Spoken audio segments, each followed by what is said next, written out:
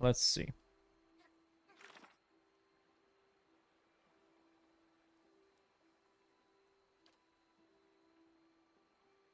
I know there's like a non-standard game over. If we went straight to the burial isle and then just dropped into the hole we're supposed to be dropping in. Oh wait, I should probably make my game louder now. Because Vampire Survivors is like hella loud. So I'm gonna go like -6 on it then.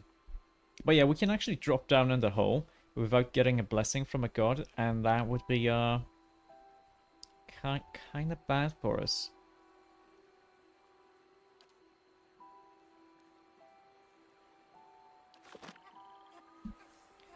We do have some companion quests to do, but we're not gonna need to do them.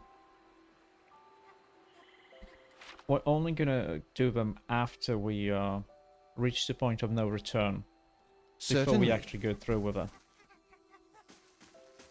I think it's fine to just talk to them. Let's see, my reputation here is hero. It's pretty good. It's pretty good.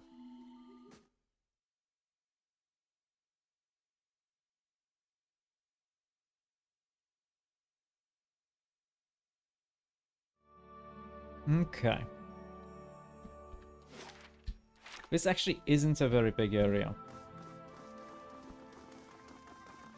I shall be discreet.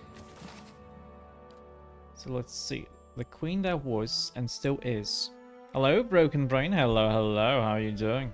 I hope you're doing very well. The Midwise Memoirs. Oh, wait, that's Hylia. Okay, okay. You're tired. I hope you rest well. Sermon. Struggle. Magran. No. Daily Affirmations. This is Abaddon. I'm gonna wanna get the Blessing of Abaddon. And this is Galloway. Nah. Nah, we're gonna go with Abaddon. We could try for Hylia, because Pelagina is her blessed by Hylia, but I think we like Abaddon, yeah? He's a smith, he's a cool guy. Just realized I need to...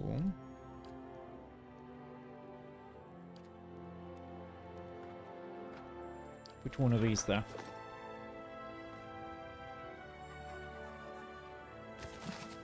Let's see. Jonas. So this is Skane. No, we don't want Skane. Skane is an asshole. This is Whale. It wouldn't hurt to actually help Whale, because we helped them a little bit. This is Berat. We don't really care about Berat. 10 Years of Dawn. Saint Waitwin. Eophas. Eophas is dead, but it would be interesting to talk to him. Ondra. It wouldn't hurt to actually have Ondra, because we did do her a big favor. So it's not like she wouldn't help us. The enigmatic god of code. Rumergant.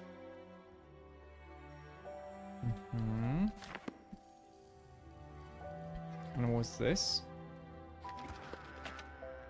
A luminescent Adra shard. This is probably what we need to summon them, yeah?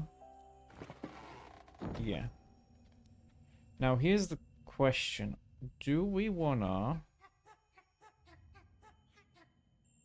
We wanna do it right now? I think yes. Well, let's read this book. This is gonna be important. So, all errors can be reforged into lessons. Abaddon rebuilt himself from ruin. No setback is insurmountable. Not even death is still a task. Work hard and work well. Abaddon demands only honest labor and forthright service. All errors can be reforged if your first intentions are pure. I'm liking these two. All ignorance can be reforged into knowledge. Master your craft. Excel at what you have been trusted to do. Do not offend your teacher by remaining a student forever. Each generation must forge its successors. Teach your trade to all who are willing to learn, and in doing so, multiply the fruits of your knowledge. 5. All difficulties can be reforged into triumphs. Meet strife with humility and acceptance. Let adversity temper the ingots of your will, and you will never shatter. 6. Embrace your station. Fulfill the duties of your rank, and meddle not in the affairs of your betters. All guilds fail at their weakest link. Okay. All loss can be reforged into strength. Profitable work heals all emptiness. So long as you have the tools of your trade, you will always be able to forge wealth anew. Value the works of others, and they will value your works in return. Share the harvest with the hungry and your tools with the destitute. And 9. All souls can be reforged into whatever we will. Hard work is not exclusive to life. Death is no time for complacency. Commit yourself to excellence in this cycle and the next. You know what? Abaddon seems like a pretty chill dude. Like, obviously it's very duty and order and work and perfecting yourself kind of deal. And I can get behind this. Oh, you know what? I forgot to take my medicine. Just a second. Just a second. Medicine is good. Medicine check. Right now.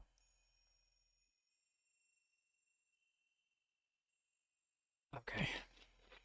If you haven't taken your meds, and you should, please take them now. Because I forgot and I remembered. Okay. Yeah, we want to talk with Abaddon.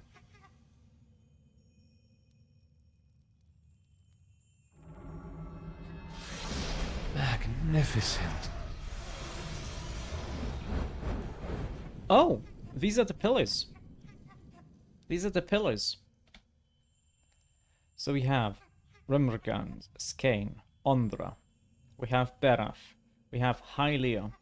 We have Galawain, Abaddon, and Megran. Who's this?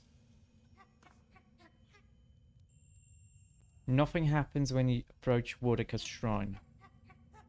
Oh, that makes sense. I wonder who this is. Who's this? Piercing ring fills your ears as you near Whale's shrine. There is no other response. Okay. So we want to talk to Abaddon. Let's go over here. Now, we are supposed to greet all of them. This is what the two dryads... Not dryads, but Purgras. This is what they told me. If the god is alone, greet that god. If they're together, we have to greet all of them.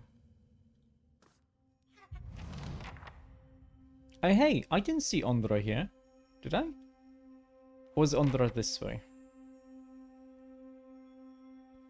Before the shrine sits the constellation of a snarling hound. Fang's beard. Wait, why can I only pray to Galawain? Wait, what?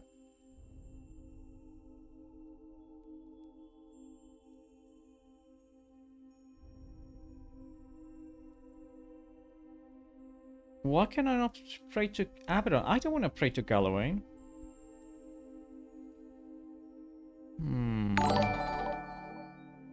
Rayo, hello! Hi! What you playing that, Dark Souls?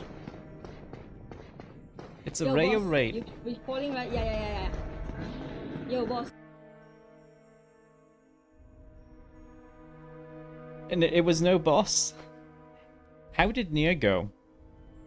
I hope it went well. I hope you managed to unharden the hardened.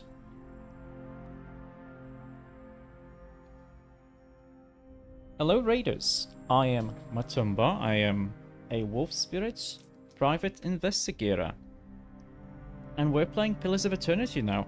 Hello Wayfarer. Hello Rayo, of course. Hello, thank you for the raid. And Raven, also, thank you very much for coming. Wise being wise. I like Wise. He's such a cool book.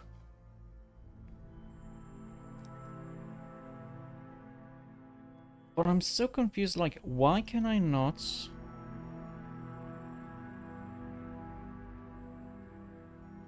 I want to pray to Abaddon, so I'm gonna... Let's see. 6 shrines, yeah.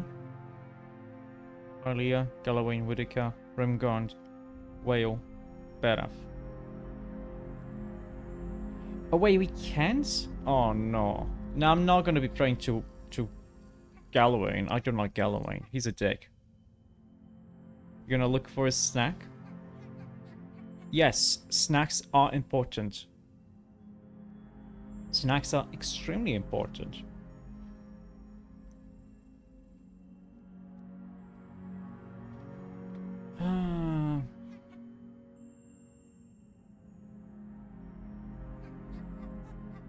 I know that in my first playthrough, I'm fairly sure I went with Hylia.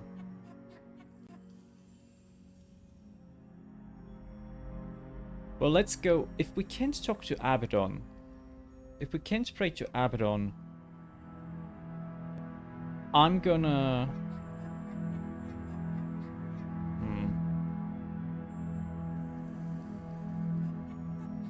I'm gonna talk with these guys with Ondra. Or should we go with Galloway? Okay, thank you for the raid, Rayo. Thank you so much. I hope you have a nice snack, and I hope you do have some good sleep today.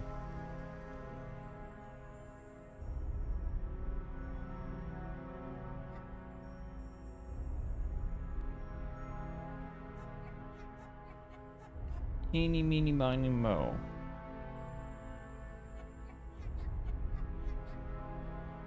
I guess at least we can try talking to Galloway.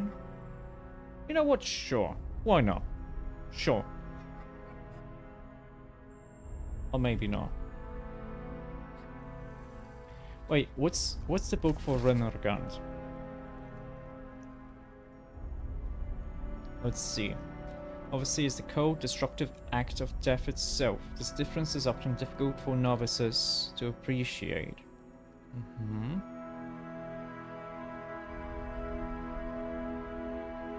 So he's the god of killing, the act of death, but not the whole process of death.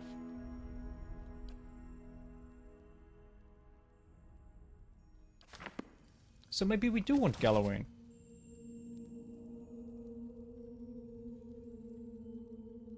What was this one again? Whale, no. And Scale, no. Book of the Hunt. Let's see. I only strike my students when they ask the second stupid question. For all of us begin young and weak. It's a point of fact. Aww.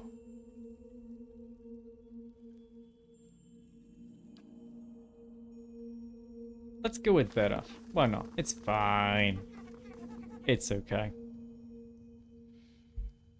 In the glittering stars of a nearby constellation, you see the grim shape of a skull. Its jaws are open wide, as if frozen in a silent scream. You know, no. I want to talk to ones where there's 3 of them. Let's just go with Galloway. It's fine. You kneel before the shrine and prepare to recite the ritual word. Oh wait, we have to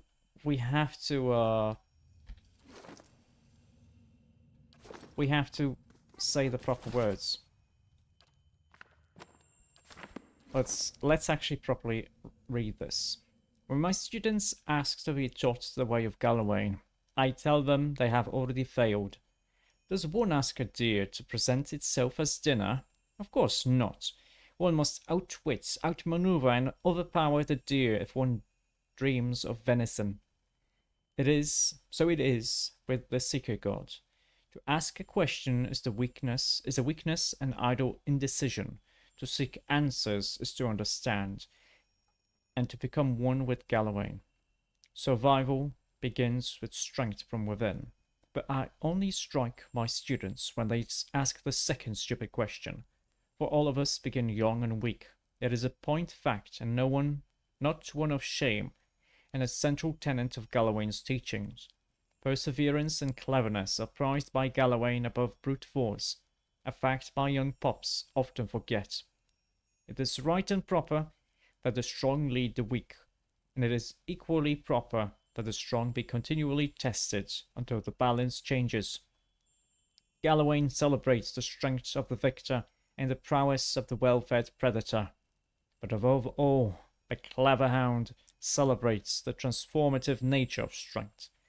Galloway's greatest desire for us is that prey becomes predator. Mewling babes grow into strong hunters, and the lost find their own enlightenment. His philosophy is best exemplified by the rites of the Anamfada of Glanfath. When one of the Glenfarren spiritual leaders is old and nearing death, it is customary to enter the woods and confront Galloway's herald. If the seeker god finds that Anamfat's life, deeds, and soul are worthy, the reward is a quick death, and his soul joins Galloway's pack. If deemed unworthy, the Anamfath is killed, his soul forced to find its own way to the next life, and his memory erased from the records of the tribe. Survival begins with strength from within, and weak leaders endanger the whole pack. This is Galloway at his purest. Even at the end of life, one must struggle for worthiness, for greatness, just as one must struggle every day to feed his pack. The seeker god is easy to understand if one actively engages in the quest for knowledge, but his secrets are self-occluding to those who merely ask, desiring knowledge without the requisite hunt. My own flesh and blood once asked me, "Will learning to hunt please Galloway?" I told him yes, but added, Galloway would prefer that you hunt to learn. Okay, I can get behind Galloway, sure. So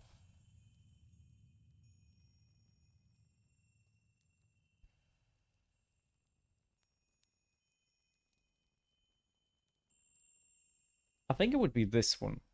Survival begins with a strength from within. The air around you stirs, and a gust of warm wind blows across the back of your neck. You catch the faintest smell of wet earth.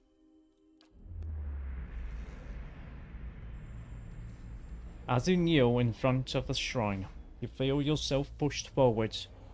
You catch yourself on your hands and knees, feeling warm, damp ground beneath them. Looking around, you find yourself crouched in a clearing in the middle of the woods. The smell of dirt hangs heavy in the air. Behind you is a darkened room filled with candlelit shrines. Ahead, you hear the howl of some kind of hound. You feel certain this is a vision, but the hair on the nape of your neck still rise. So, I've come to seek Galloway's favor. No, we hold back. Ooh! The beast bays in response, its voice high and clear. The thick undergrowth shivers with movement, and heavy paws pound the wet grass. You're not certain if the creature is hunting or leading you, but you instinctively give chase. As you tumble through spackled bushes and clawing brambles, each stride feels longer than the last. You draw lungfuls of crisp, clear air and feel your energy renewed. The rhythm of your stride and the thumping of the beast's paws drive the blood thrumming into your ears. As you speed ahead, following the hound's cries, when a split-fingered pine crashes to the ground in front of you, a massive bear lunges into the gap and roars. It catches sight of you. You turn and race in the opposite direction, leaping over the fallen tree trunk. Pine cones crunch underfoot. The bear lumbers after you. Its hot breath washes over the back of your neck, filling your nose with the rank odor of slaughter. You see a clearing just past the thicket of broadleaves and sprint towards it. As you break through the foliage, you see a massive lioness curled up in the clearing in front of you. With a last burst of energy, you divert your momentum and hurl yourself into the bushes. Any second now. You expect to feel the bear fall upon you, but a furious roar on the other side of a clearing draws your attention. The bear has stopped at the tree line. It swipes the empty air with claws large enough to rend armor, but it does not advance. The lioness, for her part, twists her body into a tight coil. She growls, her ears pressed against her head, but she makes no move to attack the intruder. Whose idea was it to stand here? You back deeper into the foliage, keeping your eyes on the two mighty predators. As you crawl backwards, the heel of your hand brushes something furred. A warm sigh grazes your cheek. You freeze in place, slowly turning your head to see what waits behind you. Two amber eyes shine in the darkness. You need an audiobook with me reading?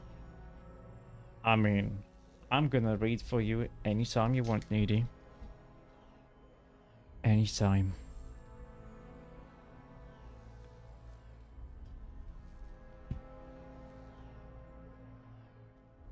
Okay. From off to your side, Pelagina whispers a command. If you get the chance to strike, don't hesitate. The eyes meet your gaze, briefly, then turn to the standoff in the clearing. The hound behind you yawns, fangs flashing. When you turn back, the lion and the bear have disappeared. In their place is a stone wolf's maw, gaping wide enough to swallow you whole. Beyond it is the outline of a temple, towering but indistinct. Blood must feed the maw, Watcher. See that a true champion reigns. Gotta find the smuttiest book you can find. I mean, I can try doing it for you. So we need to go to the maw. Well, basically every god here that we can talk to. And we can talk to basically 1, 2, 3, 4 of them. Every one of them is going to give me a quest. I think Hylia wanted me to kill the dragon in that what was it again? In her temple. Not really 100% sure about Ondra. No, wait, no, we wouldn't talk to Ondra. We would talk to Rimmergand.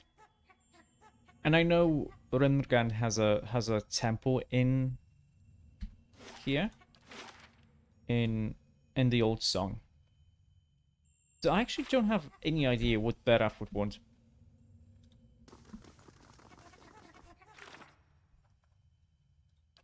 Well, yes.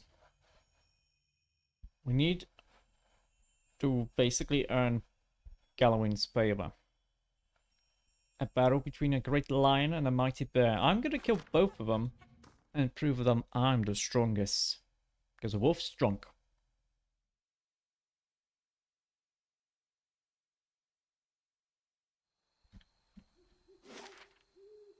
Yeah, we don't really have anything to do here.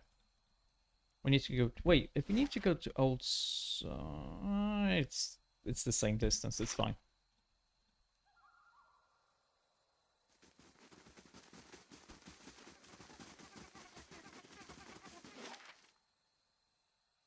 Wait a second. Was this? Buried Huntress. Glenfarden woman stares at the ground.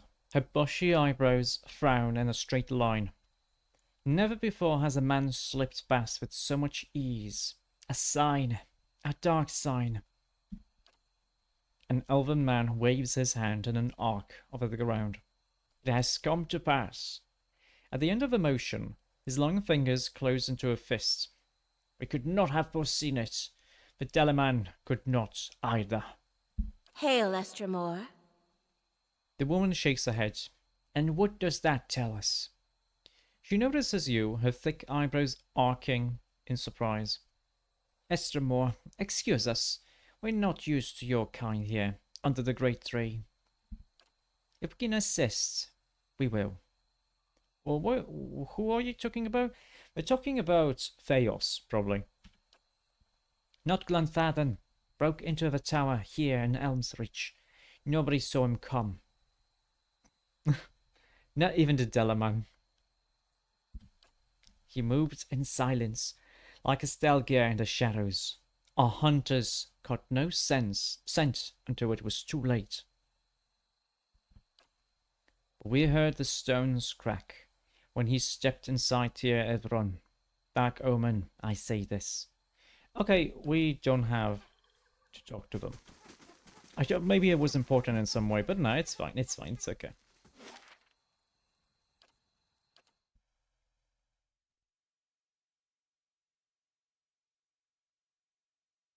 I think it should be fine to do all of the quests.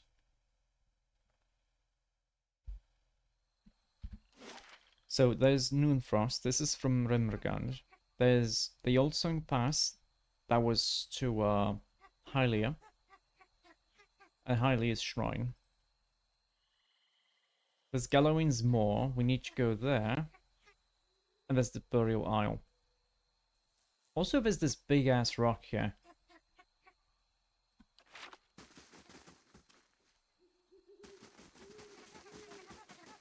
We can't stay down here. Someone must go to the nest eventually. Solid iron bars block dark passage. They don't budge, and there doesn't appear to be any mechanism for raising them from the outside. Okay. I mean, we can talk to them. We already did the quest. We killed the Sky Dragon.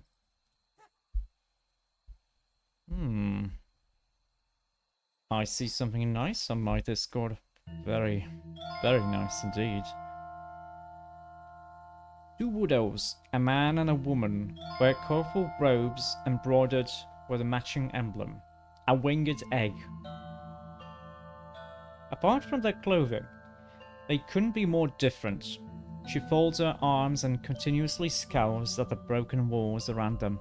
He, on the other hand, mutters prayers in a shade-dappled face, as tranquil as a cloudless sky. Just how are we supposed to worship the Sky Mother from among the weeds, This is a disgrace. It is a disgrace, yes, but it's fine because the temple is totally clear now, yeah? There's nothing really stopping you from going up there and doing your thing. In fact, I do recommend it because, I mean, what else would you do, huh? Calm yourself. We should be grateful that she protected us from the winged terror. Besides, even here we have a visitor.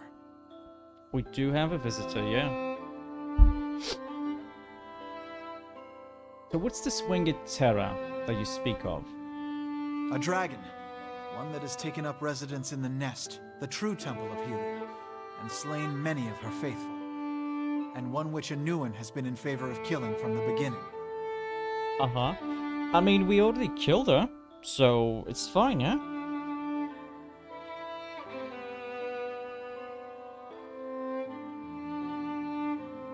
But no, you advised caution. Now word spread that the dragon ate a few of our followers, and anyone willing to slay it wants an Anumfoth's ransom for the job. I told you a larger party wouldn't stand a chance. By the time the first half reached the top of the mountain, the second half would still be stuck in the pass. they'd be burned alive. Contrary to Anuin's suggestion, I am in favor of sending someone to kill the dragon. But I suggest a smaller party, and one willing to seek Helia's blessing. Yeah, I mean, the dragon's already dead. Praise the Sky Mother and thanks to you too. I told you that an attack was the way to go. And the Queen of Birds saw fit to bless us with a capable warrior. It is a shame that such a rare champion of the skies had to perish. All winged life is sacred to our goddess. Still, it is better that we can return to worship at the nest. Thank you. Not to presume too much, but you might pray to Helia when you visit Ter Everon. She is grateful to all who aid her. We're not gonna. At least we got some monies, yeah? Hello? She just... she just walked up to us and then left. That's fine. Well, since we are gonna be doing Galloway, let's actually go with Noonfrost first. It's not a problem if we just do it this way. Oh! Oh nice, some torture devices. That's not boding well. I haven't got any I shall like be discreet. I haven't got any like visions. I In a long hope our time. duties won't require us to linger too long. Why is that, Alof? It's not a problem if it's too cold. You can just wear more.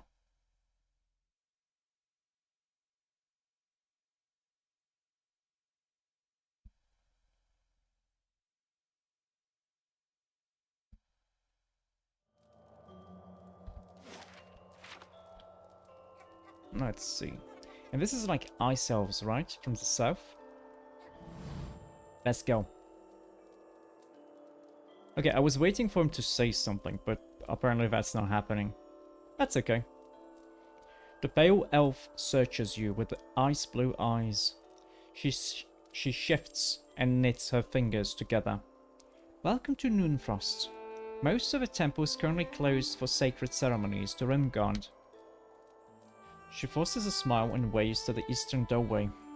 The shrine is to your right. You're welcome to make your offerings to Rimgard there. But the rest of the temple is off limits. Why?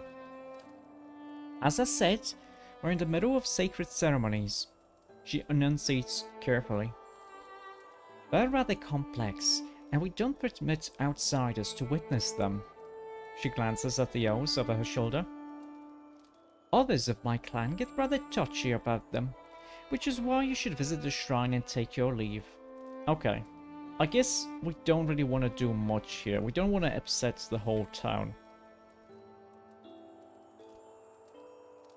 Okay. If that is all, what you doing here?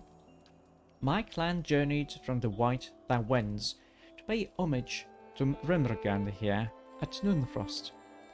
We'd learned that this place had been abandoned for several years, and we felt it our duty to tend to one of our god's oldest temples. It has been a long journey, but the Rimmergand demands endurance. No doubt he will reward us for ours. Okay, bye-bye. You know what, maybe it's fine to just go to the shrine. Nice and Oh, no, quiet. that's stealing. No, I'm not stealing, no. Hold, wanderer. Venturing beyond all doors is forbidden. Do not trespass against our will. Okay, so you mean this door. I'm fine. I can go here, yeah? Each line and wrinkle of this warrior's weather-beaten frown has been chiseled from the ice. Keep it in mind. Curiously, I'll see what I can do. lockpicking this The work of a moment. is not really crime. I'll see what I can do. The work of a moment.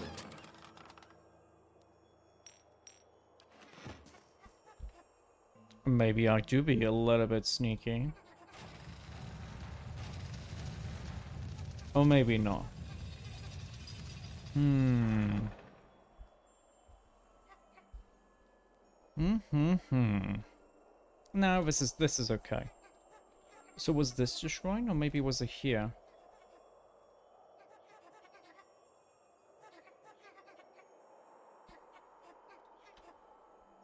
Yellow.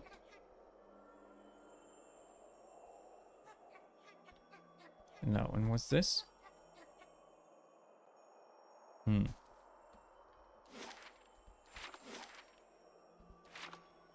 Can we go here then? Like, we're not supposed to enter through doors, so... Oh, I know! I know. Maybe here. Sharp eyes and keen ears. The pages of a stone glisten under a thick layer of frost.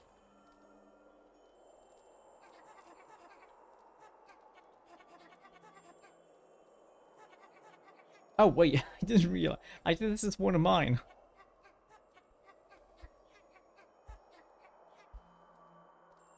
Okay, we're good. What's this? Pray against something. That's fine. So I guess we don't do anything here then. Because I don't want to upset the whole town.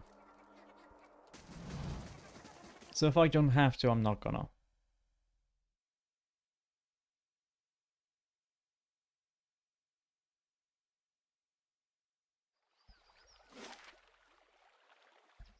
So is this also gonna be a torture device?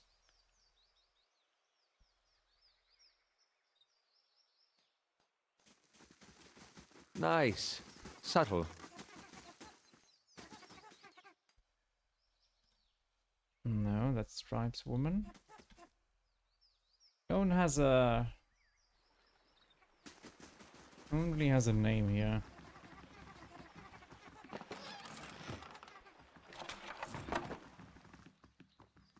Okay, this is fine. Let's just go to the mall. It's a big head. She won't accept, and the Lion Clan's warriors guard her deep inside the moor. Ornos will run her down, this I claim. What if I'm gonna murder both of them? No? Okay, let's go. We see.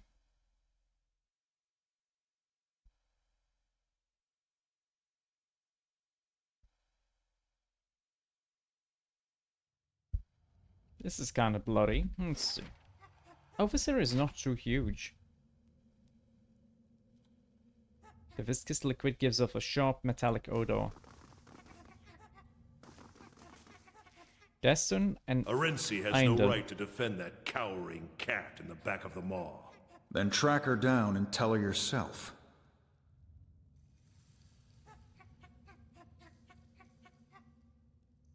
Okay, let's talk to Einden. Come to see the great Oernos, Estremor? He's out for a hunt, but he'll be back. Unlike that lioness, he doesn't stay cooped up in here for long. Why can't Ornas go and fight the lioness? Because she holes up at the back of the maw, surrounded by her pride and the natural hazards of this place. It's not the proper way to meet a challenger. She's got to come out and face Oernos to keep her claim. Uh-huh. Anyway, her prime is past. Putting that old beast down would be a mercy at this point.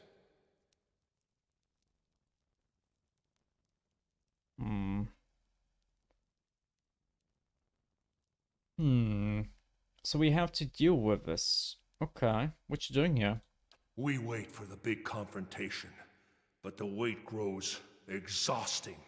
While Sul hides in the back of the maw, Oernos is denied his victory, and we're all denied the champion we deserve. I mean, I can take care of Sol. I hate to spoil the tradition of a big showdown, but if she retreats from her fight, then there's no point in waiting. Kill her. And that'll be proof enough that she's not a fit champion. So that's one thing we have to do. What's this? The remains of a broken bridge, long collapsed, lead to a deep chasm. The other side of the bridge pierces through the mist at the far end of the chasm. hanging precariously over the steep fall. Examine. The broken stones of the bridge, weathered after centuries of disrepair, are scattered along the edge and side of the chasm. A thin mist rises from below. The stones are coated with slick green moss, making them impossible to grip safely. The wooden beams lodged between the stones on either side of the bridge seem sturdy enough to support your weight, however. The remains of a broken bridge. Yeah, we're not gonna toss a rope. We don't really need to.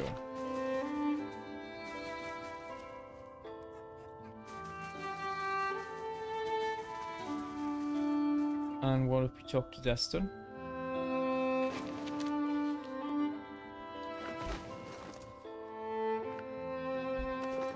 Kareth, this is no place for sightseeing, even for you. Mm-hmm. The beasts of Galawain's Maw are dangerous, and now more than ever. Okay, what's wrong with the beasts? They won't fight. They won't fight, and that is wrong. Why? It is not Galawain's way, and it is not the way of the Maw. Okay, can we make them fight?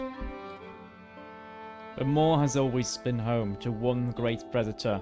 Every so often, a challenger comes along, and the two battle for territory. But Sul remains in her den, and Oernos can't confront her there. Now, two mighty predators and their kin hunt from the same stock. It's thinning the herds, and it's thinning patience around here, too. And this waiting. It's not the deliberate, watchful waiting of a hunter lying in ambush. It's stagnation, tedium, hoping for something to happen. Oh, thank you, Rayo. I do my best. I try to do good when I'm reading these. I hope you like it. He clenches his hands into fists. But I'm powerless to act. One half of the fangs will cry favoritism if I try to drag the lioness out myself. Thank you, Rayo. And yeah, like, being able to smoothly read text, it takes practice, I think. I'm still not very, like, perfect at it. I'm still kind of, like, choking on words sometimes and stuttering, but that's okay. Practice makes perfect. Okay, well, Destin, you seem like a good guy, so I'm gonna tell you that I received a vision from Galawain about these beasts.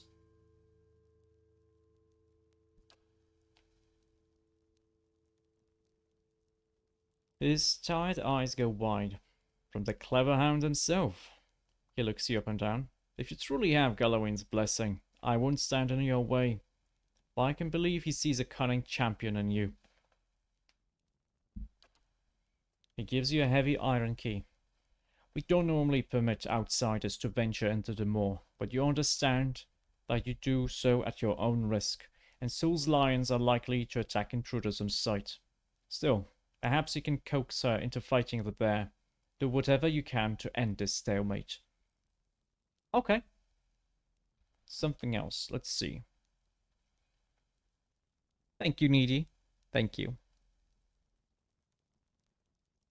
You forgot to find food and I went into the 30 minutes of browsing random things. Rayo. Please eat. Food is very important. Also hydrate.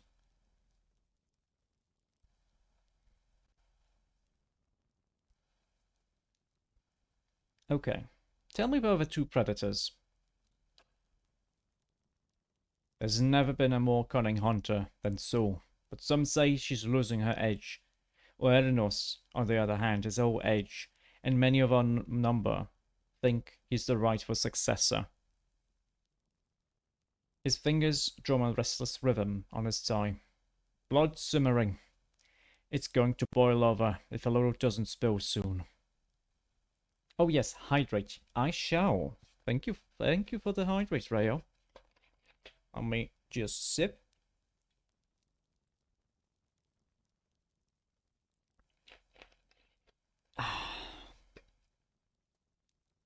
Very nice.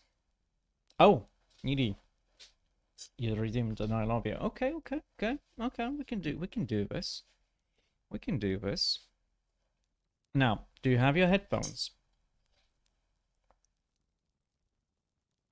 It's very important. Yes. Okay. Need you. I love you. I love you so much.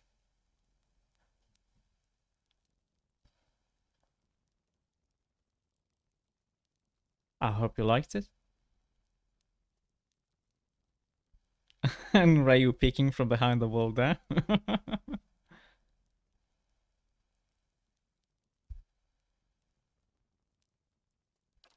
Something else. I prefer action to talk, but I'll answer your questions as best I can. Who would you favor, Sol or Ernos? I see both sides. Sol's cunning is unmatched, but Ernos is the mightier of the two. Both embody traits prized by Galloway. Flying in my DMs. Okay, let me see my DMs. I'm looking.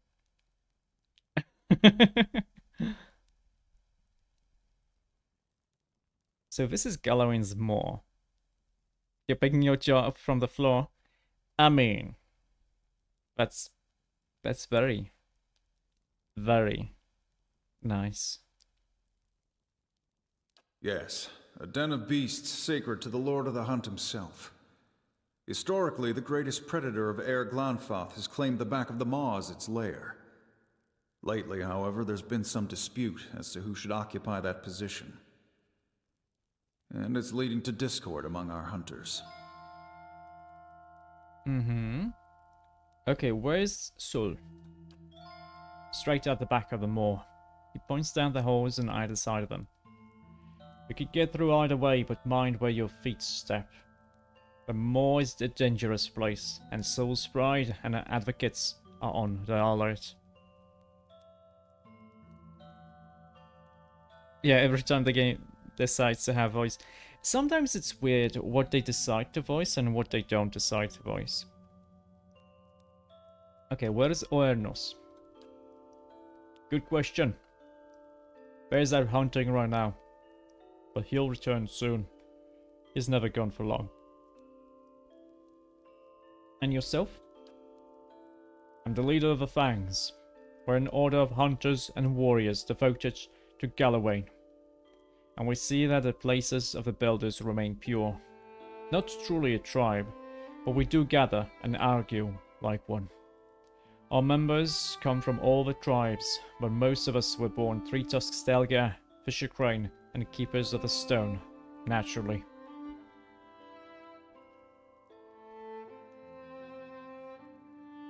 Have you got mixed feelings to cook instant noodles or not?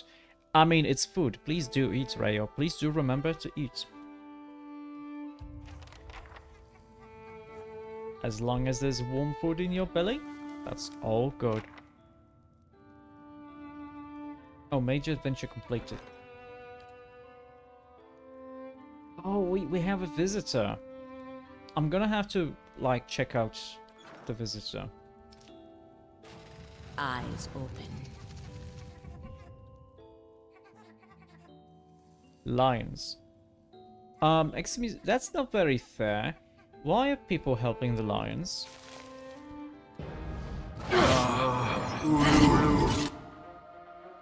Can do this. This is fine. Let's have... Oh wait, we didn't rest? Oh, we didn't rest. That's okay. Let's do this. A nice little ice fireball.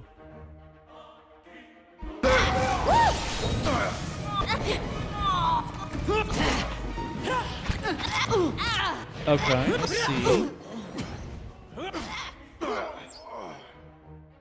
I made it getting quieter because I did realize that it's... During combat, it's, like, pretty loud. Nice and quiet. Certainly. Eyes open. Wait, why does this go to old song? What? Where does this go?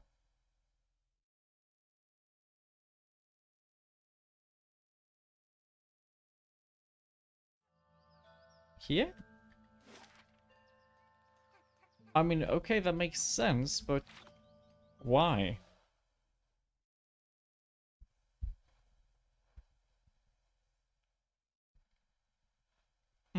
That's okay. That's fine.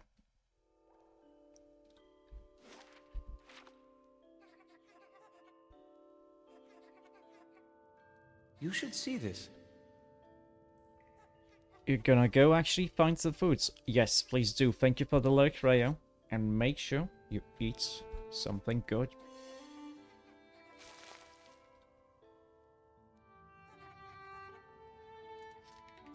Okay, we can have all of the storm these. This is fine. The work of a moment.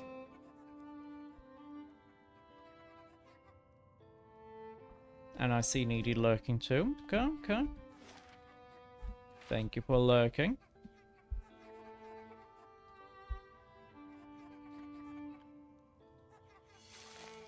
What's this? Topaz. Okay.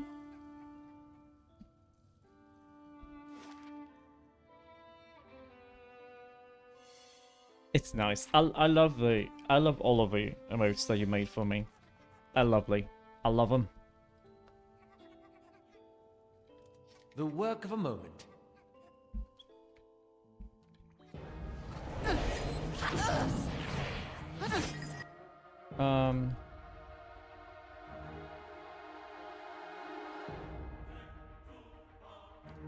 Let's just have Olive throw this fireball around. Thank you for the headbutt, sweetie. Thank you.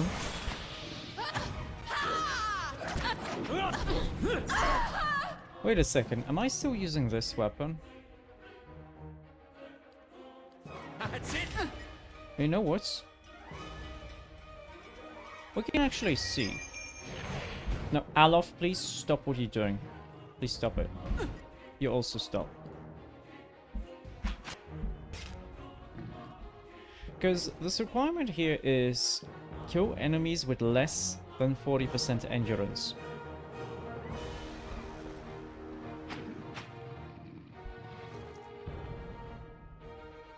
Okay, so it is kind of what I thought it is. So, basically what this requirement is, it's here to make sure that you don't, like, go out of your way to kill innocent little woodland animals in one hit. They have to have less than 40% health for them to count for the first one. Okay.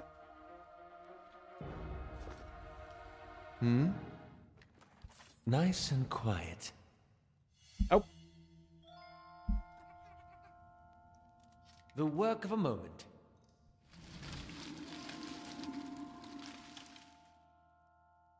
Let's see. A thick, gnarled tangle of dagger-sharp thorns and vines has grown across this passage. As you look on, the entire wall of vegetation seems to move, almost like if it were breathing. Thick coils of vines twist and writhe across the gap with a quiet rustle of foliage. Let's try to sneak through. You find a brief opportunity as two vines move in opposite directions, clearing a path, and carefully step forward. You start off well, moving carefully around and past the web of plants. But halfway through, Matombar steps on a dry, dead branch, and a vine suddenly darts forward with unnatural speed. The vines tighten mercilessly around Matombar's leg, and the ensuing struggle shakes the surrounding vegetation, stirring it into a writhing frenzy. Matombar finally tears their way free and limps out past the edge of the wall.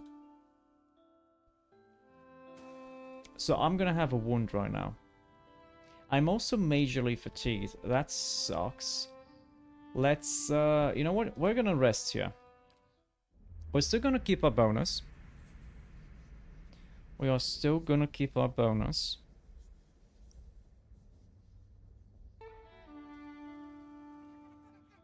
Oh no, we do not keep our bonus anymore. Okay, I should have gone back to...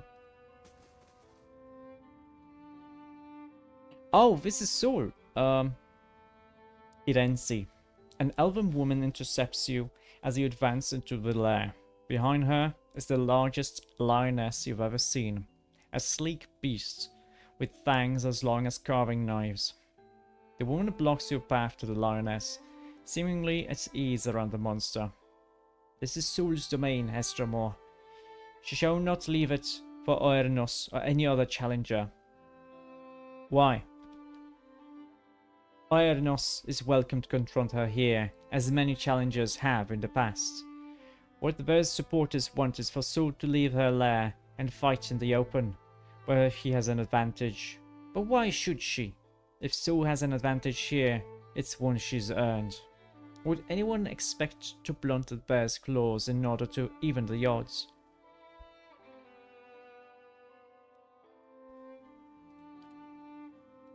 The Lord of the Hunt gives unique advantages to each. It's not for us to decide that some of them are worth less than others. The lioness gives a low growl, and Irenzi smiles. Also, Soul has recently given birth to cubs. They're small now, but when they grow, they'll be mightier than either Soul or Ornos. But if Soul is skilled in combat, that bear will tear her young to shreds. Such is the way of the wild. Her legacy is too valuable to perish this way. If we truly want the mightiest of beasts in the moor, then her cubs must grow to maturity. You know, I'm gonna just kill both of them. Like, we shouldn't, but... And I understand this logic, but still. So is not the champion. Druid, Bleakwalker, Hunter, and Ranger. You would side with the bear, too. Choose your next words with care. I'm gonna kill both of you. We need to turn on AI, though. Aye? And we do the rest, yeah? Let's put everyone to sleep. Let's just wait for you to come here. No. Let's cast this spell. Okay, let's cast the spell here in the middle.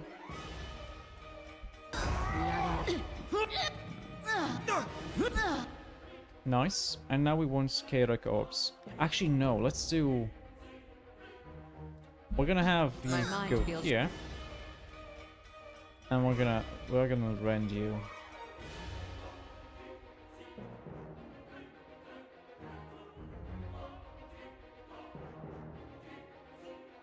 Perfect. Sharpest. Lock. Perfect. And we do this now. Oh, it did kill them. Wait, was that guy a werewolf?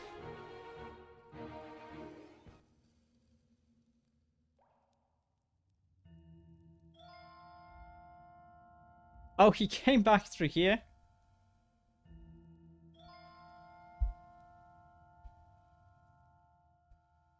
That's fine, I'm still gonna kill him.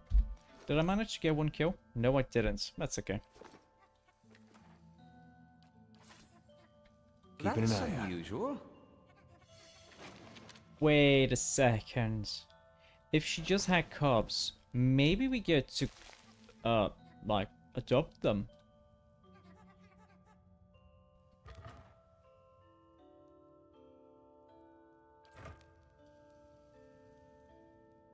Tufts of tawny fur and crushed grasses, carpets, a small hollow in the back of a cavern.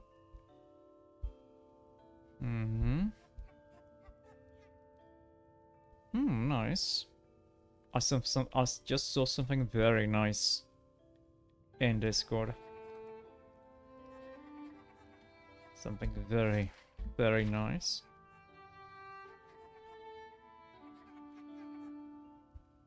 What you Oh, I didn't realize this guy's here. suppose that?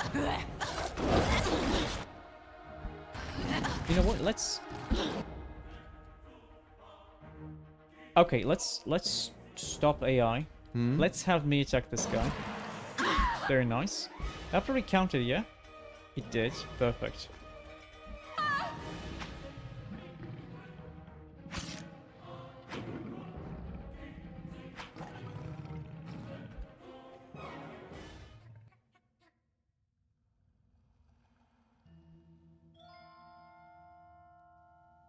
Okay. The work of a moment. To whispers You know and what? shadows. Maybe we should be. Maybe we're strong enough to actually not have to worry about anyone. That's So if there's a regular unusual. fight here. So many traps here.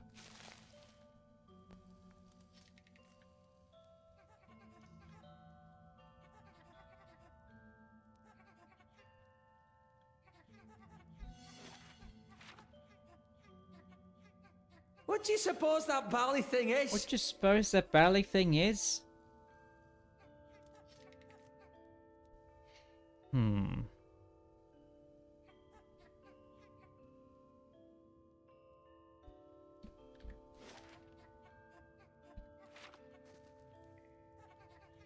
I do think we are gonna go and... I do think... Wait, what's this? Okay, that's fine. We're not gonna go there yet. Silence surrounds me.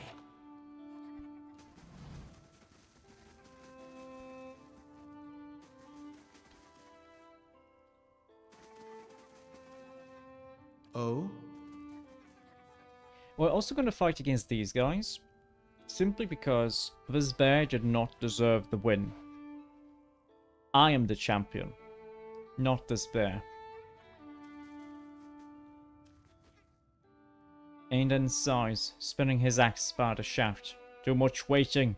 Something's got to happen soon.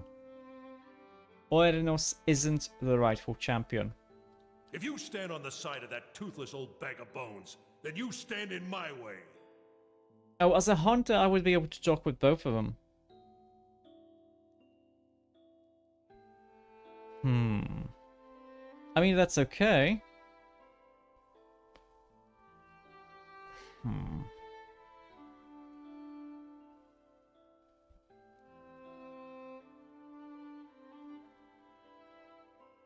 Try me. I mean, all of them are going to attack me, which is fine. Let's just go here.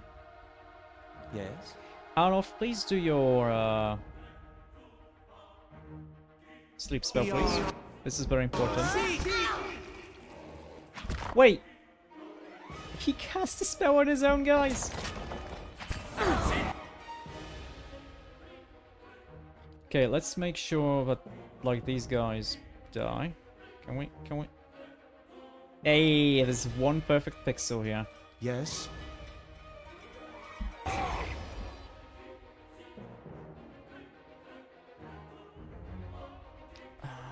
No, you know what? This is too many of them at the same time. How may so I help? we're fine. Let's cast a spell here. Lead the way. Hey. No, adept.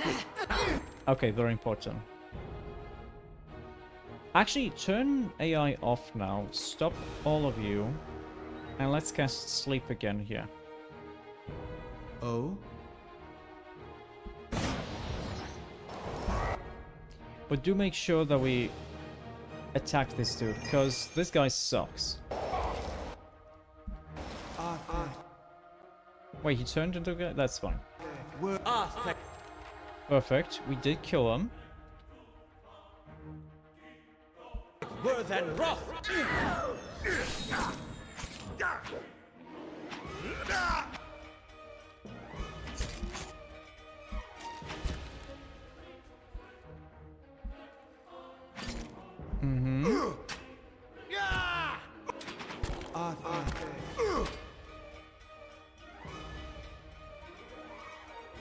Yes. Alof, please cast a sleep spell again. Arthek worth and wrath. Oh? Do I have a way to,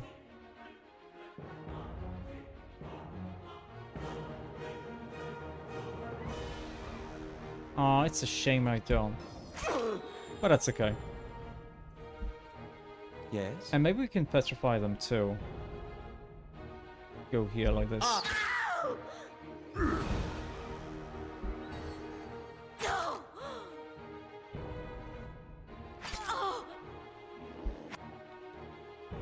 Try this again, please. Arthek worth. That's it. Lava. Come on.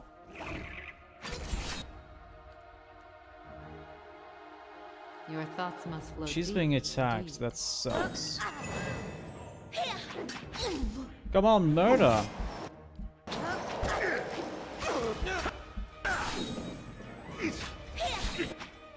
You know what? Let's just turn on AI. It's taking too long.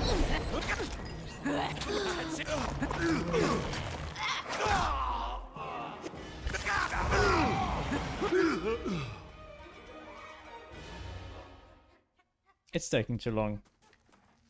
Because I'm attacking too slowly. Certainly. But yeah, this is fine. Now this guy's probably gonna be a little bit upset with me. But that's okay. Still looking around? Watch your step. Tempers run hot around here, and not just among the animals. Yeah, I've dealt with the situation between the two. I don't know what I expected, but I didn't expect both beasts to die. Still, I suppose there's logic in making room for no blood. If neither was willing to confront the other, then perhaps neither was worthy. Now that both Saul and Oernos are gone, I expect another beast will seek the moor soon. It will be good to see what Galawain sends. Take this with our thanks. He seems to suddenly remember something. You might visit Tier Everon to pray to the Lord of the Hunt. He sometimes grants special favors to those who prove themselves. Okay.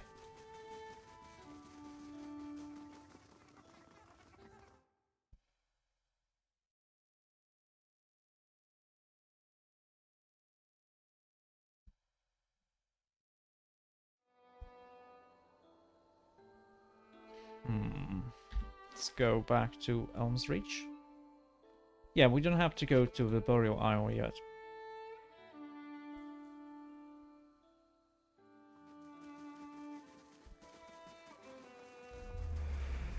Oh wait, I was... Oh, I wasn't paying attention. I think that was like people put on stakes. Go here.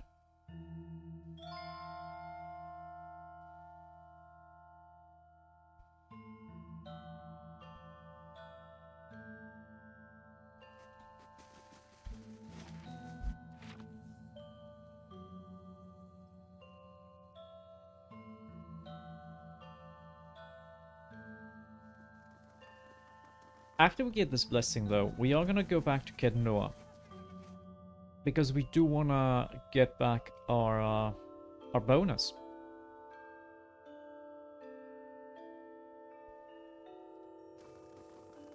Oi, Galawain!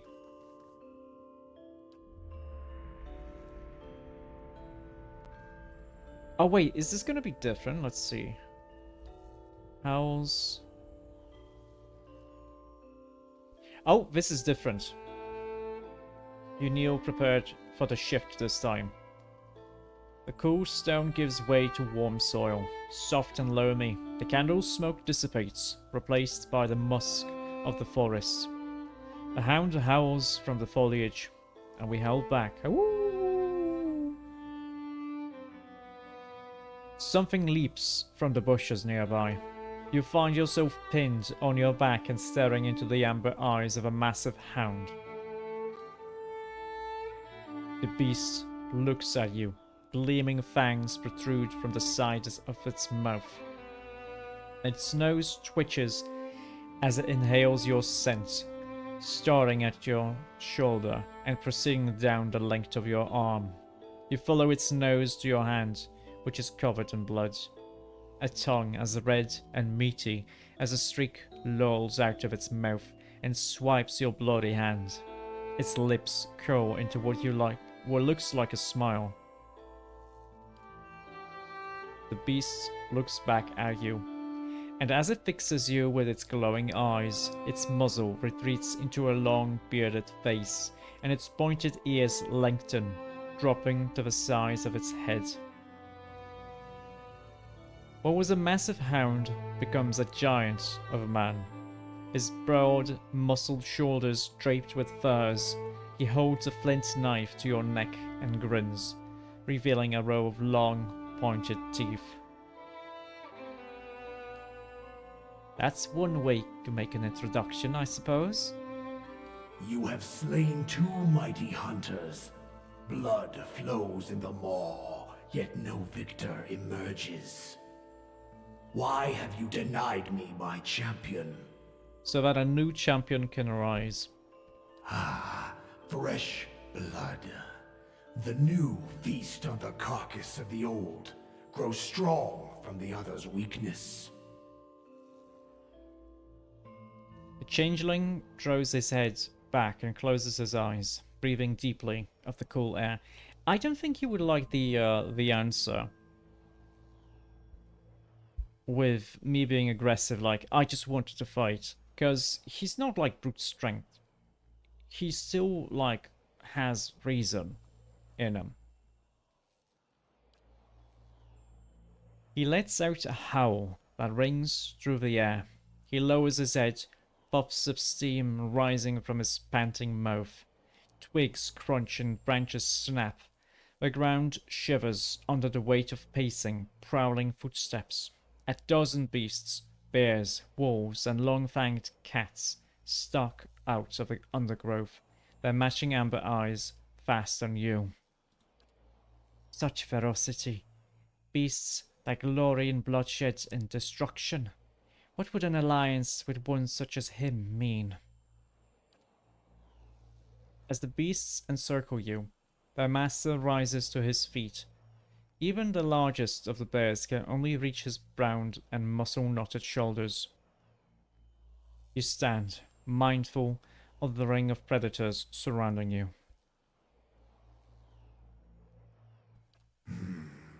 You sought and won the favor of Galawain. What new prey do you now pursue? I hunt Theos. To track a quarry, you must understand its movements. And Theos follows the path of a more powerful master. Of course he does. He follows Woodica. Well, I mean, what can we do there? A warm breeze carries the smell of smoke and gunpowder. Sparks ignite and float in the draft, catching in the leaves of a Galawain's head. A sudden blast of heat scalds your face, and even as you turn away, a flash of light sears your vision through your eyelids. When you look back, you see a woman in full plate standing next to Galawain. Her mirror-polished armor flickers with images of reflected flames. You can't see her face, but her voice is strong and clear, like the ringing of steel. Wait, Megran? Hello, Megran, what's up? Let him know his foe. Theos has trapped thousands of souls in sun and shadow like rabbits in a snare. Now, he goes there to retrieve the kill for his master, Woodica. One of the bears paws at the ground in irritation, its hackles rising. She will feast on them, suck their marrow, grow strong on their essence. As the Stelgar watches you, it licks its lips, its tongue scraping long fangs. Why would Theos help Woodica? I mean, just... why is my character dumb? Like, what kind of question is this? The Leaden Ring worship Woodica. Obviously, they would want to, like, complete her plan. The proper question would be, what is he exactly doing for Woodica? Why is he doing this? Not why. Like, why would he help? But why is he doing what he's doing? What is the plan there? Because he is her hound. He has always done her bidding. And that's no answer at all. His eyes dart to another figure standing just behind Magran.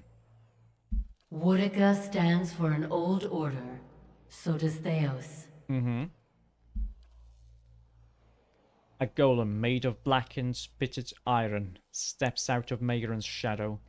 Its movements are slow, yet precise. each footfall accompanied by the groaning and grinding of metal. The steady orange glow of furnace coals emanates from its eye sockets. In Abaddon's crude yet efficient form, you see an uncanny resemblance to the eyeless. Yet his limbs are more finely wrought, his joints more flexible. You also feel the essence of the eyeless teeming within him. Oh, they returned to him. They both fear change, and the Deerwood has changed much recently. People find answers not in the gods, but in animancy, the product of their own labors. I mean, I figure Abaddon would like this.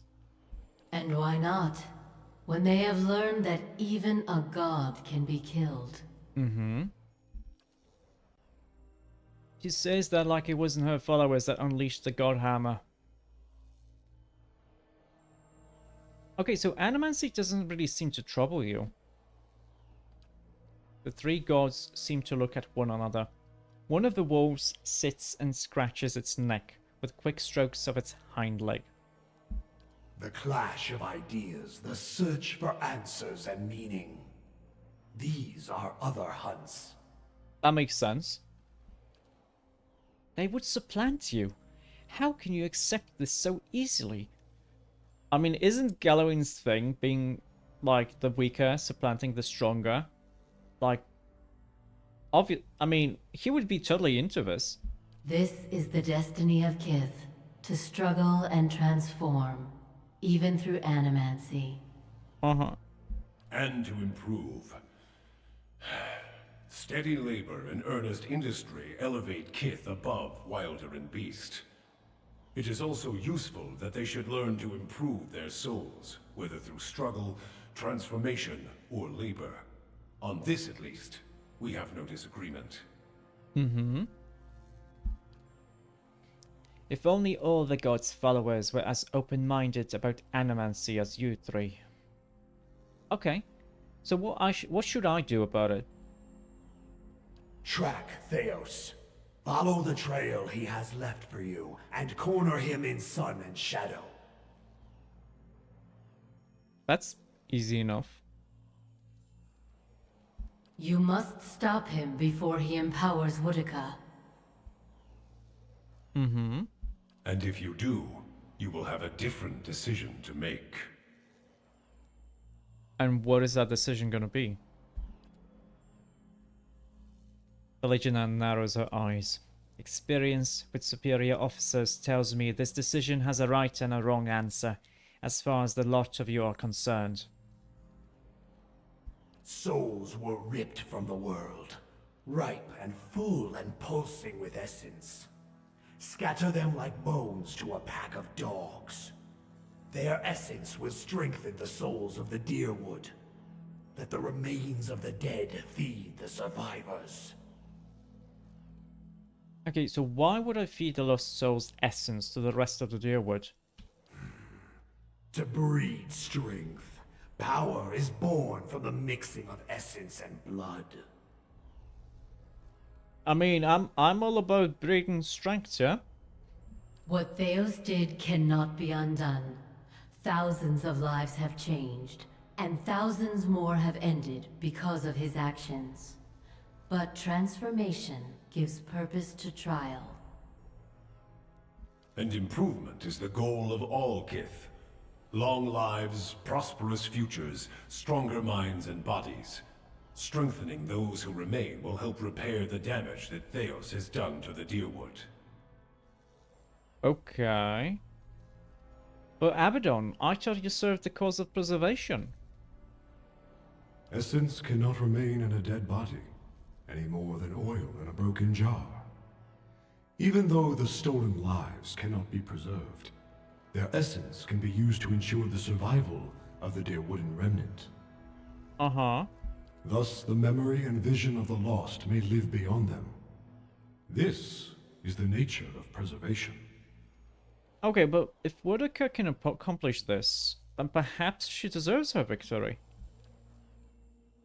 The bear at Galloway's side rises on its hind legs and roars. It falls back on all fours with a ground-shaking thud, Galawain points his chipped flint dagger at you. A victory that leaves her ruler of all. No room for conflict, no struggle, not even between the gods. Oh, that makes sense. Be careful what you wish for, mortal. Woodica's ways are regressive.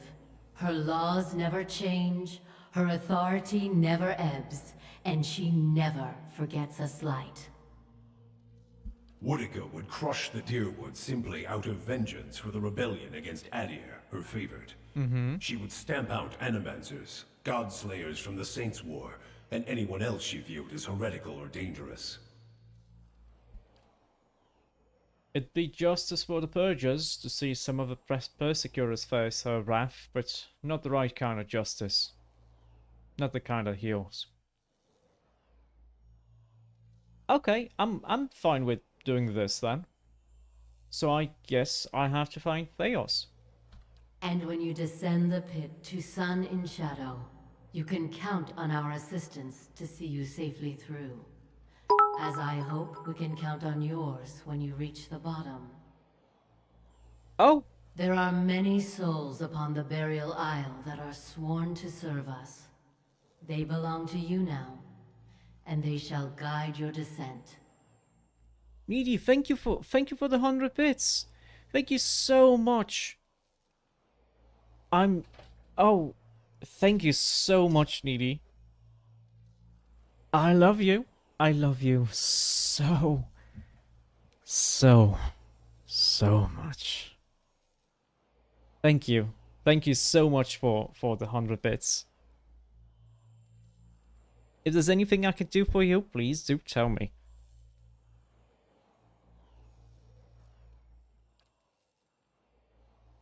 Paladin snorts and advances towards Megran.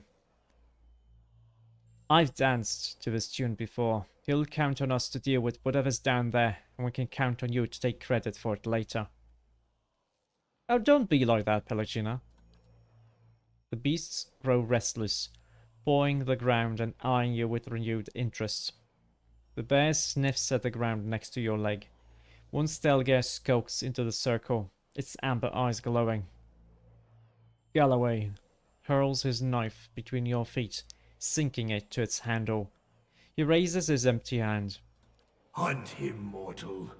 And when you stop him, let the souls he has captured feed the Deerwood. Okay. Strengthen the souls of those who remain. Prepare them to face the challenges that will follow. Pledge that you will do this, and we will grant you a power fit for the finest warrior who ever lived. Mm-hmm. Betray us, and my beasts shall track you down. Our allegiance is not to be accepted and cast aside. Oh, thank you for another 10 bits, Needy. Thank you. Thank you so much. So, basically what they want me to do is convert those souls to make all of the remaining living people stronger. Now, I know that there is an option to simply return those souls into the bodies of the Hollowborn, which is also a very nice idea, but not all of the Hollowborn are alive anymore. Not all of them. So some of the souls would still be lost or would return to the circle or whatever. But both options seem nice. I know we can just return the souls that have been captured to the circle. And that will make it also okay. But it was like, there was a point made during a conversation with the Animancers, I think, where it was said that somehow, over time, souls become weaker. In those hundreds of years of constant reincarnating. So I think it would make sense. Actually, I don't want to say I agree with Gallowayne, but I do kind of agree with Gallowayne. So yes, I pledge now that I shall convert the captured souls into essence to strengthen the Durwood. The bargain is struck, Watcher. Keep your part. Gallowayne lunges for you and sinks a hatchet into your chest. Gallowayne, why do you do this? You cry out, but the pain passes quickly. Energy and power seep into you through the wound, and when Gallowayne withdraws, the flesh knits again to contain something warm and pulsing with power. Gallowayne's boon. The vision vanishes in an instant, returning you to Ter Evron, where burning candles replace the glowing eyes of Gallowayne's beasts. Yes? What did I get again? This. No.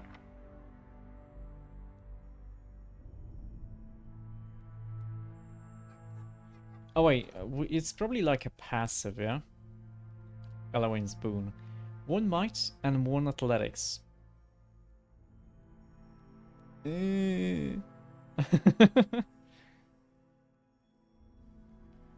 I mean,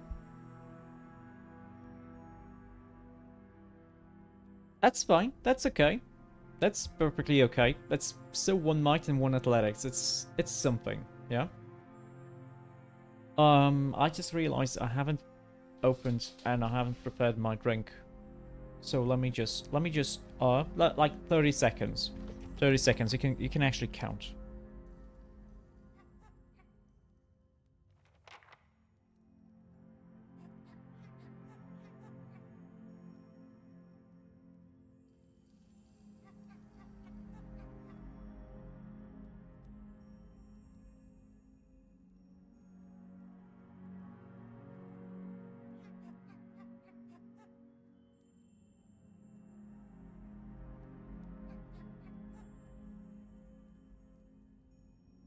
Okay, I'm back. I hope it wasn't 30 seconds, or else I'm gonna be a fool.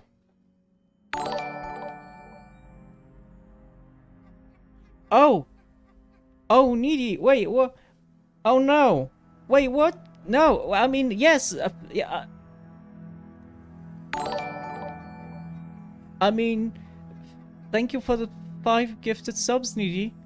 You really didn't have to do this. Thank you so much. Thank you so much, Needy. So, welcome, Cyrus. So, because Jewel is Cyrus. Thank you, for the sub to Abru, to Bugsiler, Gift of Gab, and Sterling Strife. Let's give me that payout. I was already close. I was already close. You didn't have to do this. But yes, with this, I'm gonna be able to actually get my first Twitch payout. I think they're gonna like calculate it on like the 12th. But thank you so much, Needy. You really didn't have to do this, but I'm so grateful. I'm so grateful. Thank you so much.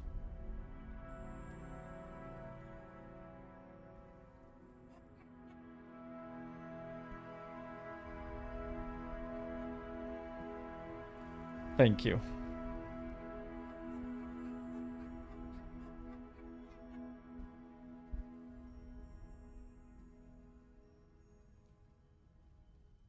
Just writing you a little thank you message in your DMs on Discord, so just a second.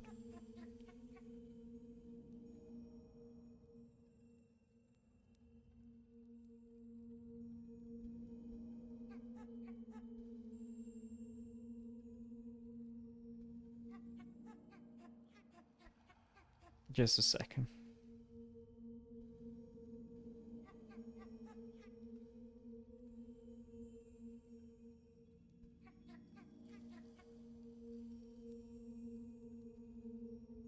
Okay. Thank you. Thank you so much again, Needy. Thank you. I really appreciate it.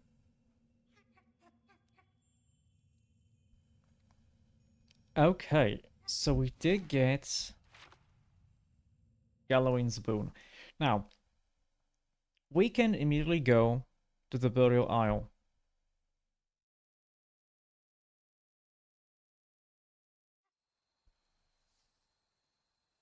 We can immediately go to the Burial Isle and start finishing the game. However, I do want to, at the very least... Oh, who's this? Stop right there. Stop right there. Criminal scum. Oh, where's this here? Nothing new to report. Okay. A soldier and Yovara. Isn't Yovara the one that was the heretic? You're in the wrong city, Inquisitor. Oh, that's it. That's the,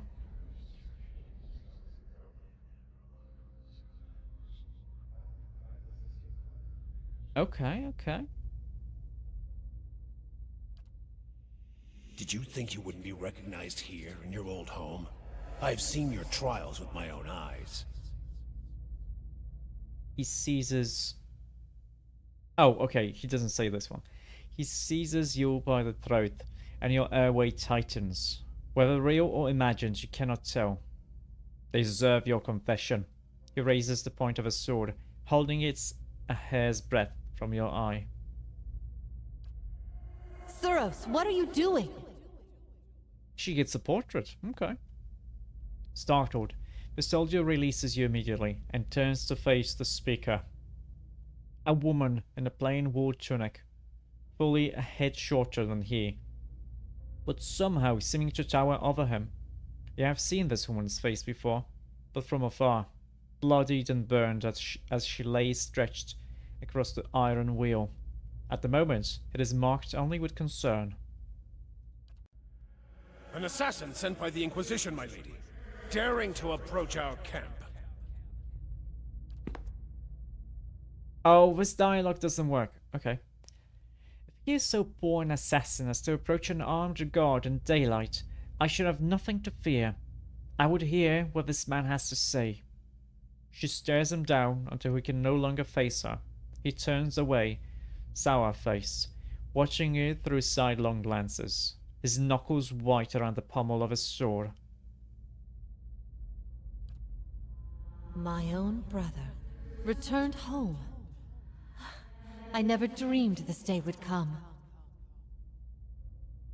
Yeah, I'm here to spy. I'm here to spy on you. She doesn't blink. Are things as desperate as that over there? I'd never have known. I hope your next assignment is more stimulating. Listening to my lectures is dull work for a spy. There are few things stronger than the bonds of family. I should have never doubted we'd be reunited one day. Whatever your reasons, I've missed you over all these years. Having you here now, at a time when I'm surrounded by strangers, it's a wonderful gift. I would like for you to stay here in our camp as my guest. My lady Ivara, I beg of you. This is an Inquisitor. This is a desperate attempt on your life. The only way it can succeed is if you allow it to. This is a missionary, same as I was. Taught the wrong things as I was. If I can't have faith in one man's ability to reason, once he knows the truth, what hope do we have? Okay. My lady, he admits being a spy. That should make him less of a threat, wouldn't you agree? I have nothing to hide. All I see here is an opportunity to persuade someone who could help us. We have many former missionaries here. They are our most loyal, our most helpful. Many have died for us. These are not people we should be turning away. And if the Inquisition wants my life, they can have it. But they know as well as I do that my cause will not die with me. Come, we have much to talk about.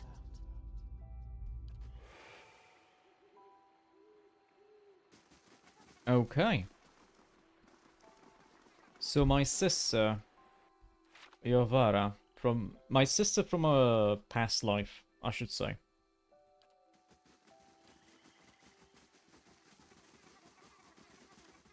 No outside man has ever communed with the gods. That's fine. Let's go to Genua. We want to rest, and we do want to finish. At the very least, I think I want to finish the companion quests. That's gonna be at least there.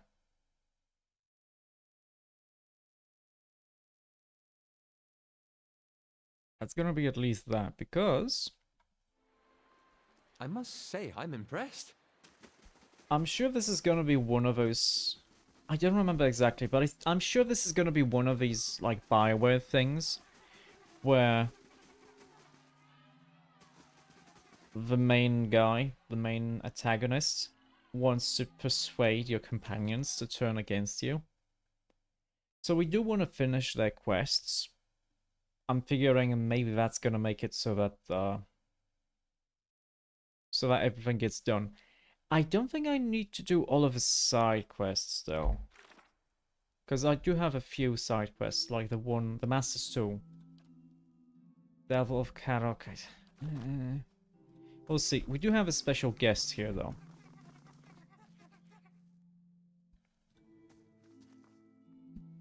I'm Gaida. I'm a researcher in the field of animancy. I could use some assistance if you're willing to hear me out. Okay, let's hear it. You call your allies together and motion for the petitioner to step forward.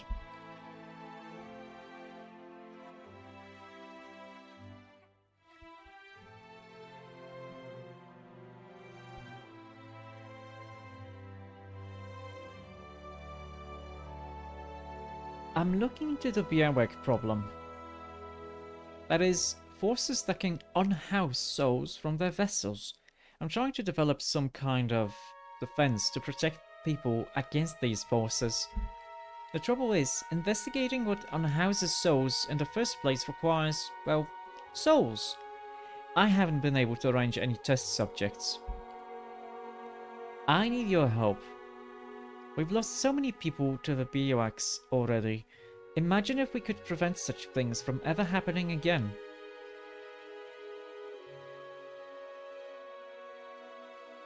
Perhaps you can use something else than people? I'd be willing to try using alternate subjects if you have any suggestion.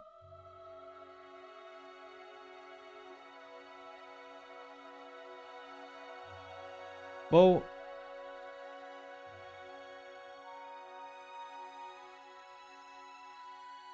there's vessels all over the Heritage Hill. I'm sure the people of Defiance Bay would appreciate you thinning them out a little.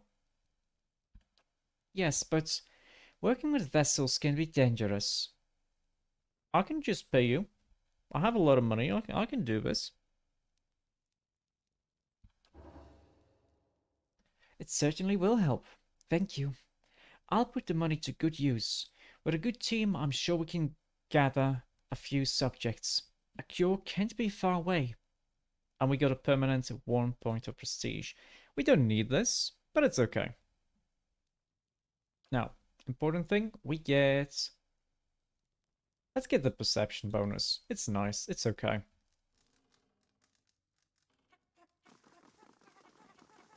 Welcome. Okay, please sell me some supplies.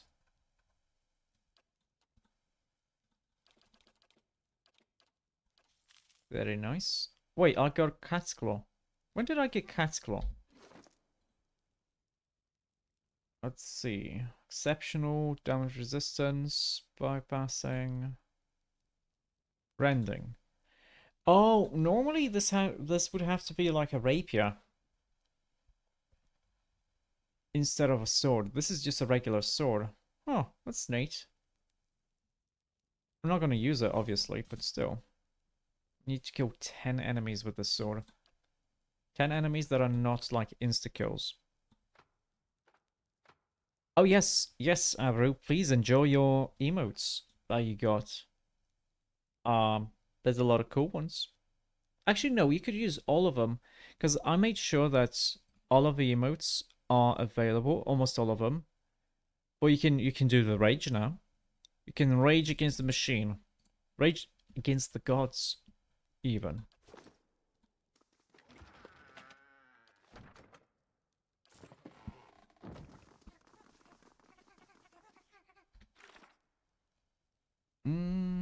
Okay. Finishes in 3 days. That's fine. That's fine.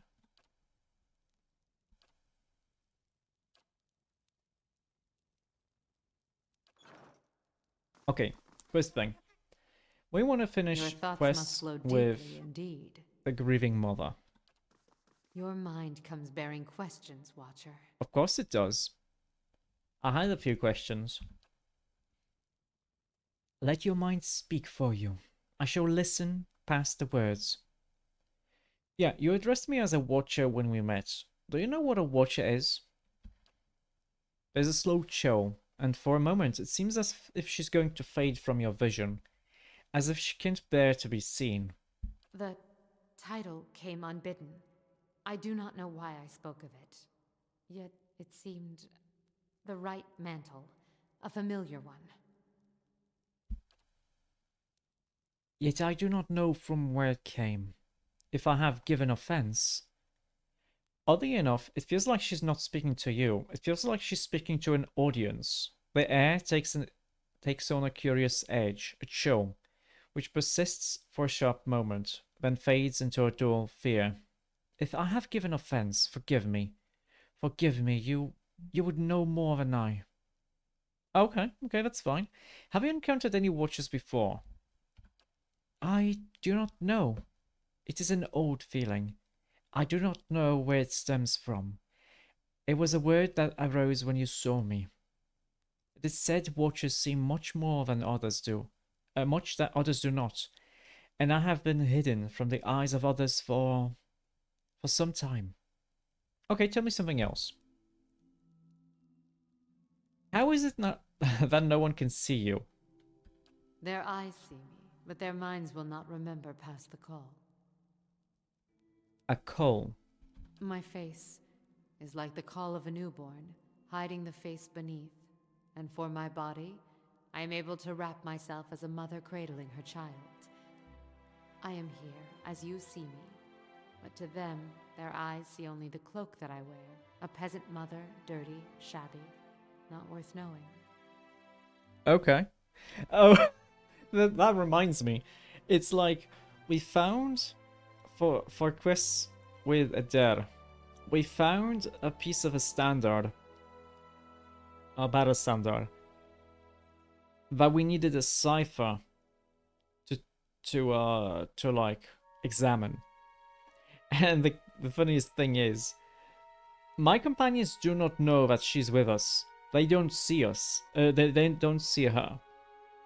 So Eder was like, no, my character was like, no, I'm gonna give it to Grooving Mother to examine.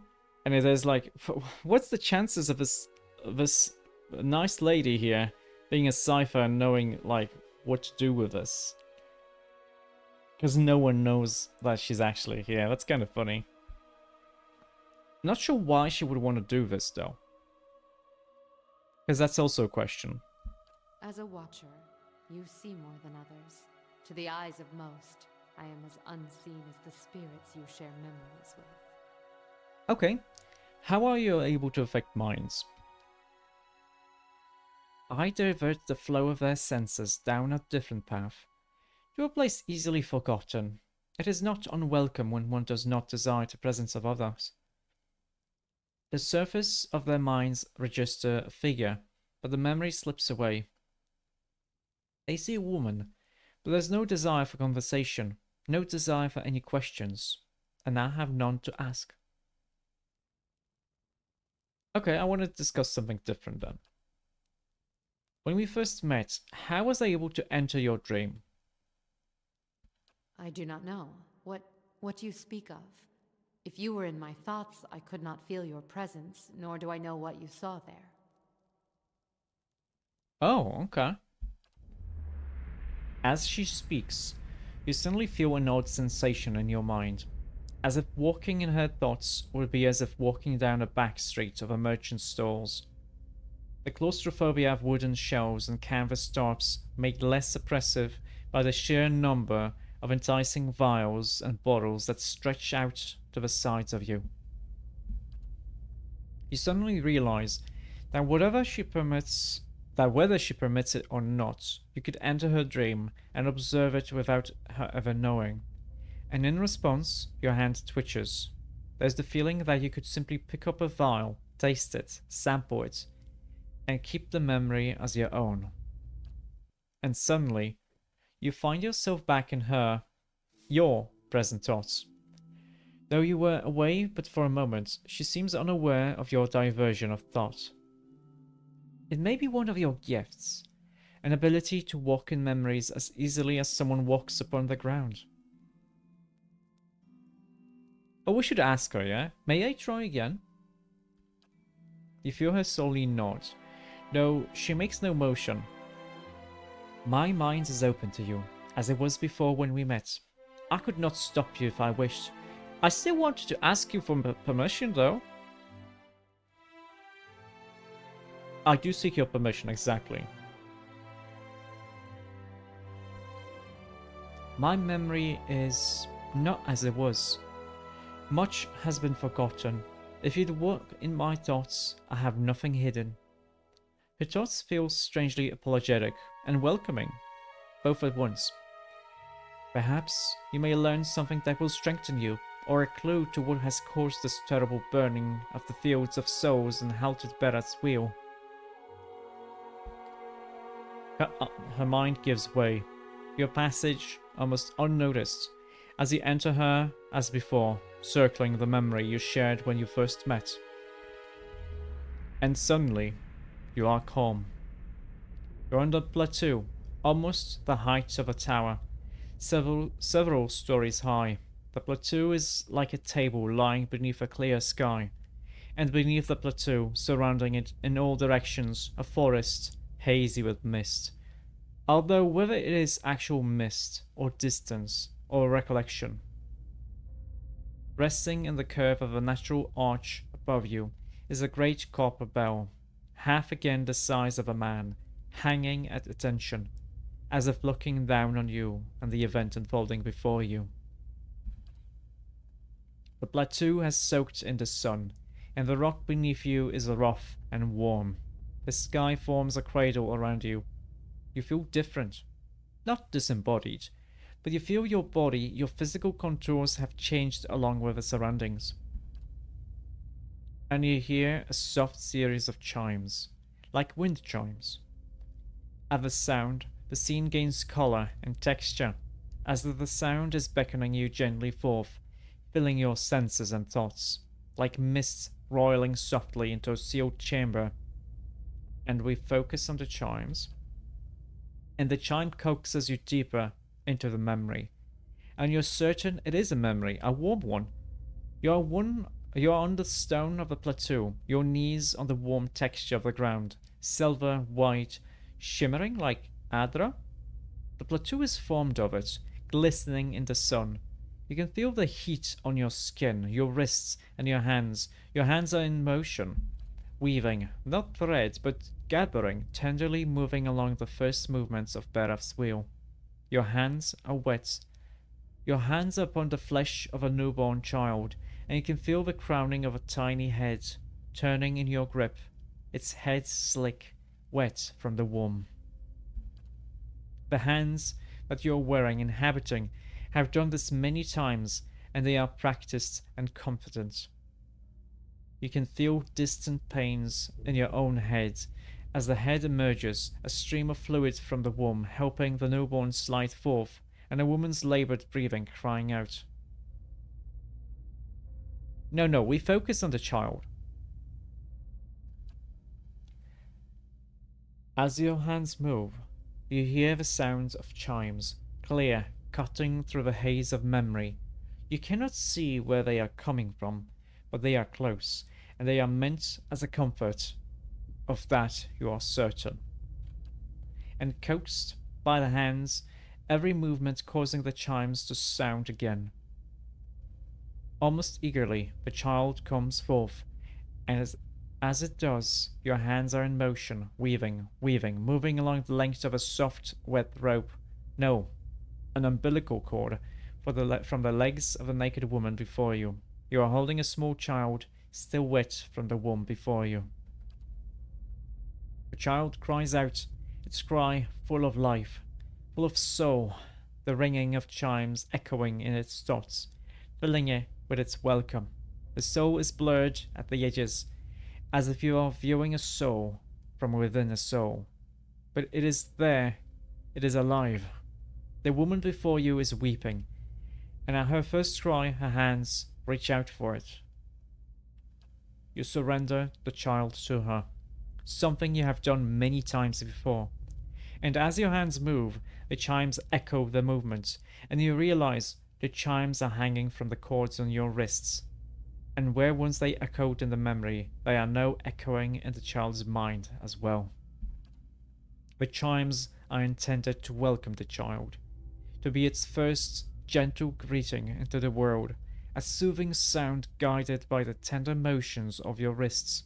You are helping to weave its thoughts, its perceptions, and the experience. The experience.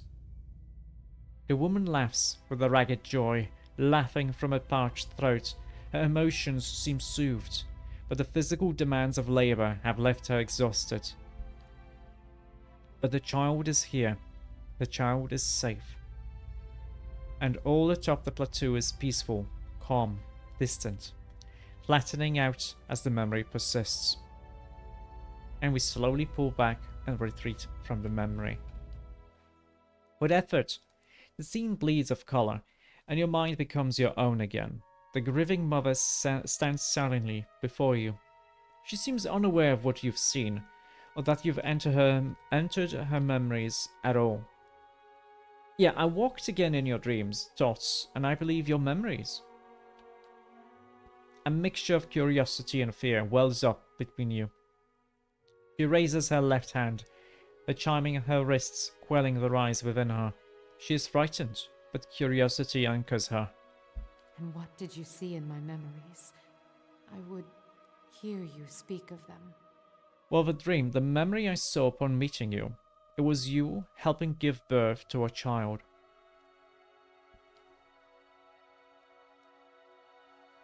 There is silence, and as your breath falls still, you hear the faint cry of a child in the distance, a newborn child, almost exactly like what you've heard in the dream. As you listen, the grieving mother raises both her hands, as if weaving, her wrists chiming as she does so, in a semblance of the gentle turning she provided while the newborn was crowning. To your surprise, you recognize the motions and the words from memory, even as they are new to you.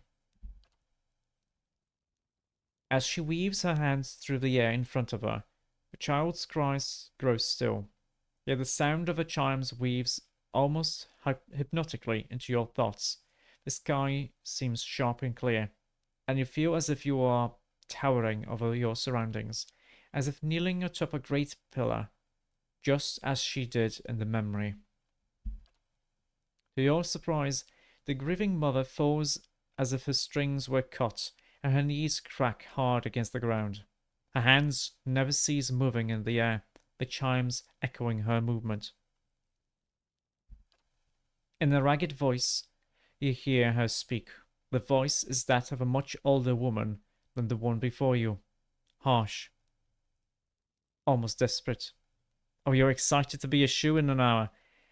I mean, that PNG is pretty amazing. You just need a foot tuber right now. You'd be matching too. Wait, because you're gonna be with Dragon, yeah?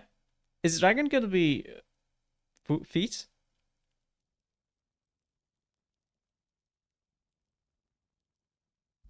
Tell me what you saw. Show me what you saw. Where were you?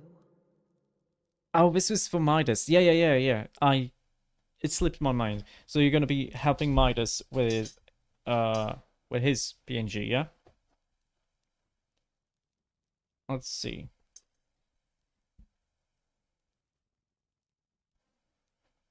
Well, the third one is completely a lie.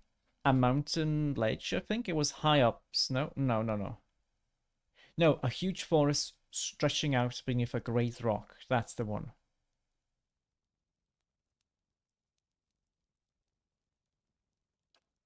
As she kneels before you on the ground, she whispers to you, hoarsely, and even fainter with a distance between you. The stone of the plateau. Its color. Tell me its color. It was silver adra, its surface warmed by the sun.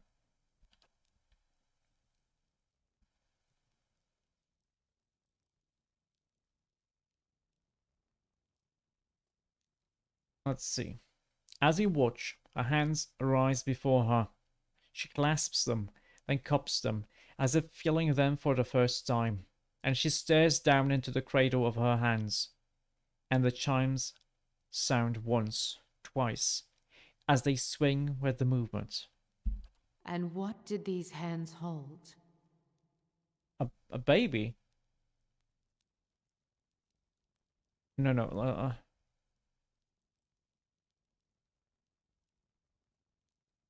Oh, if I was a cipher, I would probably be able to like connect our minds. Same chimes. Well, she did have the chimes. They held her mother while she gave birth painfully. I don't think it was. I mean, obviously it's gonna be painful, but that wasn't the point of the vision. She was tired from labor, which makes total sense. Your hands, don't recall. No, the same chimes you hold now. She leans back, as if looking back at the sky, but her eyes are closed, and the film building on them. At the film building on them. With a slow intake of breath, you feel time become quiet around you. I do not feel the memory. I do not know if it's mine, but... Her hair falls across the features again like a veil, and she nods. Not with her chin, but a push in her mind. But thank you for trying. Okay, I want to talk about the birth memory again, help you recall it. Maybe I made a mistake.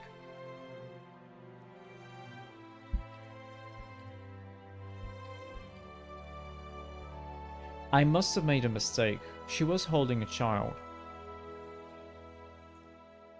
That was it. There was a child you were bringing forth, and your hands... I mean, she was holding the child. Okay, this is different. There is a sudden intake of breath, and then a release. Her eyes blur closed, forming into slits, but in the brief glimpse you have of her changing expression, the rippling pain in her features seems to have smoothed. She swallows once, twice, and then you feel her once again in your thoughts, the rasping husk of her voice swallowed and drawn within her. It was the birthing bell you saw. Has it been so long? Have I forgotten so much? I don't know.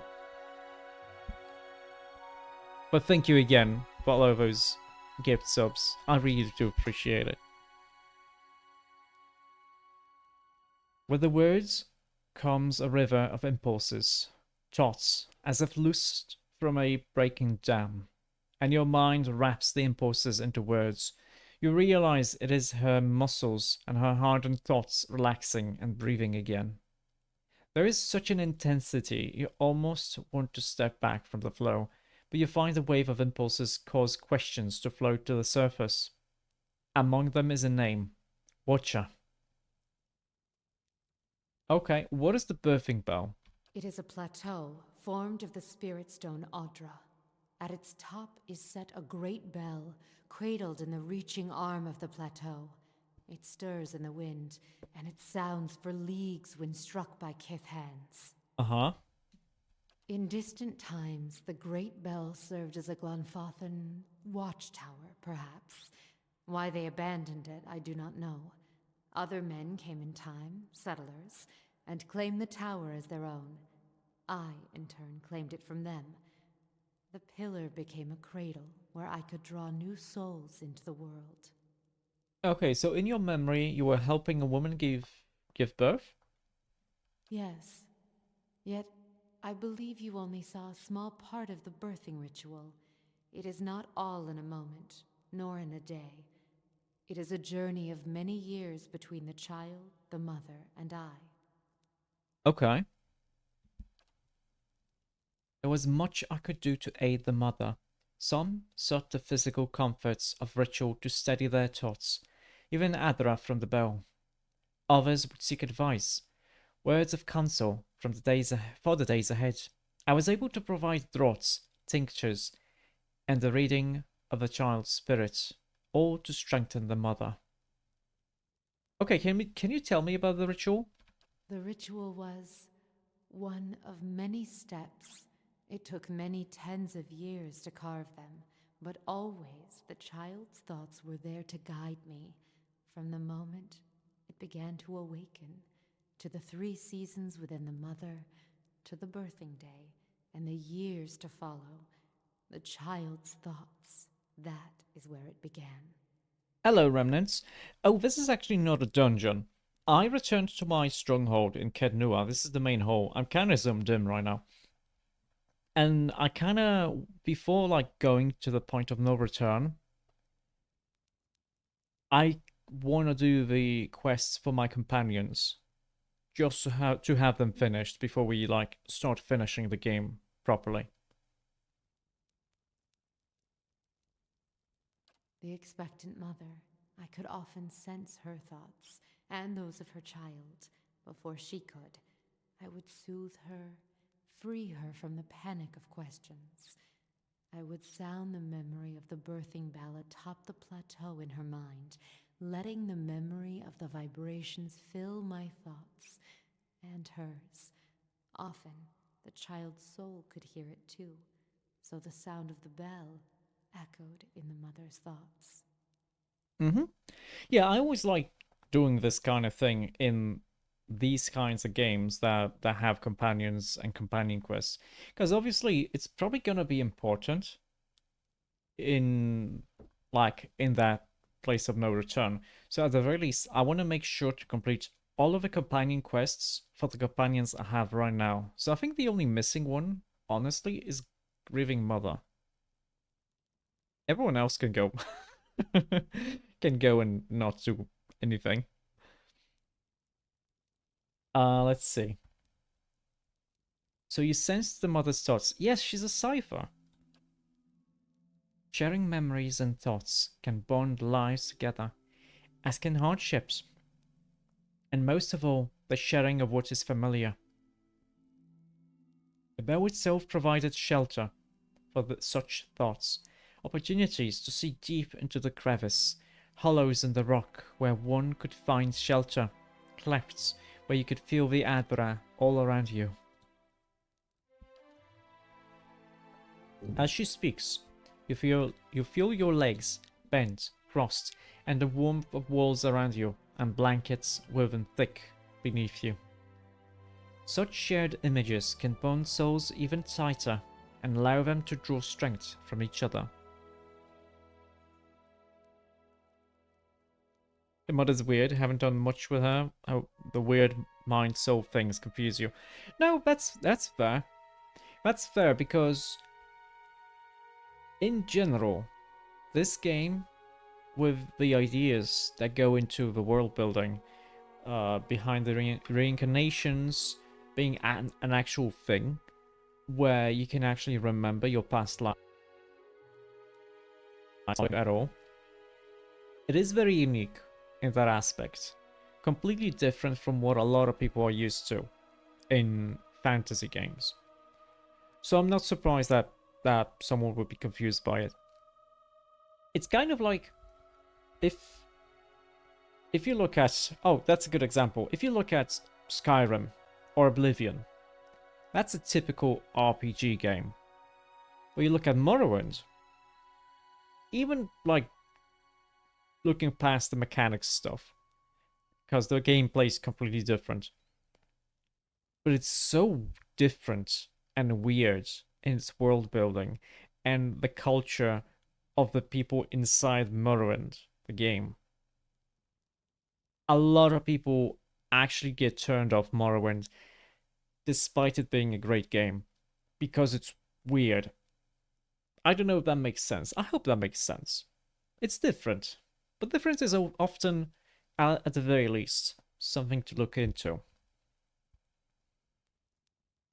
Okay, you mentioned the ritual lasted years. What would happen after the birth? I mean, she would probably help the mother take care of the child, just in case. Once the pain is channeled away, and the mother and child breathe again, I sound the birthing bells on my wrists, and allow the mother to hear the child's thoughts, the ringing echoing in each other's thoughts. The bells open the way between them. Let her feelings pass into the newborn, and let her feel the child in return. And when the feelings meet, that is when I weave another memory and leave it tied in their minds. Okay. So, did the bells play an important role in the birthing process?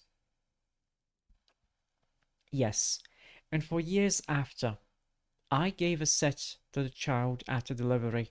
It is a reminder of the memory the mother and child shared. We all know the sensation, a warmth, and you can feel a smile being shared, then it flickers, and it is gone.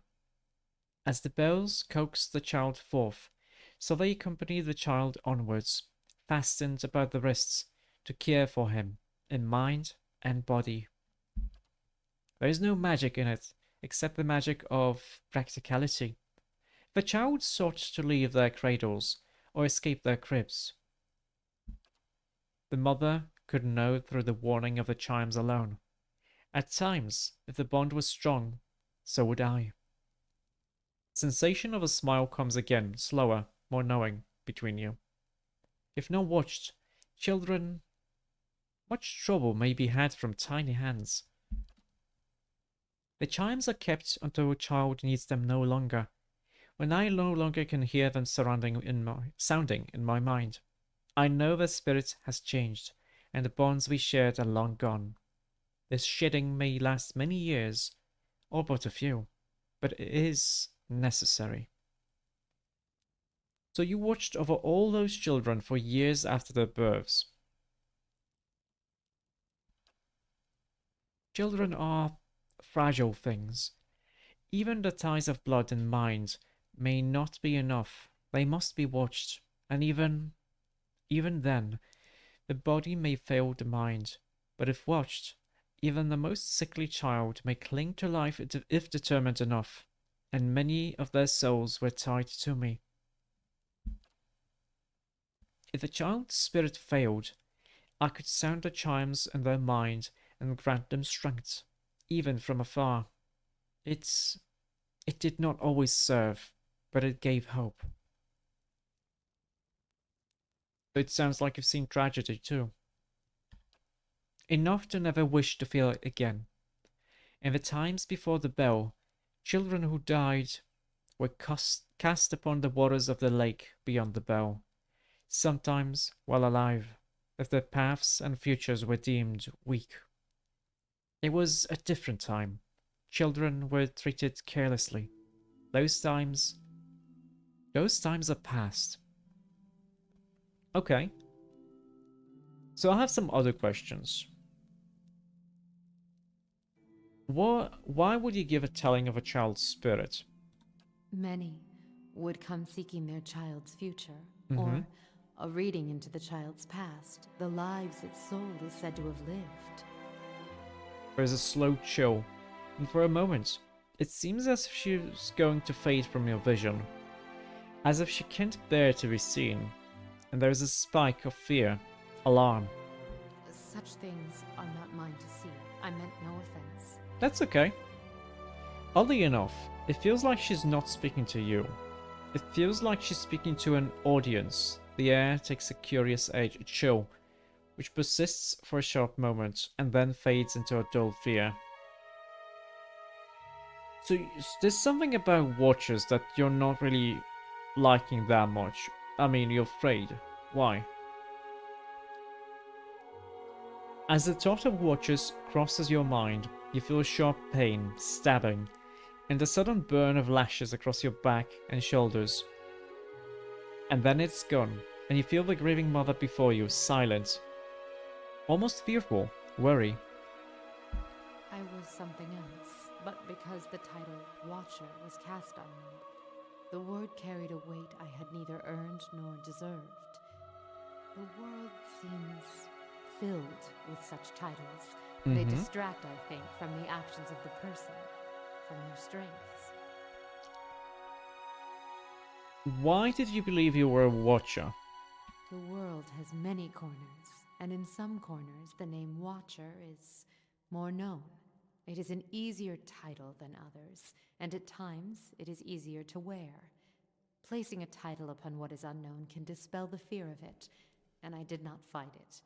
I even believed it true, though I knew little of the ways of Watchers. It even granted me strength. Okay, I guess that makes sense. People know what a Watcher is, so it was easy to just explain her powers that, oh, I'm a Watcher, I can do these things. That makes sense. I was able to see the thoughts of others, shape them, and help guide souls. Watcher seemed enough, and the name seemed to matter little in the light of one's acts. Okay, but if they came to tell to you to read their child's souls, what did you tell them? I drew upon the present. I felt the soul of the mother before me, and used that to tell the child's path, to give it a voice.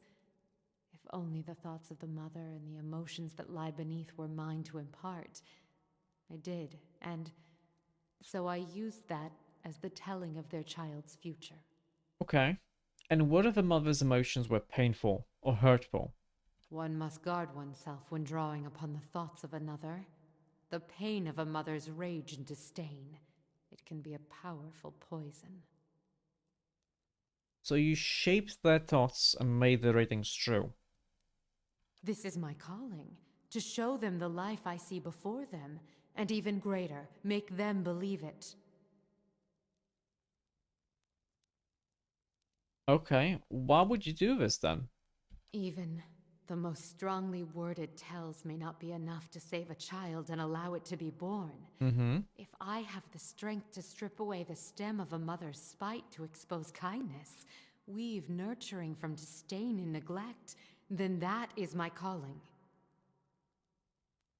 Okay. And with the weight of Watcher behind my thoughts, these tells gain strength. Strength I never possessed on my own. They believed. And what they believed became the truth. With each child that was set upon that path, the title of Watcher became stronger.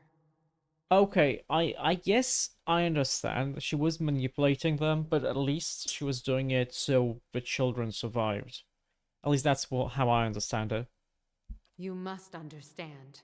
Without such weight upon my words, many lives would have been lost. Drowned, cast in the lake beyond the bell. Now the trail to the lake is lost and reclaimed by the forest, as was meant. A Watcher was not there to look over us, but it was a Watcher that saved them. And with a Watcher's strength, children were born, were cared for, and grew strong. Yeah, I see. I see. What use is a frightened will when a spirit is at stake? Would you let the fears of a mother end her newborn's life? You felt it in the memory, the weight of it, the importance of the child's life. It was a memory we shared. Hello, Nitrashka. Hello, hello. We're back with Pillars. Okay, so did we share that memory? Or did you inflict it on me? And suddenly, there is a rasping cry across your consciousness. She raises her hands, and you see the chimes draped from them, yet they make no sounds as she moves. A greater good was done, and children were saved. It is a choice you may be forced to make one day, and when faced with it, you will make the same one. I'm certain I will. That is good, Watcher. There's only one game. There isn't a Pillars of Eternity 2, you mean?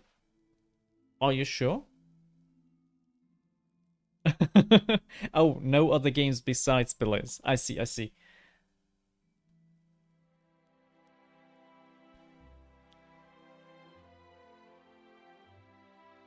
Because I often say, I often say, there's no Dungeon Siege 3. Ow! I got shot! Ah! Ah! I got shot! Ah.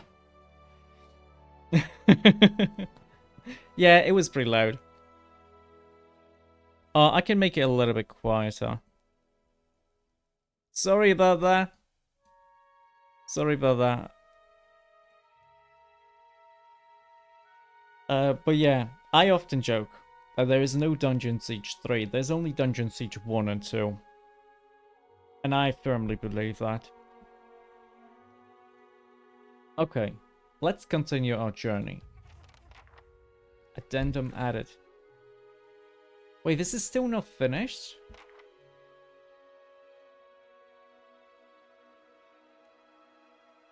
I think we can start talking to her again. This is why I hide Your my mind form from comes others. bearing questions, Watch. Wait, no, I messed Your up. thoughts must Your flow mind deeply comes indeed. bearing.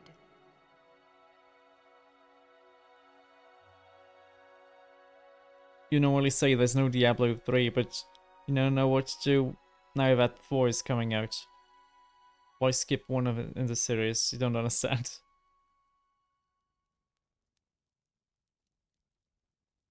It's like the 6 Star Wars movies. Facts? There's no Diablo 3? I guess? I never played a game that would be called Diablo 3, so that has to be true then.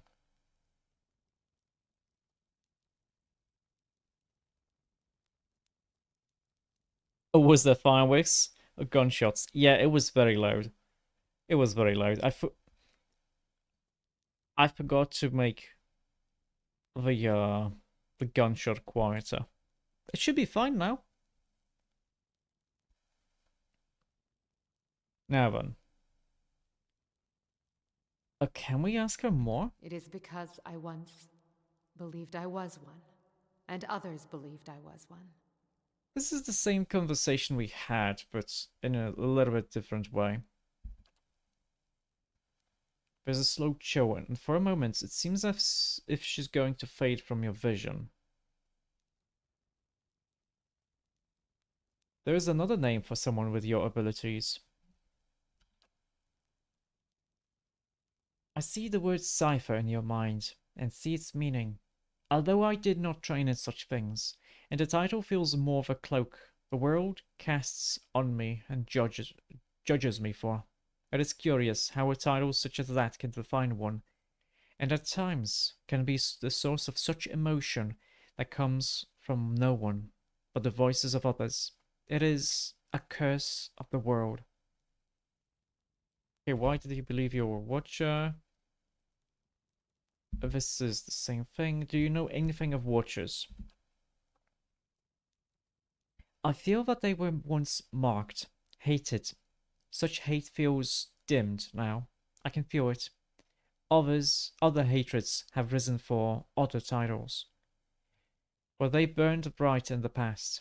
Now hates have shifted focus, and they may fall on the same again. Either you or me.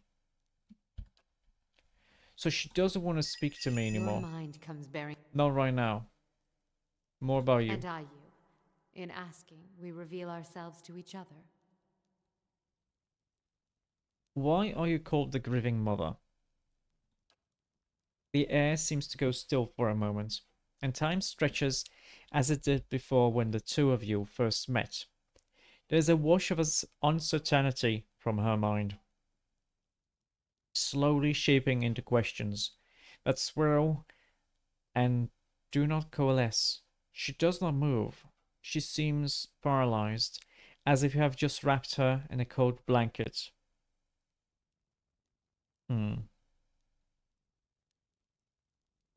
That is a question for you, not I. That is not my name, although if you wish to hang the title on me, I cannot stop you. Is that what you see when your eyes fall upon me? So I named you?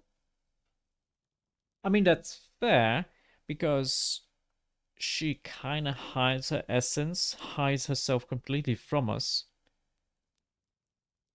So we just use the most appropriate thing that came to mind. That kind of thing, maybe? As a watcher, you may see what I do not, or your mind shapes the thoughts I project into a new meaning. There's truth in that title, but it's not all I am. So what do you grieve then? You must have felt it, seen it. It has as many names as the pain it has caused.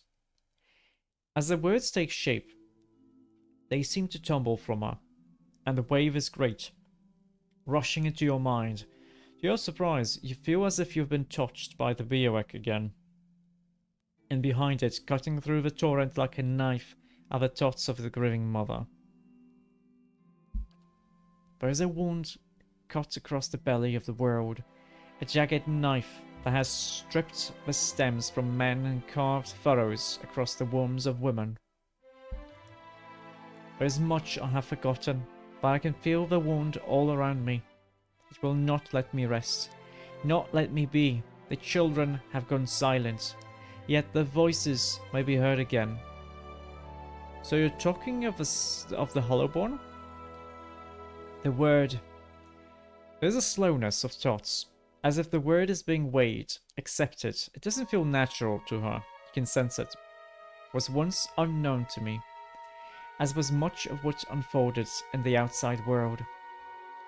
When the curse came upon us, I thought it a smaller thing, a thing of communities and hearts. Her thoughts seemed to stumble, as if on weak legs.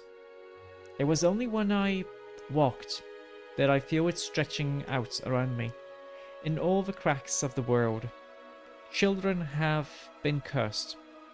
I do not think it was something they caused, nor something deserved. That which is inside them has been torn away. I do not know how, but this wound must be stitched closed. The world bleeds forth from between a woman's legs. If this blood is not stemmed, the world will die and grow quiet.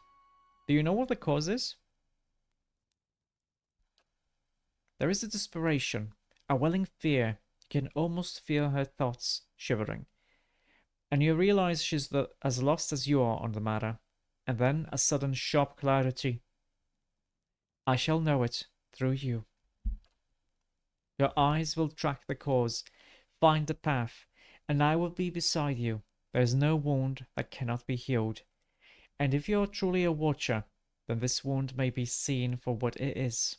You saw me where I hid. Whoever's hands have stilled the world, you shall see them too. And if there's no way to heal it, what then? I will be there, and you will do what must be done. You are given your sight so that you may watch the world, and you will tend it. The children shall have their voice again. If your will is weak, then I shall strengthen it. Lean upon me. You feel weight on her words, as if her hands are on your shoulders. You feel the questions in your mind lose their edge and become merely words, as I lean upon you. You shall be my eyes, as I shall be your hands when the time comes. Okay. So actually what we need to do is we're supposed to rest.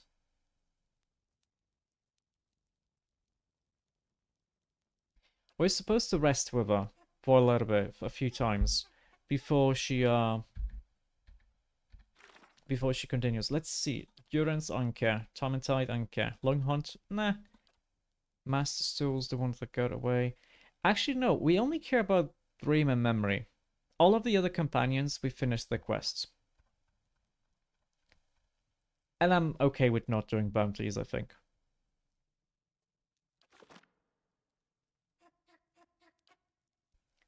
So, let's just rest.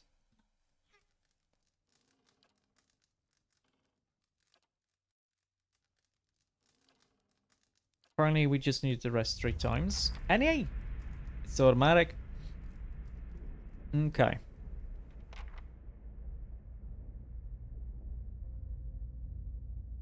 You find yourself back in the space inside the grieving mother's mind. It is familiar this time.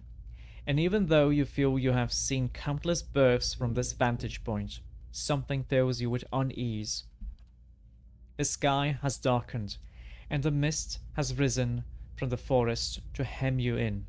You are trapped. You hear something. The sound is strange, dissonant, like warping metal. You grit your teeth against the noise, and yet, as it rises, the eerie melody drives the numbness from your limbs and clears a space in the mist. The noise resolves into a dull tone. As it resounds through your bones, you see that your hands are in motion. And once again, you are drawing forth life, something warm and fragile struggling into the world. This scene feels familiar, a moment you have lived and dreamed 1,000 times before, and yet something ominous gnaws at the edges. Let's focus on the child. As your hands move, you hear the sounds of chimes, clear and sharp. It's somewhere distant. They seem echoed by something else. Wails of sorrow?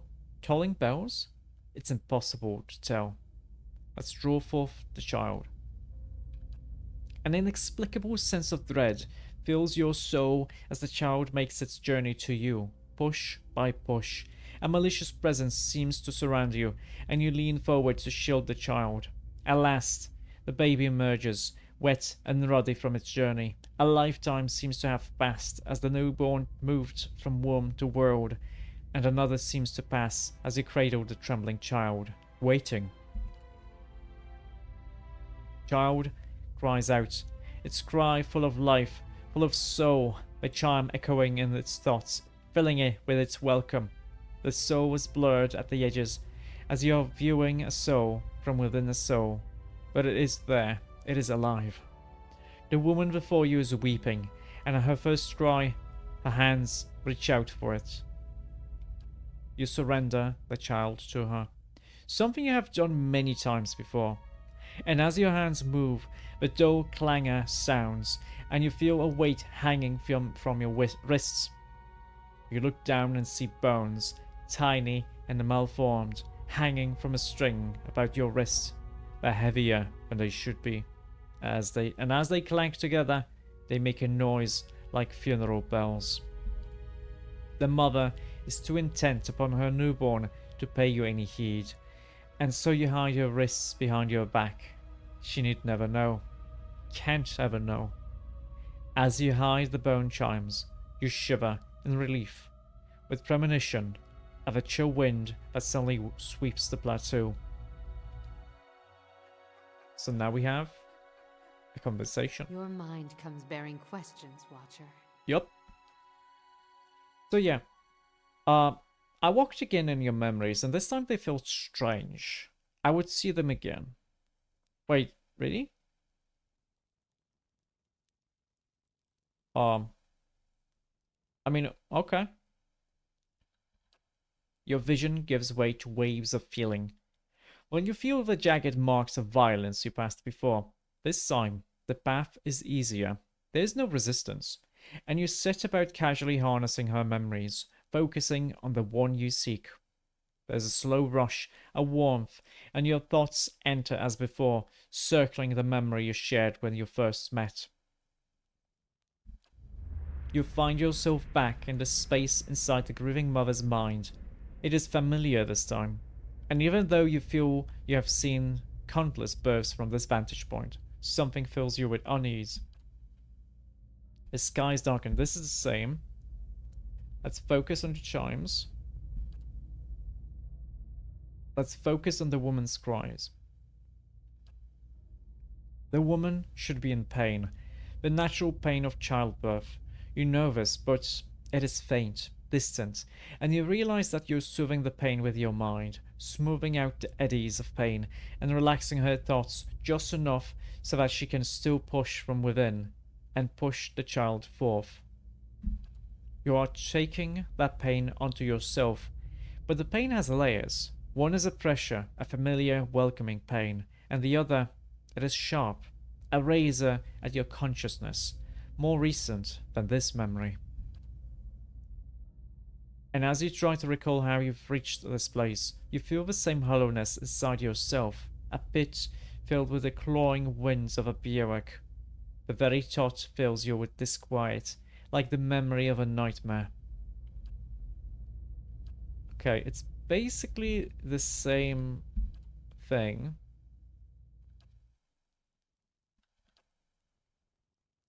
Oh, there's another thing. What's this? What's that thing you're wearing on your wrist? She extends her hands, and the small chimes on her wrists sound at the motion, just as they sounded her memories. The chimes are finely crafted, of white adra. They are wrapped around the grieving mother's wrists with tiny woven braids of hair of different colors, from white to black, brown to blonde. You feel as if you're noticing them for the first time. Yeah, if the birthing chimes were given to newborns, why do wear set now? There was no child to carry it.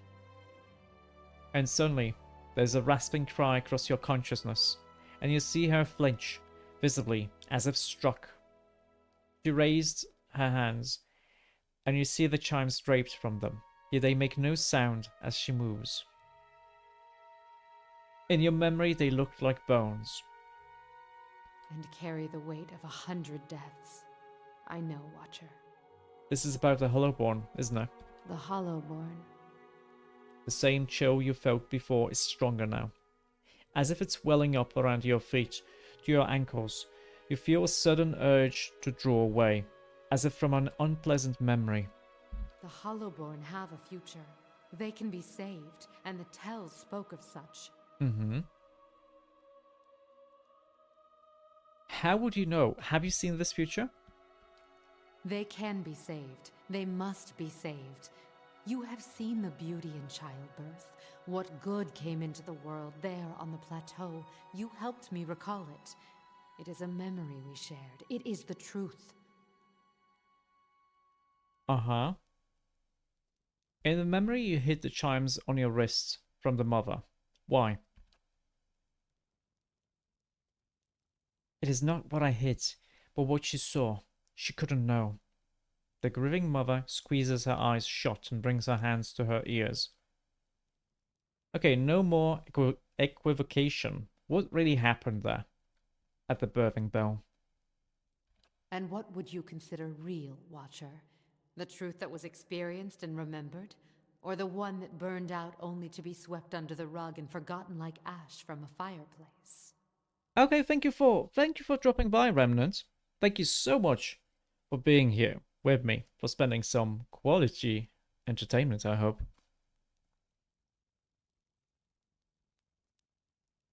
Let's see.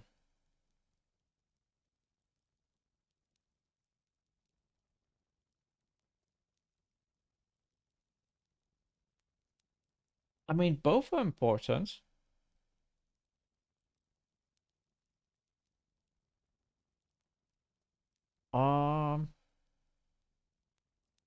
But I guess if it's something in the past, then how you remember it is more important. It's difficult. It's really difficult because both of these have some, like, weight to them, some truth. For this is what drives us forward, motivates our actions. Remember this, Watcher, and remember the memories we have shared. They have shown you what we must save, and what will be lost if we fail. Mm-hmm. Okay, let's get going again. So we had this conversation, and now we have to rest a few more times. Make sure. Make sure... Oh, we...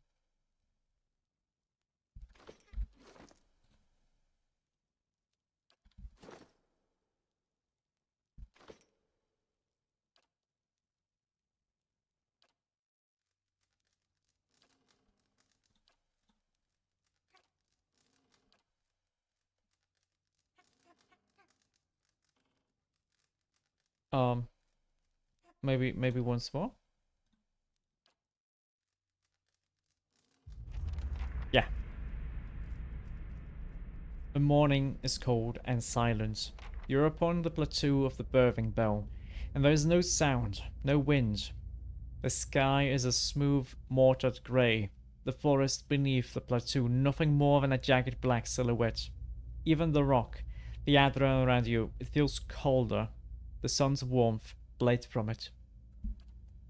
Against the cold backdrop of the sky, you see the great Birthing Bell hanging from its arch of adra. Its surface is tarnished, and the shadows inside the bell are dark, still. It seems to press down upon you, or simply sadly watching, as if standing above a grave formed from the table of a plateau, and the remains of a mother's womb that now covers its surface. And there is something heavy in your hands. It breathes, gurgling, slick and wet. Yet that's all it is. You find yourself filled with fear. You don't want to look at what you're holding.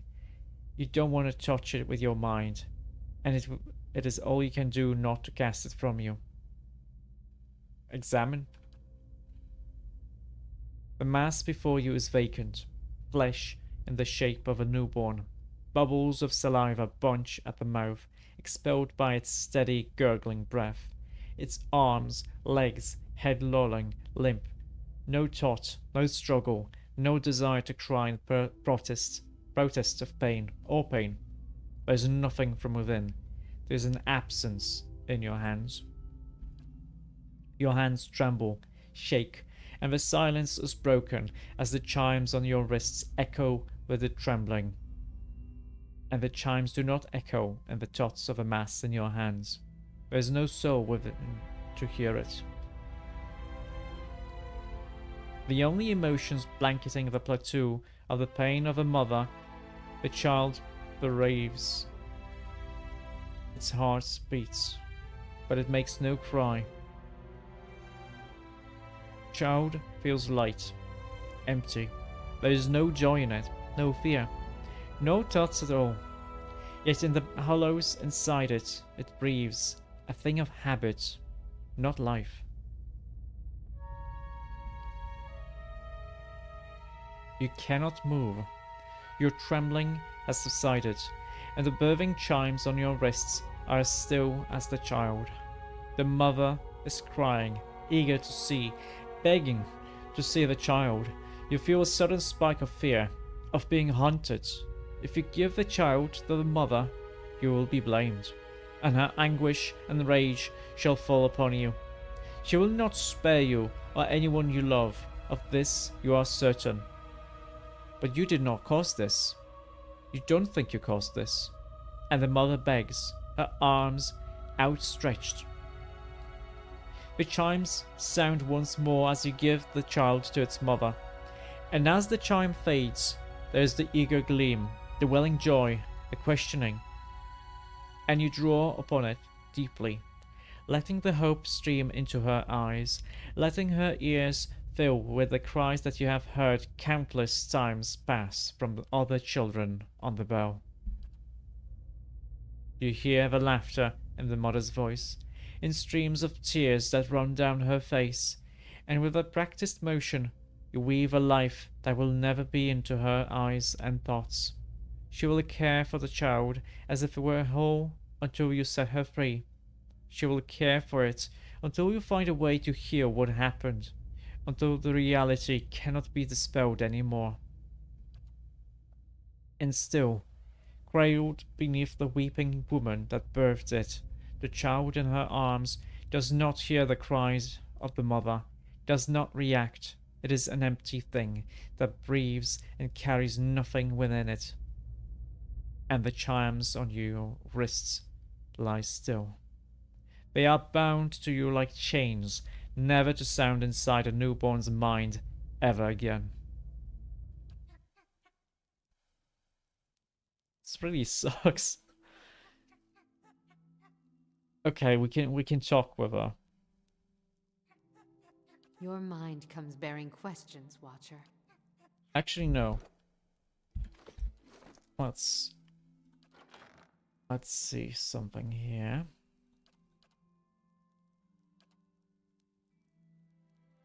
What gives perception?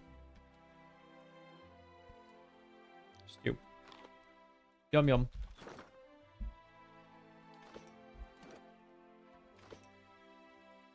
We don't get to use Your like thoughts must flow deeply indeed. we don't get 2 points of perception from anything, but that's okay. So I saw a hollowborn at the birthing bell. The grieving mother's head bows, and she raises her hands, cradling them slowly, so the chimes do not sound as she moves them. You feel a chill in the air, as if the vault of your mind is growing, too large for the thoughts within, and your breath is laced with a chill. To your horror, you hear her breathing, ragged, hacking, but strangely steady. And you can see saliva bunching at the corners of her lips, becoming thick ropes of drool that cast themselves down her chin. There is the smell of blood in the air, new, wet, and the salt, sharp tang in your mind. Coupled with this is the smell of sodden undergarments clawing at your senses. Let's try to steady her. We shouldn't shake her, like, let's steady her. Stepping forward, your hands fall on her shoulder, and then you feel her begin to fall, rigid as a falling stone, and you place your other hand on her shoulder to steady her. Throughout, there is the horrid, steady breathing. Her clothes are wet. It is as if she is burning with fever beneath her tangled hair and beneath her threadbare robes, as if she's giving birth. With a slow, hissing intake of breath, her head rolls back on her shoulders, her eyes pressed tightly together like the lids of a newborn. Yet past the lids, you can feel the piercing stare, vacant, cold, horribly. You sense nothing from her, not a thought, like the hollow bone you held in her memory. You know if you try and pull away now, she will vanish into herself and vanish from your thoughts, perhaps forever, and you have a terrible feeling that whatever connects the two of you will be cut. She is as helpless before you as a child, and you search your thoughts for a way to coax her to you. Let's imagine the cries of a newborn from the first memory when you met. Yes.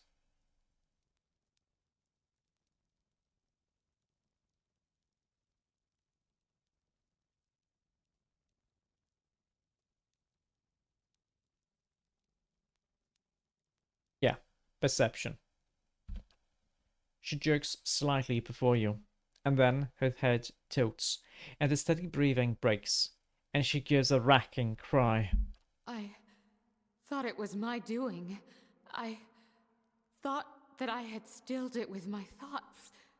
The child. It was just a child. What was done with it? Well,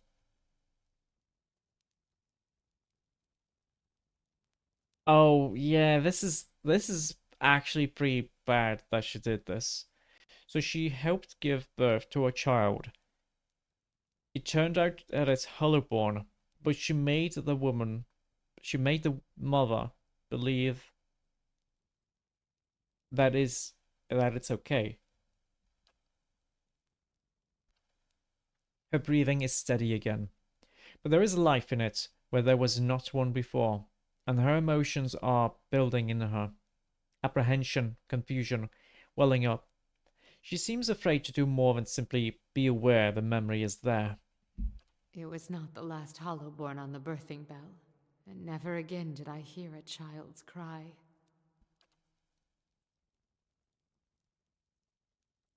You have found a death within me, one that many women have borne within them. The words swirl with impulses and weight, spiraling around her, and you feel as if you are being dragged into it. I sought to serve women in need, and instead my hands ushered no new life. What happened next, I bear the responsibility for. What happened next? The first birth was the deepest, the saddest. Nothing I could do could find the child's spirit, guide it to him. Uh-huh. You feel strange absence between you, as if your thoughts are being shared across a great distance. The thought bleeds out for a moment, then returns, sharp, near personal. I could not understand what happened, what I might have done. I feared No, I could not dwell on that thought. The child was always there, always a reminder of what had happened, a marker. I made her care for it. I made them all care for it, until I could find what had gone wrong. Yeah, but it's not your fault. It happens elsewhere. Little word of the outside world reached us. It was enough time for rage and pain and grief to guide hands. I feared what would happen to the children, what would happen to me. Every mother knows her womb may shed a stillborn, but these cold, soulless creatures, the parents wouldn't have understood, and fear of the unknown breeds violence. Okay, what happened then? I held their minds within mine. I shaped and guided them as long as I could. And with each passing day, each new birth, the strain grew. And the more I felt my control slipping, the more I focused my thoughts. Eventually, even I succumbed to the power of my own illusion. I'd woven the threads so tightly that I could no longer see through them. Uh-huh.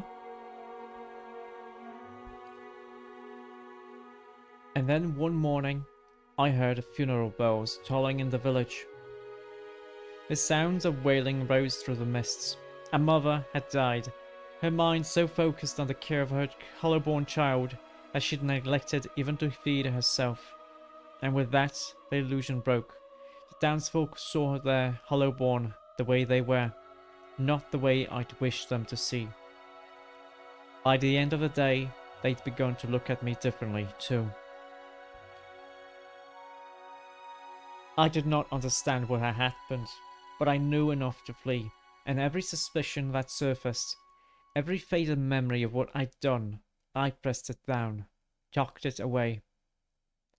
Feels cold, lonely, rigid. My skill failed me, but I did what was necessary. I regret the mother's death, but how much worse would it have been had I not acted?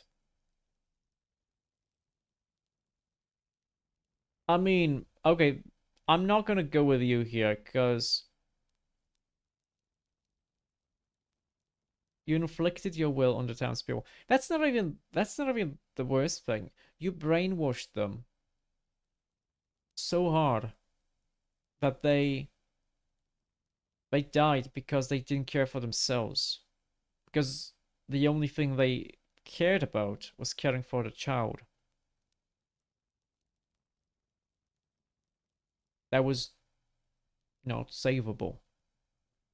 So yeah, number 3. They would have killed the children. I had no choice. The matter was too great to seek permission, so I made them believe their children lived whole and healthy, until there were too many children, and the protection crumbled. Uh-huh.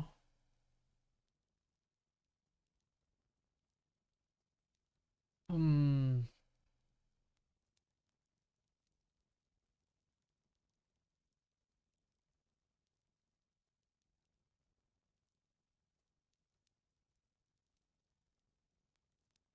Well, to rule another like that, even for mercy, is wrong.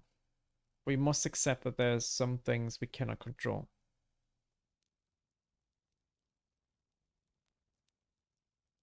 I no longer wish for you to travel with me.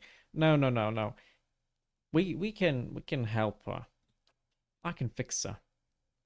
The grieving mother's mind is silent and still for several moments. She lets your words wash over her, seeping into the cracks in her own thoughts. My actions only caused more misery. Worse, I took from an entire village, made them as empty and helpless as the children I sought to protect. Mm-hmm. But what then?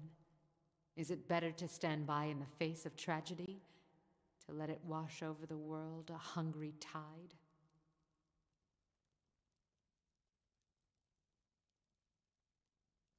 Well, the world has a way of righting itself eventually. You must let it do so. My hands have always been quick to guide, Watcher. To draw a child from the womb, to ease a mother's pain. It is not my way to stand aside. But the ebb and flow of birthing pains is as the turning of the wheel. A new birth, a new chance, a new life. Once this ill has run its course, perhaps this is where our hopes must lie. Mm-hmm. Your words have soothed my mind in ways I did not expect. I thank you, Watcher, for the gift of your sight, for using it to guide me out of the prison of my mind. Let us hope it can also free you from the illusions Theos has woven around you. Okay.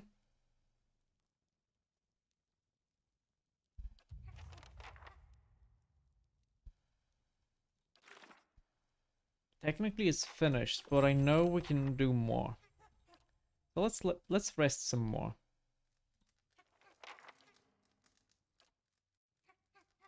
Oh, wait, we can talk to her. As you turn to the grieving mother, you find her already at your side. A question rises to the surface of her mind like a bubble from the depths.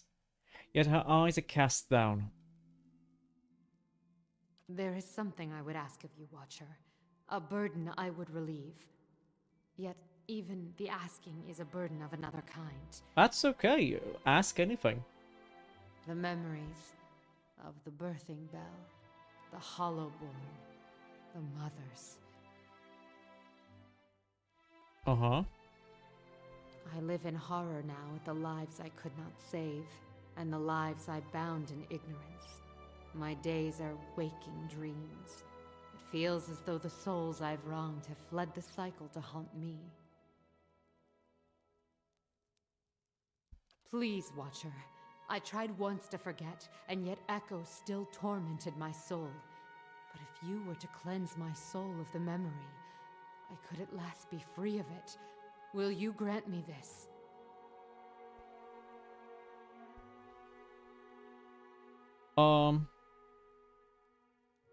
How will this affect you? Will you even be the same person? I will be the same, only free of the memory. My allegiance, my skill, these will still be dedicated to our cause, to your aid.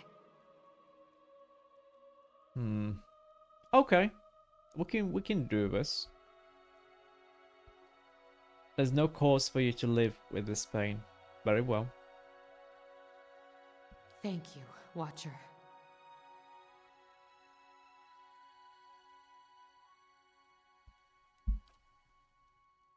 Oh, wait, I didn't read that part.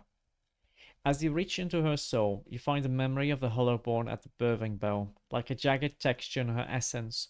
Probing the memory's sharp edges, even you feel her pain, yet you force yourself to seize it. You smooth away the razor-edged snags, wearing them down even while they tear at you.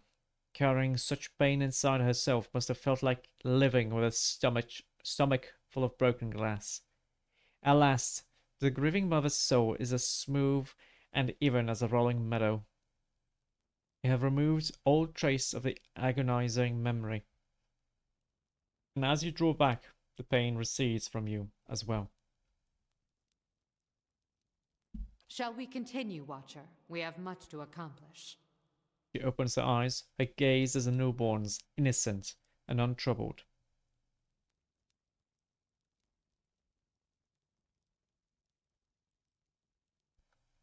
Okay.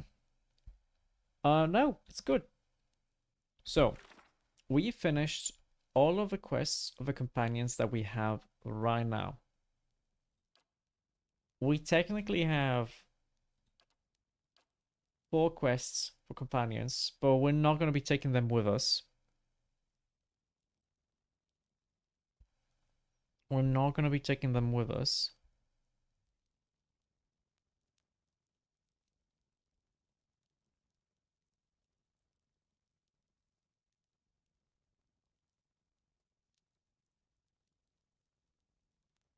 I think we're fine. I think we can go and continue. Like, we don't really care about these bounties.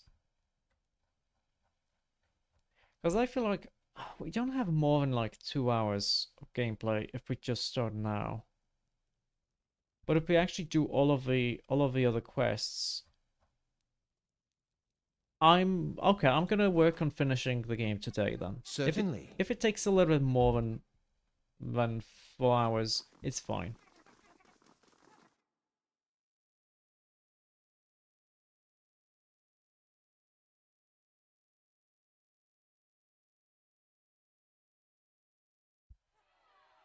This place, as beautiful as it can be with the absence of children.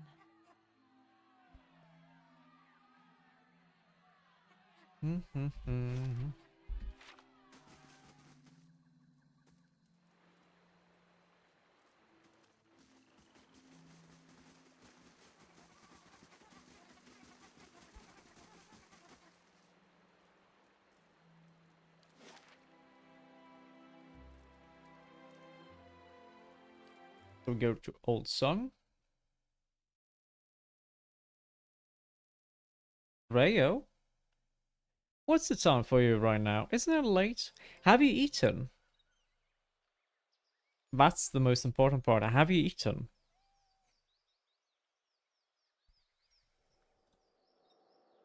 Wait, there's something happen here? Oh, okay. Your sister cooked the noodles. You ate. Good.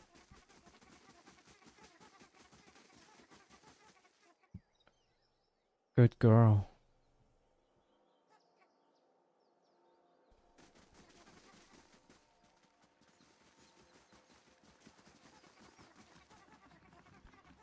Hello, Dorval. Builder's wisdom to you. It's like 5:11. It's pretty early for you now then. A thin, ragged man stands waiting on the barge, leaning on the oar. A smile of greeting splits his weathered features. Good morning, yes, it is a good morning, I hope. Well, you haven't slept, have you? I hope you're not gonna, like, collapse. I hope you're rested enough. It's been very long since an outsider sought passage to the burial isle. What is it? It is a sacred place, for it sits upon the great works of the builders. There by our ancestors, all our Anamphas are laid to rest. Few go there, my friend. It is not a place where the living walk. Well, take me there. I will. Take care that you do not lose your footing. These waters have a fickle temper. You're gonna rest soon. You can hear the birds chirping. At least get a few hours of sleep in, okay?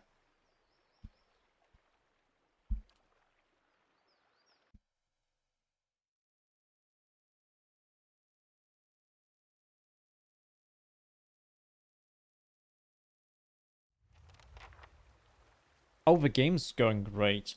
I'm most likely gonna be able to finish it today. If not within This like... does look like Theos' kind of place. If not within the hour, I think within 2 hours. Whew, good thing I sold most of my jewelry. Do you remember when we were children, and the missionaries came to tell us about the gods? They told us we could see them in the stars. Oh no, there's that.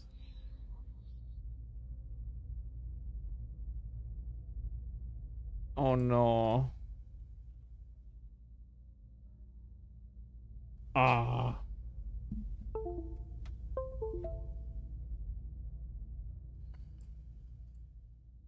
I'm sorry for the ads, Rayo. They just started.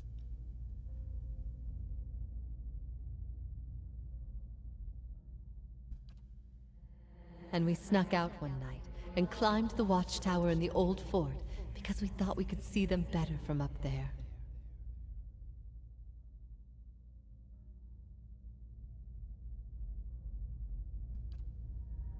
That fort burned down a few years ago when we cast the missionaries out. It was the missionaries who set fire to it. They didn't want us to be able to use it. Shame. There was history in that fort.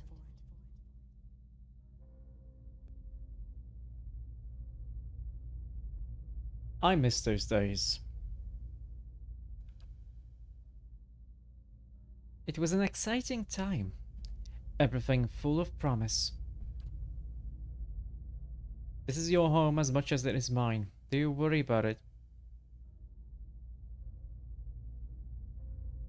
Well, being here puts Kratom at risk. I wish I could say I thought otherwise, but hearing someone else say it helps settle some things in my mind.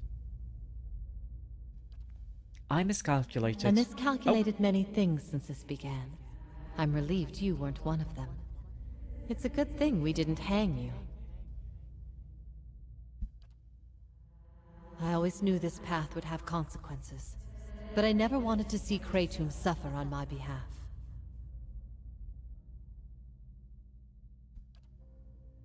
I don't think I can stay here any longer. I am told the Inquisition is gathering an army, that they have sent messengers to bargain with rulers from distant lands. Kratom is not built to withstand a siege. If war is coming, I should be doing what Theos is doing. I will need allies. Allies in a stronghold that can resist an invading army. Have you thought of Oceanus? Oceanus. They have held off many would-be invaders, and their king has no love of the Inquisition's faith. I wonder, would he listen?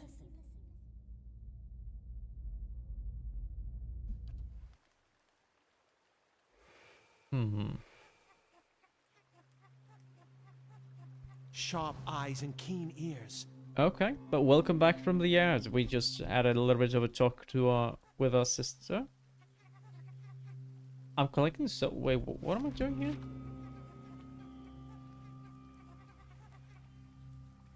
I was curious.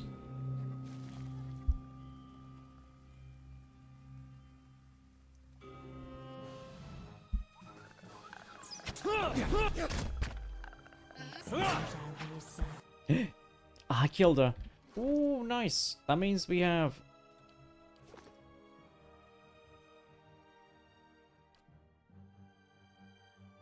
Yes? I'm gonna smack you.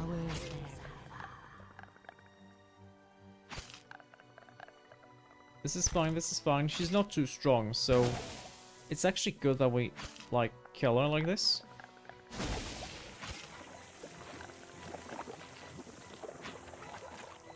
Perfect.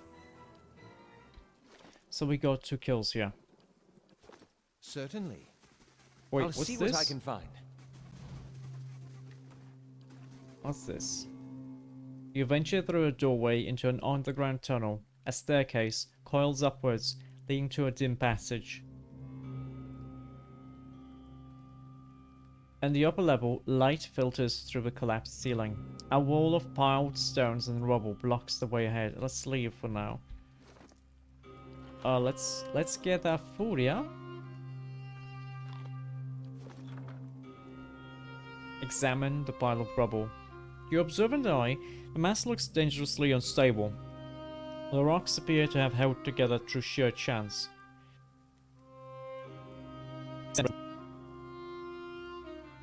Let's pull the rubble loose. The rocks are heavy and appear to be wedged tightly together. Let's go with Manaha. Manahak grabs a large stone and starts heaving. Dirt spills from the cracks between the rocks. Her efforts dislodge the boulder and it rolls free with a heavy groan. Other slabs and chunks of debris begin to break away. The massive pile creaks and rumbles, threatening to lose 1,000 pounds of stone around you. As the debris tumbles down, you lunge through the narrowing gap. However, Alof isn't fast enough and disappears behind the falling rocks. He emerges from a cloud of dust, hunched over and cradling tender ribs. Light breaks into the tunnel up ahead, growing brighter as it continues. Soon, the passage ends, opening up high on the cliffside of the burial isle. So Alof has a wound. That's okay.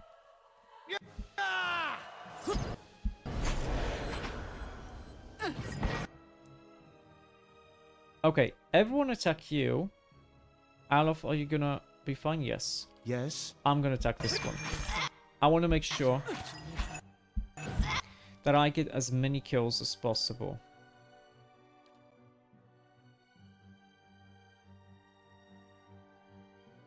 Yes? My mind feels... Who killed him?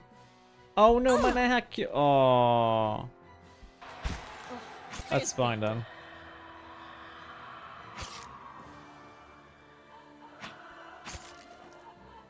That's fine. That's okay. At least we get one kill here, huh?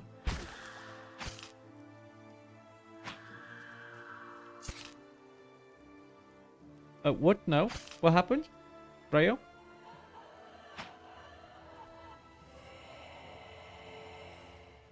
Character? Yes?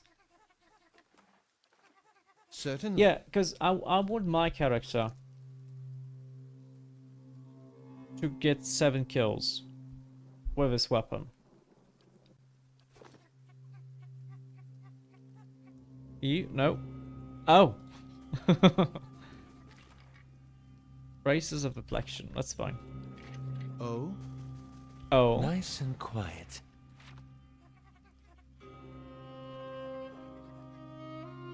Yeah, this is the place we're supposed to, like, go to, but no. We want to make sure that we get a few kills in. I'll see what I can find.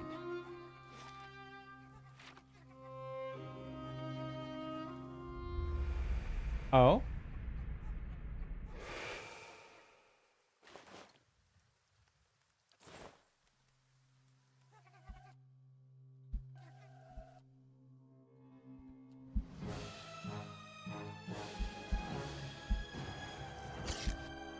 Okay, these guys are gonna be fine. They have some protection. Are you immune to unconsciousness? No. Alof, you can cast sleep on them. I don't know why, but Yes? apparently ghosts can sleep, so... That's it!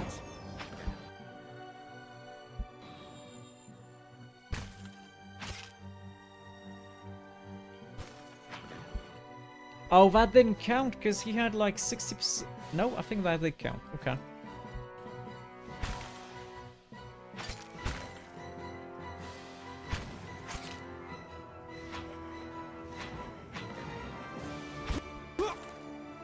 I'm...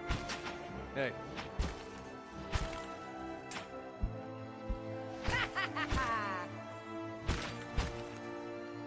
This is fine. Yeah. Wait, where'd the ghost go?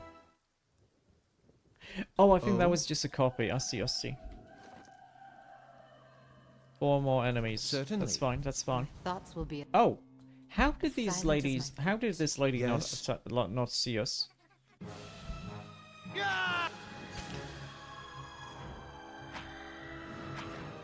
Did that count? It did. Perfect. Let's may I have help? Alof and Green Mother. Let's have them help, yeah. My mind... Okay. Indeed.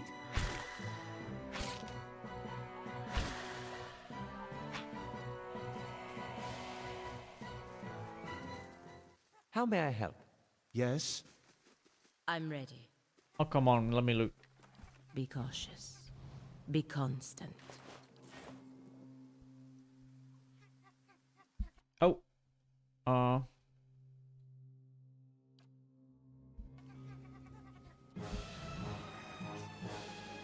Very nice. That means 3 more kills, yeah? 2 more kills. Okay. This is just a copy, so we want to attack this guy.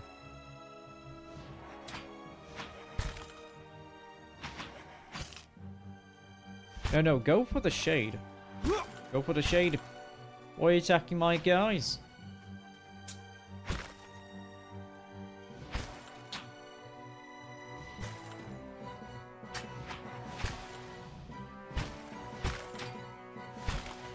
Just a little bit more.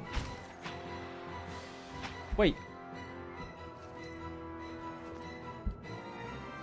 I wonder if I killed... Actually, I wonder if I killed the shadow, would it work?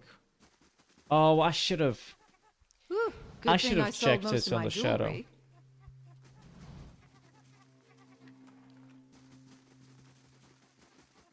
That's okay, 1 more kill. Thoughts will be as silent as my feet. Oh, let's also do this. I'm actually not using this at all. Death comes for you. He's my sworn enemy right now. Plus 20% damage is nice. Wait, shadow. What if we actually do the shadow? I wonder if this is gonna work. Did it work? Oh yeah, it did. Yeah. Okay, murder. Murder time, fun time. Certainly. Steadfast. Have at least 28 might. Bullshit. Am I supposed to have at least 28 might? How am I supposed...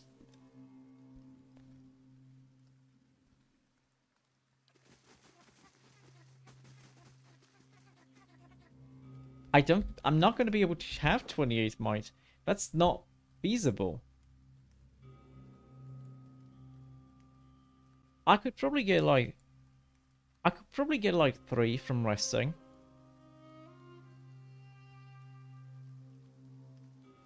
I could get probably 1 more from an item. I could probably eat the steak for 3 more. So we could get 7 more, but that's nowhere close. That's nowhere close to where I have to be. Actually, none of my characters... Wow, bullshit. I should have... Aww. I should have checked.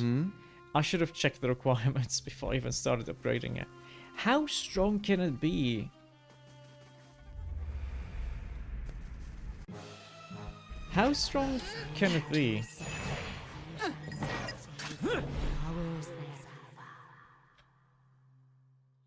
Yes. If you need 28 strength. If I had 28 strength, I wouldn't care to actually have that sword. Okay, I just want to make sure that we explore everything here, yeah? If secrets whisper here, I shall... A feral druid, okay.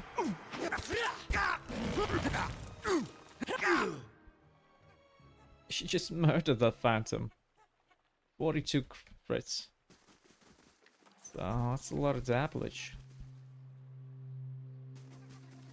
What was this, was weird.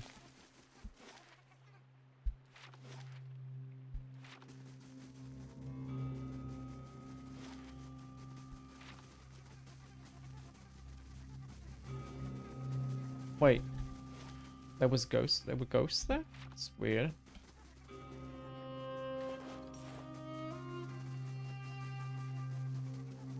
There has to be something here. Quiet. You see, I see. I knew it. I know it. It's useless, but I know it. Okay, okay, we're good. We can go here now.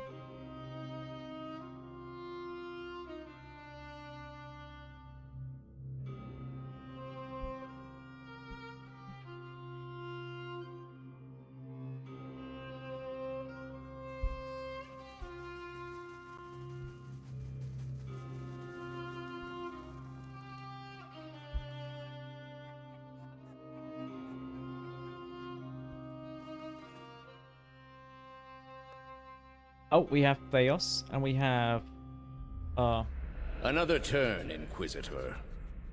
Theos signals some unseen attendant standing beside the large crank.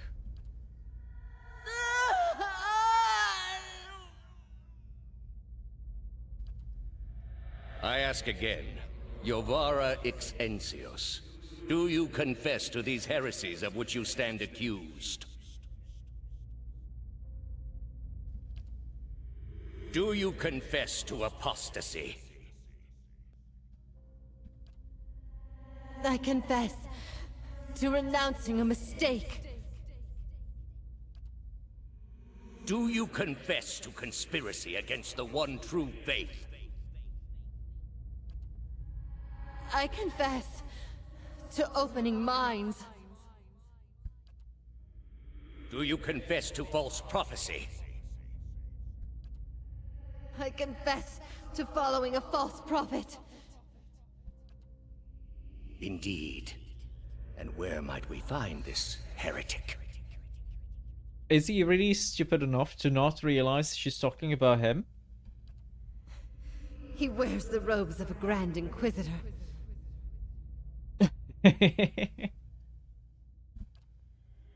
You have no followers here, heretic. Your lies hold no sway in the court of the penitents. Only my truth, then. Another turn.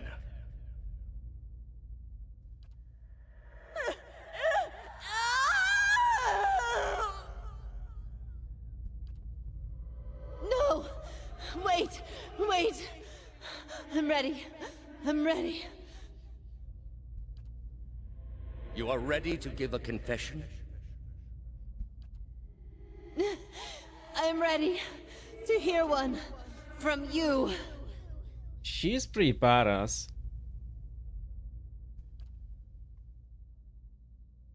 Theos shakes his head and points at the Inquisitor, and the scraping rind of rusted gears echoes in your mind as the apparitions fade away. When you get to the bottom, holler up here. Let me know if it's safe. Every wrinkle and boil carved onto Woodacre's statue looks painfully familiar. There's a grand adventure added, nice. Let's assign Durance because I don't care about him. A great pit lies in the shadow of the statue of Woodacre. No light from the surface reaches the bottom, but even so you catch flickers of a ghostly glow in the depths. A wind from the pit buffets you.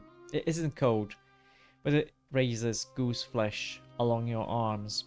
The wind carries a whisper, low and sibilant. As you look into the pit, souls gather around you. They encase you in a cloud of essence that swirls around your body while you consider your next move. Jump?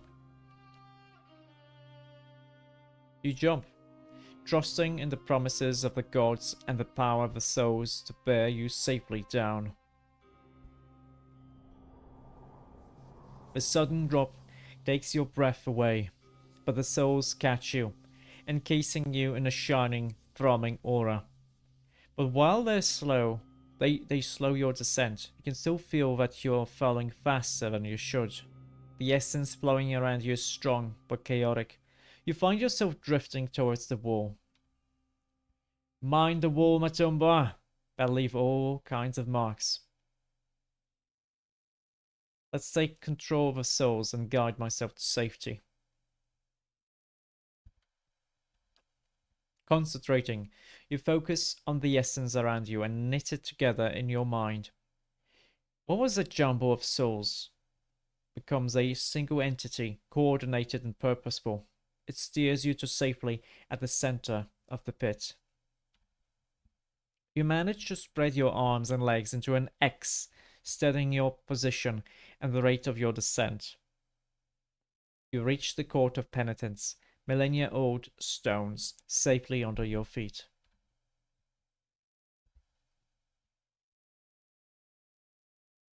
We are high level? Nah, it's fine. The rewards are the same, nothing changes except fights being more difficult. And I'm okay with fights not being difficult, yeah?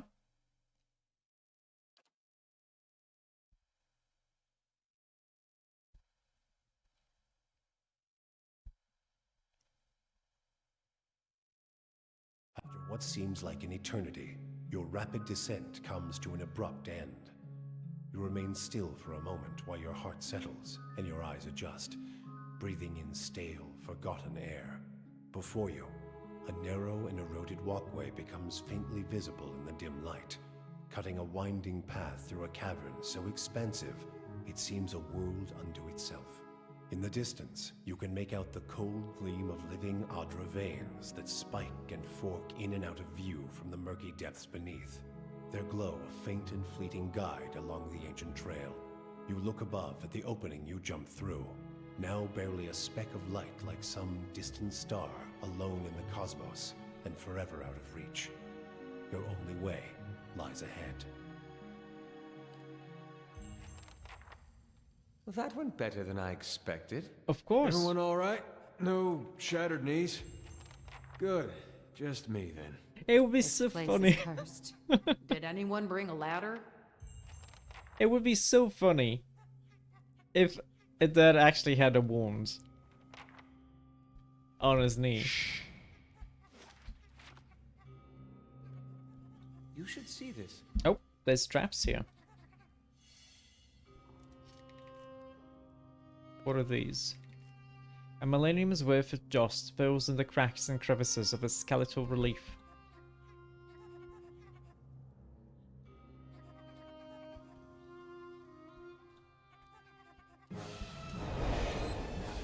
That's it!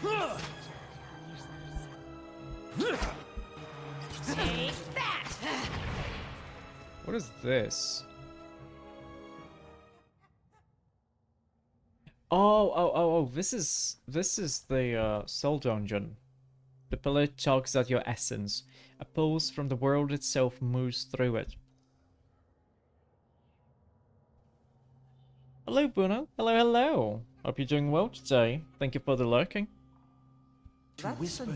Oh, there's traps here.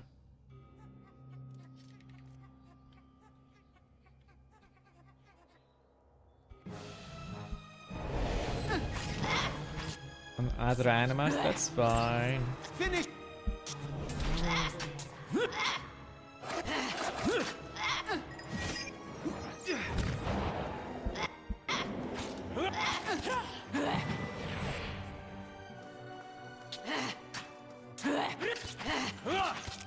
Yeah, I'm okay with fights being easy.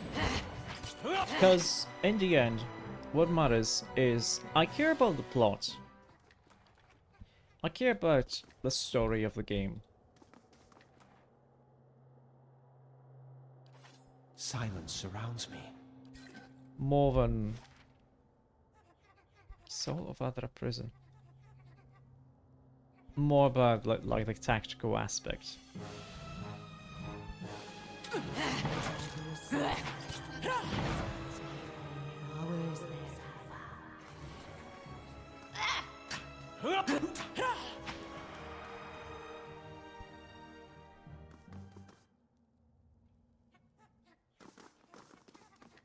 But I would have so much an easier time if I knew. Eyes open.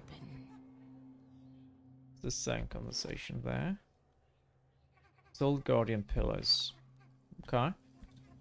If I knew that the sword is gonna end up useless, I would have just gone and not used this steadfast.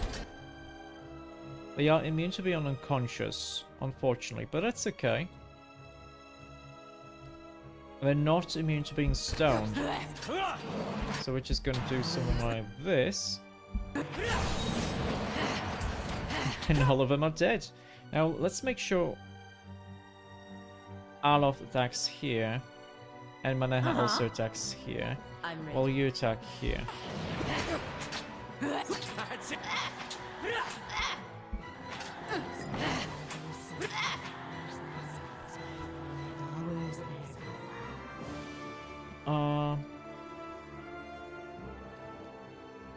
And she's gonna swap to the sword here. I know it's gonna be less damage. But it's only like 4 minimum. It is 16 maximum damage though. Nah, it's better like this. Because she could have like 25% to instantly kill any vessel. Certainly. My thoughts will be as silent as my feet. The work of a moment.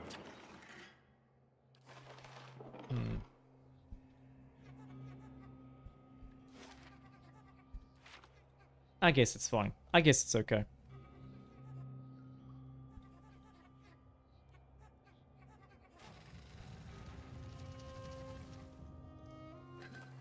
That's another one. Oh! Hello.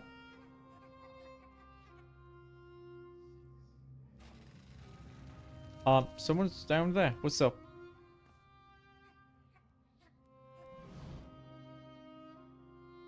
Oh, she's got her face burned, yeah. Okay. A column of Adra rises above you, stoic and silent. Its ridged layers a measuring stick for the passing of ages. It feels to you as a thick block of ice, and you perceive buried deep in its core a dim, flickering flame, all but extinguished, yet preserved against the ravages of the elements. As you approach, the flame seems to steady and draw strength, and the layers separating it from you melt away, and you are bathed in its glow, a bright beacon in the gloom. The glow seems to fade, as though you had adjusted to its intensity. And where it was, Yovara seeps into existence, an idyllic shade hovering above the moist prison floor. Though ageless, she appears somehow different to you now. A slight stoop to her carriage, perhaps, or a trace of sunkenness in her eyes. There's broad scars across her face, fibrous and wormy where flames once lapped, only healed even in death. Hello, brother. It has truly been ages. You are so different now from who you were then, yet much remains the same. Old troubles with a new face. What is it that has brought you here? Well, it seems I have unfinished business here. I'd hoped after our last discussion you would find what you sought. Has it eluded you all this time? I can only guess your presence here has something to do with Theos. The energy of this place changes when he is near. I don't know what he has done, but I do know of the souls that pass through here now. They do not come by choice. Yeah, Theos diverted him from the cycle. He seeks to empower Whitaker and to blame Animancy for the damage he's caused. After all this time, he would still stand against the tide. Okay, you knew me when Theos did. There's something I need to ask. I will tell you what I remember. So, there's something about that lifetime that my soul can't let go of. I need to know what it is, and I'm running out of time. I see moments from that life, of you, of the Inquisition, of Theos. I can see his influence, still hanging like a weight about your neck. So it always was. He had inspired something in you. We spoke of him the last time you were here also. Last time? It was just after the trial. You were agitated. I think because you started to consider that what I was teaching may have been true. And what was that? Yorovara's mouth tightens and her brow furrows. A look of pity. Her eyes shift back and forth between each of yours, as if looking for something that would help her decide whether to speak. That the gods aren't real. They seem real enough to me. I mean, I got a blessing. Pelagina throws her head back and laughs gleefully. Of course not. It all makes sense now. Huh. I'd dreaded the idea from the moment the Delimgon suggested it. And yet, it almost feels like a relief. Uh-huh. She's not serious. I feel like she's very serious. What I taught was that the gods whose faith we had been spreading were not gods at all, but something else entirely. Something created by people. I think that it's possible for your character to be a philosopher that was cast out from the academy, or like exiled because he preached the same. I think that's actually a choice you could have with making your character. Okay, so who created these gods then, and for what? They were conceived by Engwith, a society of high minds and broad concerns. Theos' people. In their time, every people worshipped its own gods. Sometimes they warred over it. After a few wars of their own, the Engwithans sought an end to it. They devoted all their energy to finding the true creators. Generation after generation, they prodded and worked the stitching of the world and unlocked its secrets. One day, they found an answer. Except the answer was no answer at all. There were no gods to be found. Or if there ever were, they were gone. It shook them, this finding. If they could discover this on their own, how long until others would? How long before war and chaos reigned over a world without consequence? But they had mastered many things in their pursuit of these answers. And with their mastery, they crafted their own gods to fill the void, and sent missionaries to the corners of the world to spread their faith. And this is why Theos wants to destroy animancy. Because using animancy, people will be able to come to the same conclusion. That the gods are not true gods. They've been made. So is this where you started your own faith? I never thought of it as faith, but I think you are right to call it that. Let the world see. Let them decide what to do. That was my faith. I became a missionary because the gods brought me hope that I wanted to bring to others. For a time, the truth sent me to a dark place.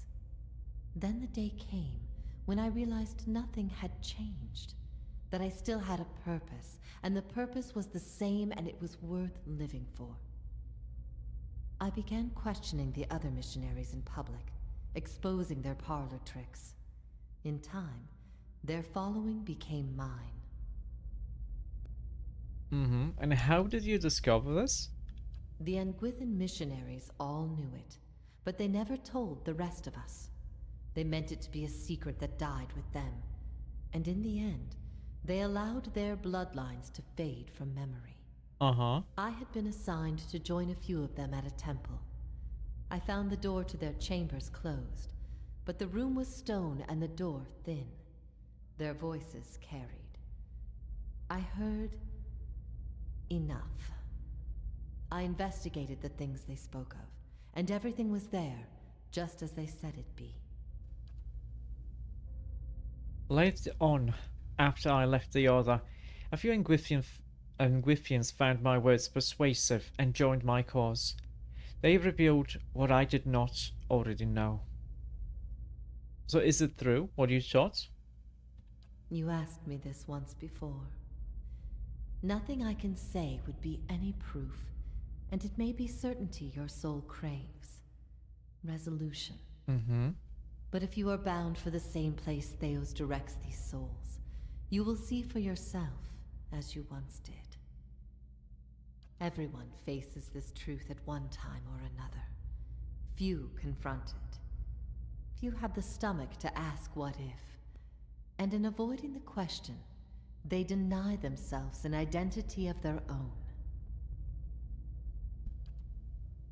Yovara scans her audience in silence, her eyes thoughtful, lingering on each member of your company in turn, finding interest in things unseen. What if all the tragedy, All the persecution came in defense of an imposter. Oh. That's not... That can't be right. Aethys, he's done miracles for people. The power of the gods is undeniable. The truth of the story they weave is not. Uh-huh. What if you had always been alone, without guidance? Well, as poorly as I've chosen my guides, I suppose it would be a comfort to know that I'm free of them. The freedom has always been. It was the guidance that was the illusion. What if even mastery over all things cannot answer the most basic of questions? That's a weird question to ask, Pelagina. I stopped asking those questions long ago. It is enough to care for those we love with the time we have in this life. What if the cycle of birth and death is nothing more than a tool of endless preoccupation? She actually faces the grieving mother directly. Oh, wow. The grieving mother returns Yovara's gaze, nodding her head almost imperceptibly. For a moment, all is silent. Yovara nods back, seemingly moved by some unspoken understanding. What did she say? She locks eyes with Maneha. What if no god had the authority to relieve our burdens or absolve our sins? Are the gods any less important because we created them? Maneha angles her head and screws up her expression. If what we're saying is true, people made the gods because they needed forgiveness, guidance, grace. Things we're not so good at offering one another. Uh-huh. For the first time in decades, I feel whole. And it was the power of a god that made me so. Power it may have been, but not the power of a god. You feel the weight of Yovara's translucent eyes upon your soul. What if we can be assured of nothing?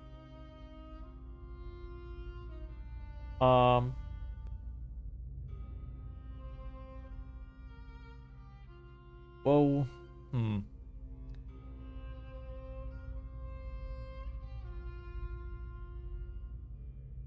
I guess the only value is in the things which we create ourselves. As in, we can be assured of our own actions? I feel like that's a good answer.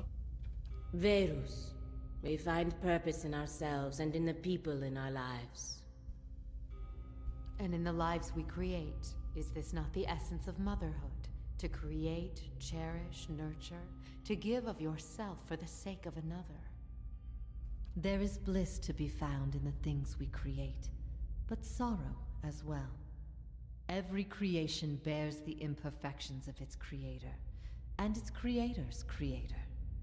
Art and song are creations, but so are weapons and lies. We must be careful that our creations do not consume us. Oh, you're being contrarian, Yovara. You don't have to go that far. Obviously, something we make is not going to be perfect, because we're not perfect, and that's totally fine. We can just hope that it's going to be as good as we can possibly make it. I ask these things not to trouble you, but to show why they must be confronted. No answer is simple, but somewhere between them all lies a truth so beautiful, not even a god could conceive it. Do we not owe ourselves a chance to find our part in it?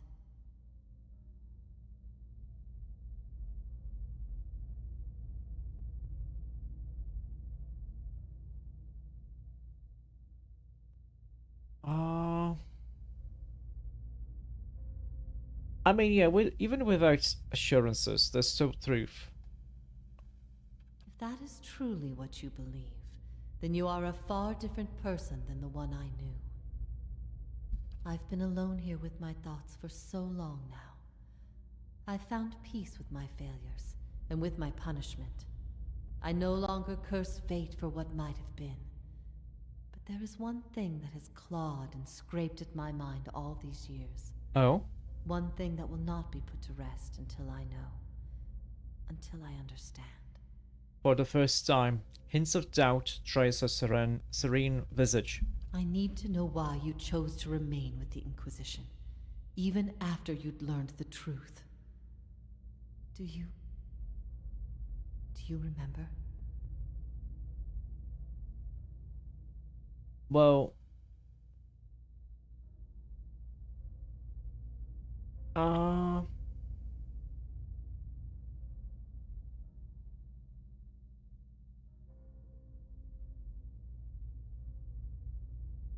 did we hate our sister?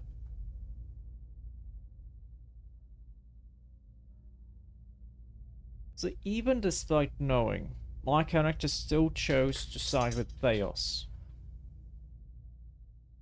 I don't know.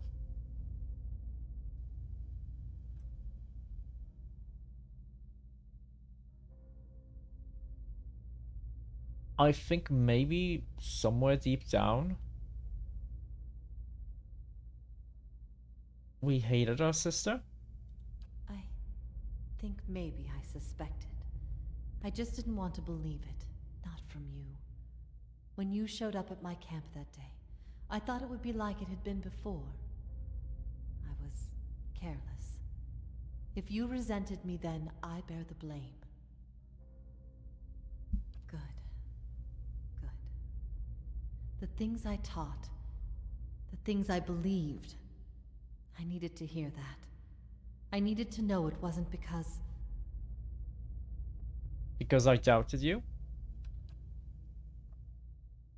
I needed to know it wasn't because, after everything you've learned, you'd still rather believe in a lie. That is the conclusion people reach once they know everything, and my purpose has been a mistake.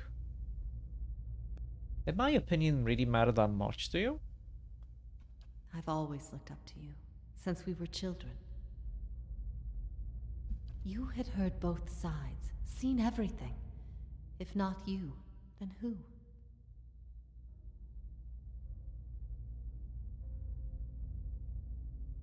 I guess I see your point.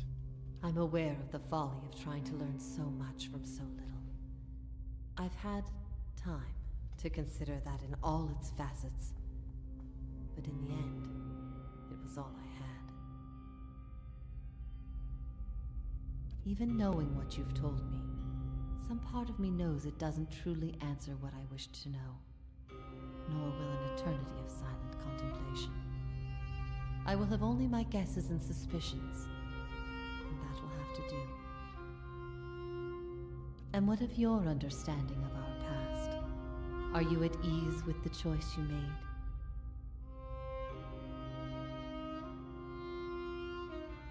Well, I see the world differently now than I once did. I regret what I did to you and wish you your forgiveness. I have always forgiven you. Whatever your reason, no quarrel of ideas can sever ties of blood and essence. No parting of ways can erase memories of times without worry. Times when even without gods, we were never truly alone. At first I thought this might be the source of your soul's anguish. But now I see I was mistaken. You are not divided on this matter. You have put it behind you. It is with Theos that your agony lies, in sun and shadow. Your questions are not for me, but for him. And it may be that only an answer from the mouth of Theos himself will satisfy your needs. Okay. Yet if there is anything I can tell you that would be of use, ask and you shall know. Okay, are you bound here until the end of time? In a matter of speaking. This is Braeth Yamen, the court of the penitents. Souls are confined here until they repent. They must beg the forgiveness of a god, pledge their soul to them, and they will be lifted from this place to the world above. In truth, they receive leniency, but not true mercy. The spite of Woodica is eternal. They linger above, at the site of the old court, and are not permitted to leave the island, forever severed from the cycle. Okay. This prison was full once in the days of the Inquisition. But time weathers all things, even will. I'm the only tenant who remains. Yet, I feel their presence strongly now, as it was in the beginning. You have brought many of them here. They cry out for the judgment of Theos. You have struck some bargain with the gods, then. Well, the other gods aid me because they want Theos destroyed. I owe them no debt. They aid you because they would bend you to their own purposes. Engwith built gods from ideals, and an ideal on its own is a grotesque and vicious thing. But these souls, these forgiven the gods have bequeathed you like chattel. They were loyal followers in life. They will be with you to the very end. Okay, why don't you repent? You could be free of this place.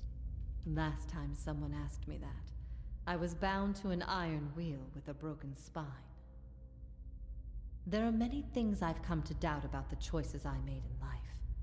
But that trial was my one moment of certainty, even without a chorus of gods to tell me I had been right.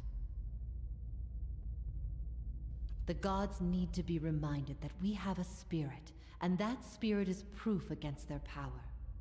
They have the power to manipulate and confuse and ruin us, but not to change our will. I will remain here until the world crumbles and fades from existence, with joy in my heart, knowing I've shown them what they truly are. Okay, this place, Sun and Shadow, what is it? I could tell you what I believe, but again, it would be no proof. I have only what I have seen, and what others have told me about it. There's only one man who can tell you now, who knows it to a certainty, and you shall face him soon enough. I will leave you to see it for yourself. Make your own judgments. Better for your soul than that way, I think. Okay, how do you speak Idirion? I speak no language now, but the wordless expressions of a spirit. It is through my connection to you that I'm able to draw upon your words and form them as my own. Okay. So do you know what I need from Theos? I could not say for sure. But you have been to Sun and Shadow before, and it came at a crossroads in your life, when much of what you knew had been upended. I have to believe it will come to you there.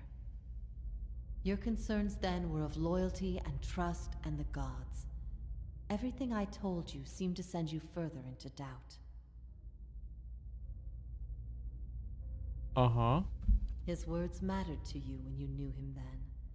After you and I spoke, you went immediately to seek him out. Perhaps you simply sought confirmation from the man you trusted. If something from that time still troubles you, it may be something he told you then, or refused to tell you. He keeps secrets better than any in this world. Okay. Why has he done this? He cares only for the secret he keeps locked away. He destroys anyone who might discover it, no matter their chances. Mm-hmm. That's why he's always favored Woodica. It isn't in her love of promises or justice. It's her disregard for the rules. Her willingness to do what is necessary. To Theos, she's not a deity, but an ally with which to conspire. When her power waxes, she does as she pleases with this realm, as well as hers. And she wants that secret guarded as much as he. Okay. If Theos succeeds, there will be a shift in the balance of power among the gods. Woodica was vanquished once, when the other gods decided she had gone too far, and her power diminished. With this infusion, there is no telling what she will do. The only certainty is that there will be chaos in their realm, as well as ours. Okay, how can I have Theos tell me what I need to do? Or what I need to know? You will not find a more resolute being on all of Eora. There is no offer you could make, nor spell you could cast, nor pain you could inflict that would make him reveal what he hides. but I see you have become a watcher in this life. Perhaps in defeat, when he can no longer defend himself, you might learn something from him.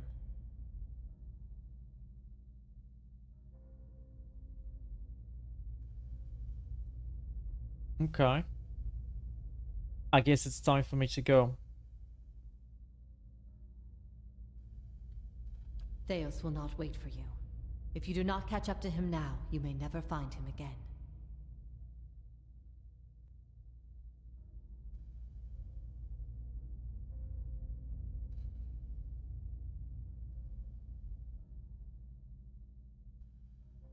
Let's see.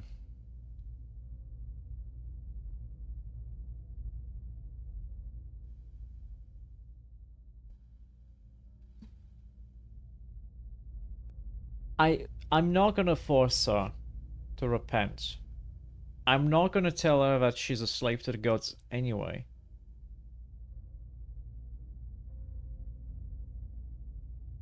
I'm not gonna be resentful here. I will waste no more time. Farewell. It is a cruel fate to wait all this time to be reunited with my only brother, only to be forced to part soon after. But then, what is life but a series of brief encounters with those we love? If ever we should meet again, in this life or any other, I hope to find you at peace.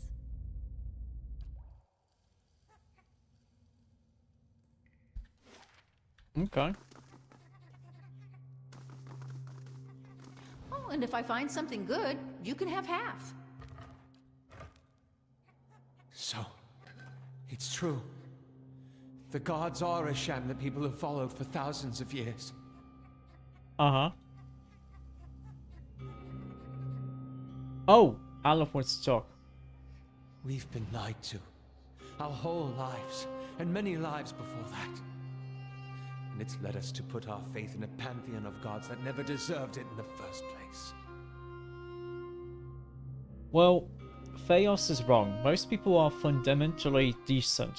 Knowing the truth can only make them better. You're right. People will be better off finding direction on their own than following this farce. Besides, the gods haven't exactly done much to prevent us from slaughtering each other. If anything, they've only given us more pretenses for doing so. Mm-hmm. The slaughter seems to come whether there's a god involved or not. If there wasn't a god justifying it, it'd be some other thing. That's also fair. I've also been thinking. There won't be much left of Theos by the time you're done with him, if I know how you operate. That will leave the leaden key headless. Perhaps it's best it stays that way. Do what you think is right. Then let's face Theos. When this is all over, I'll make sure that no one is able to commit his abuses again. Good. Now, is this like another whole dungeon, or is this...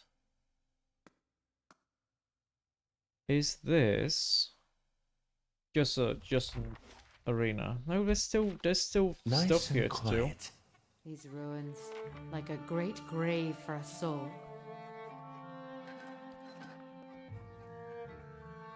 Ring of searing flames. What's this? Hello? Oh, I didn't check what my oh, my friendos.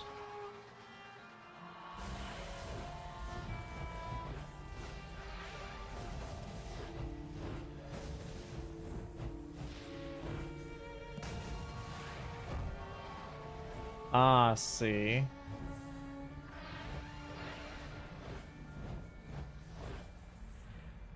Full of surprises, aren't you? Yes? Many spirits stir here, edged with anger, violence. I don't suppose you could make a few bridges the same way, hmm? You do that again? I had something in my eye. Missed most of it. Okay, what's this? Steps of the wheel. We can paralyze an enemy and sicken them. That's okay. Certainly.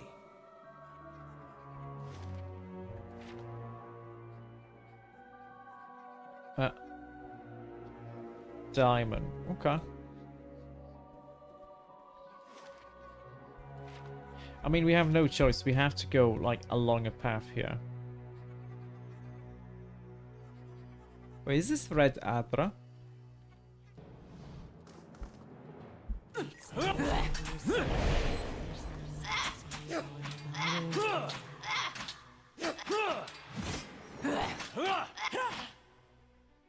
Wait, were you really that far? Okay, that's fine. That's okay. Oh, and if I find something good, you can have half. Topaz, it's fine. Oh wow, it's even dragons with Wait, did you see something, Alof?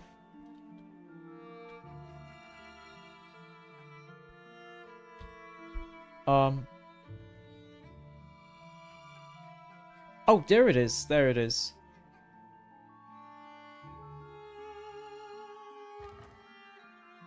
Gauntlets of swift action. Attack speed. What's this? What is this? Am I gonna...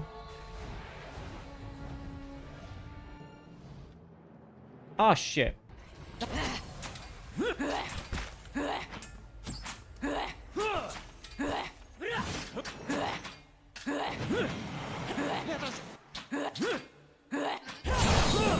I think doing this is gonna help me later.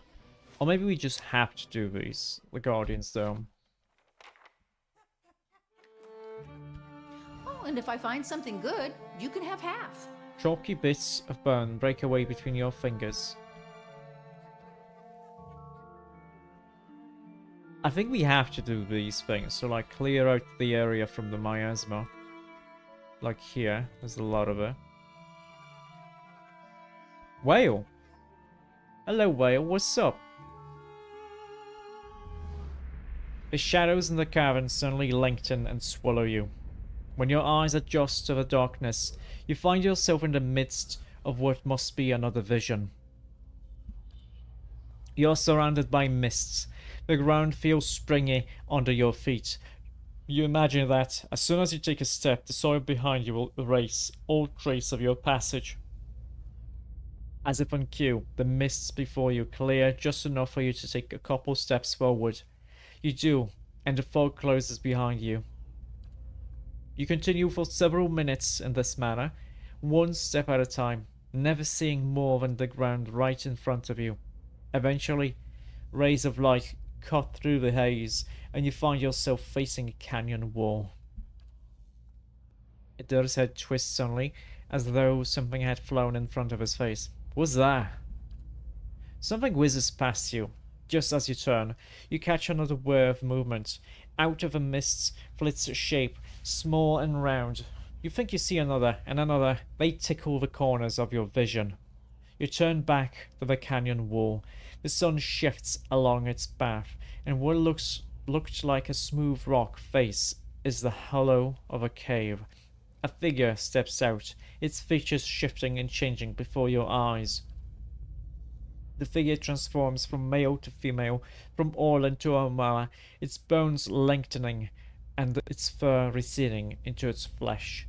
The only detail that remains constant is the smooth, eyeless face.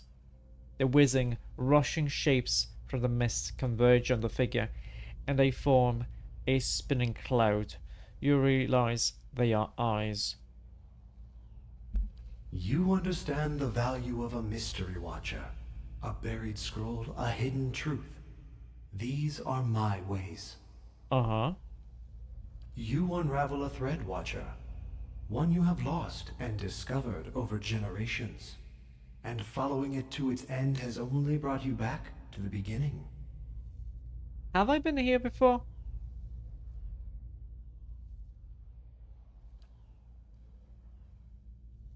Whale giggles, a strangely modulated sound that rises and falls as the god shifts from one form to the next. Your search for answers to your past has led you to another mystery, and one grander still. Well, those mysteries don't really matter to me that much. I just want to keep my own soul from unraveling. Yet as you've sought this goal, your foes have pursued another. A nebula of souls, blind and brimming with potential. The answer to Woodika's question and the beginning of yours. What would you do with them?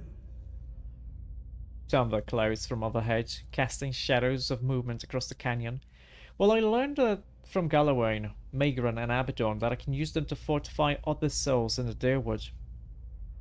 A mightier quarry for a more glorious battle. Yet the hunter takes the rack of antlers and the string of fangs for the memory of hunting the beast, tracking it through the wilds and grappling with it at last. Even the gods require fresh mysteries. Uh-huh. The clouds break, and the torrent of rain washes Whale's features clean. His blank face molds itself again, taking on the shape of something you've never seen before. Do not consign the souls to the fate of some god's choosing. Hello, Needy. Hello, hello. I see you're looking very respectfully. I'm also looking very respectfully. You're looking while in the stream? Okay. I'm gonna drop by. I'm gonna drop by later. Let them be lost again. No answers to no riddles. Behind him, the sudden downpour has carved no caves into the canyon. We're not going to talk to Whale. Bye-bye, Whale. That is a word for endings, and this is but a crossroads.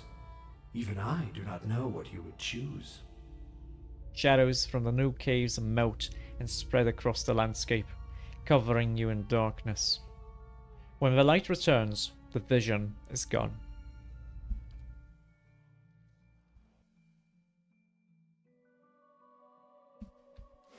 I think we're supposed to go here, because there's like a... something, maybe? I'll see what's ahead. Wait, we can jump. Sure.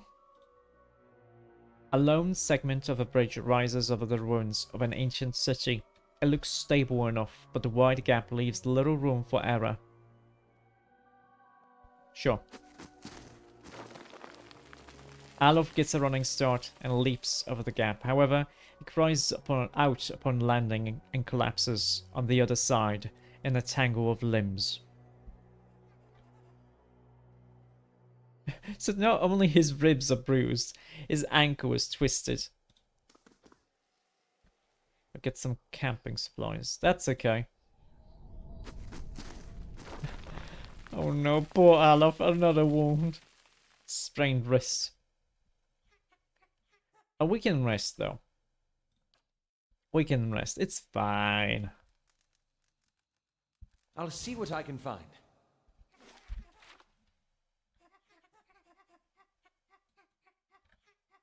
I'm not really sure about this one. I need Yes? to walk into here.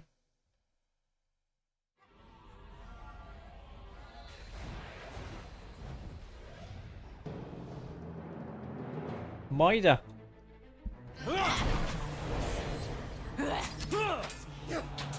Oh, that's a big boy.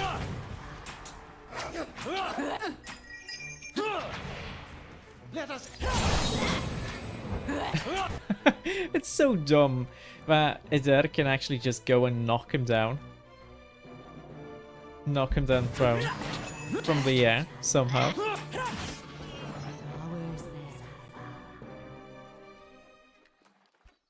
Slowly now. So we're kind of supposed to go there, but I want to explore a little bit more.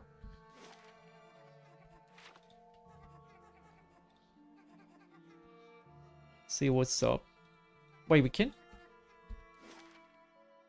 Oh, I thought we could go down there, but no.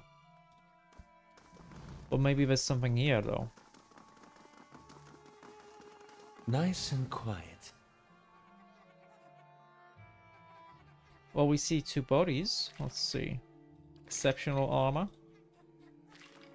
And an exceptional club. Okay.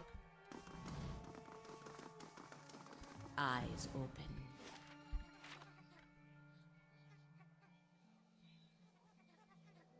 Let's see. Whew,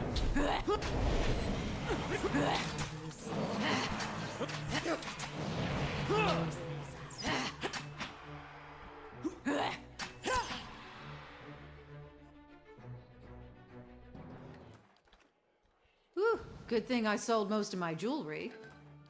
Another mechanic scroll. That's like the second mechanic scroll we got in the game. Those are very rare, and you can't make them.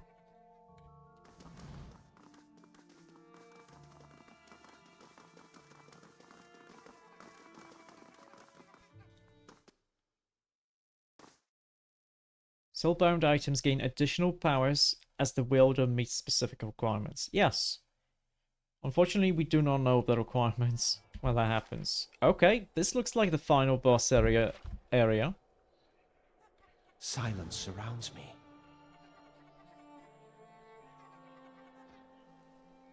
Scroll up the fence.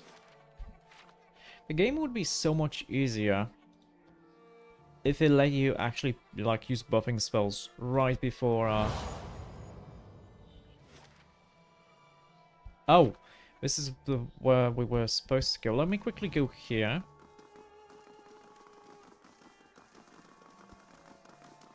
I think I made the right decision. We should be able to finish fairly quickly today, and I'm gonna be starting something new tomorrow. But let's take our time talking to Theos. Are you ready to take the oath? To spread the word of the gods to the lost and heathen? No. That's a big machine here.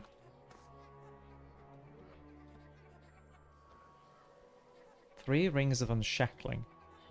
Are we gonna need them? But it kind of feels like we're gonna need them, but I'm not really sure.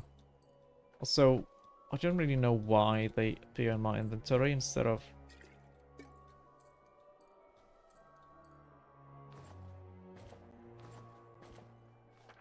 going to the stash.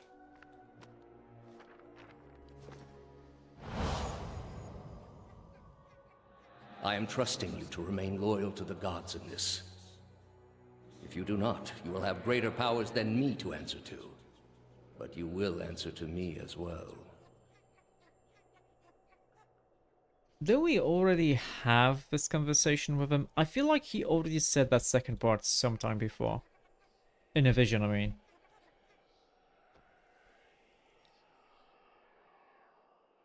Spinning. I wouldn't ask this were there any other choice. Uh-huh.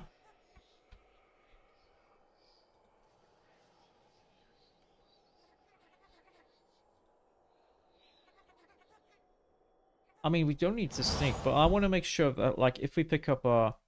If we find a trap, we're not gonna, like, walk into it. This is a missionary, same as I was. Taught the wrong things as I was. Yes. We did have that conversation with Yuvara just at the beginning of the Burial Isle. Osionis. They have held off many would-be invaders.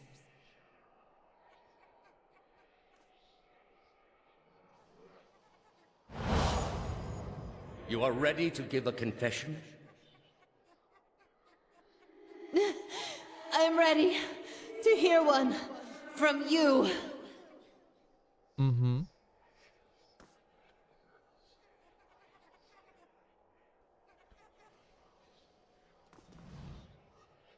Okay, let's look at this thing here. So I'm guessing we're gonna have to do something with these bats here. This is Wodica's symbol. The pillars. And this machine. Okay.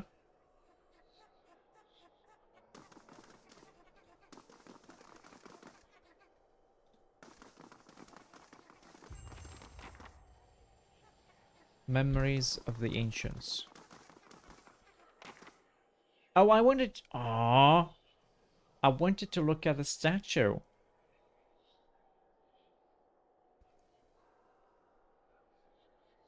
Oh, there he is. You've come to a circular room, grand and domed. Its walls lined with abra and trimmed with copper. At the far end, a great pillar of Adra pierces the floor from below like a ragged spike, its shimmering texture giving the illusion of boundless depth. Your thoughts are yours and not yours, as they are all questions.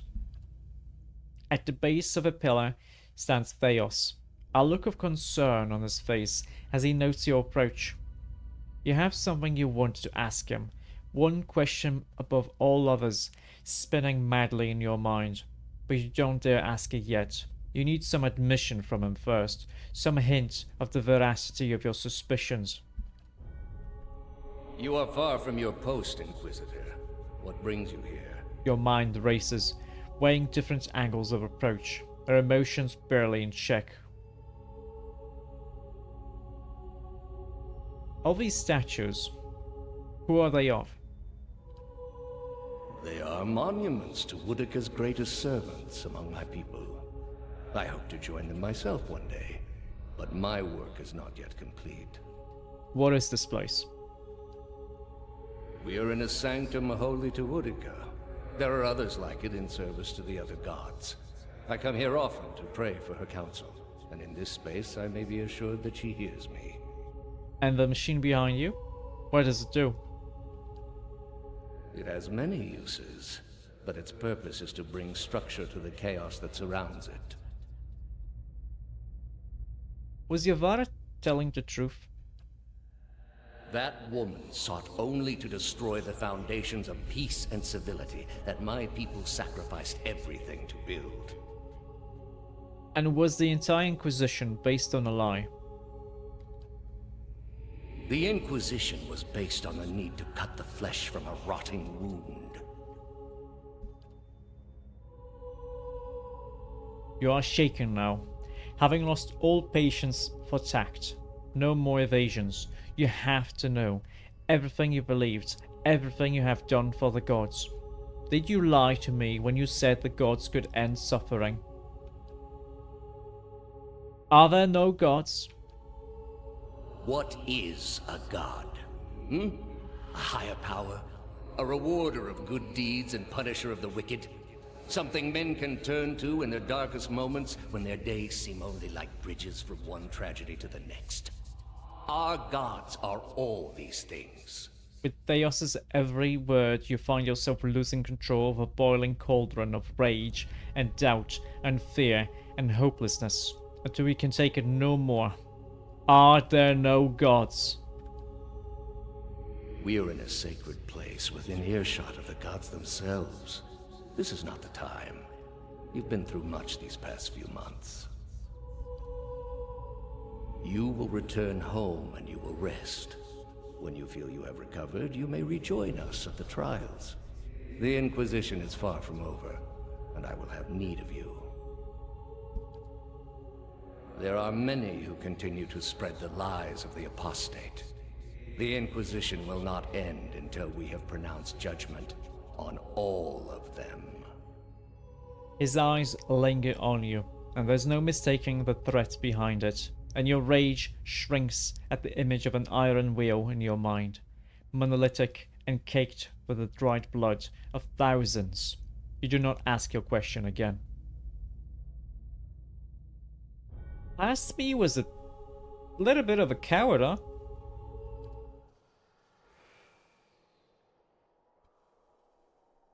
Oh, he's on this side, okay.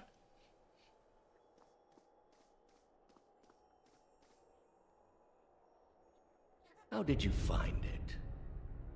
I didn't. It was Lady Webb. Another in a string of acts of petty defiance. For all her knowledge, she always preferred spite over reason. It was reason that guided her hand in this. Then she should have obeyed. I ask one thing of all my followers. She was incapable. A waste of rare talent and intellect.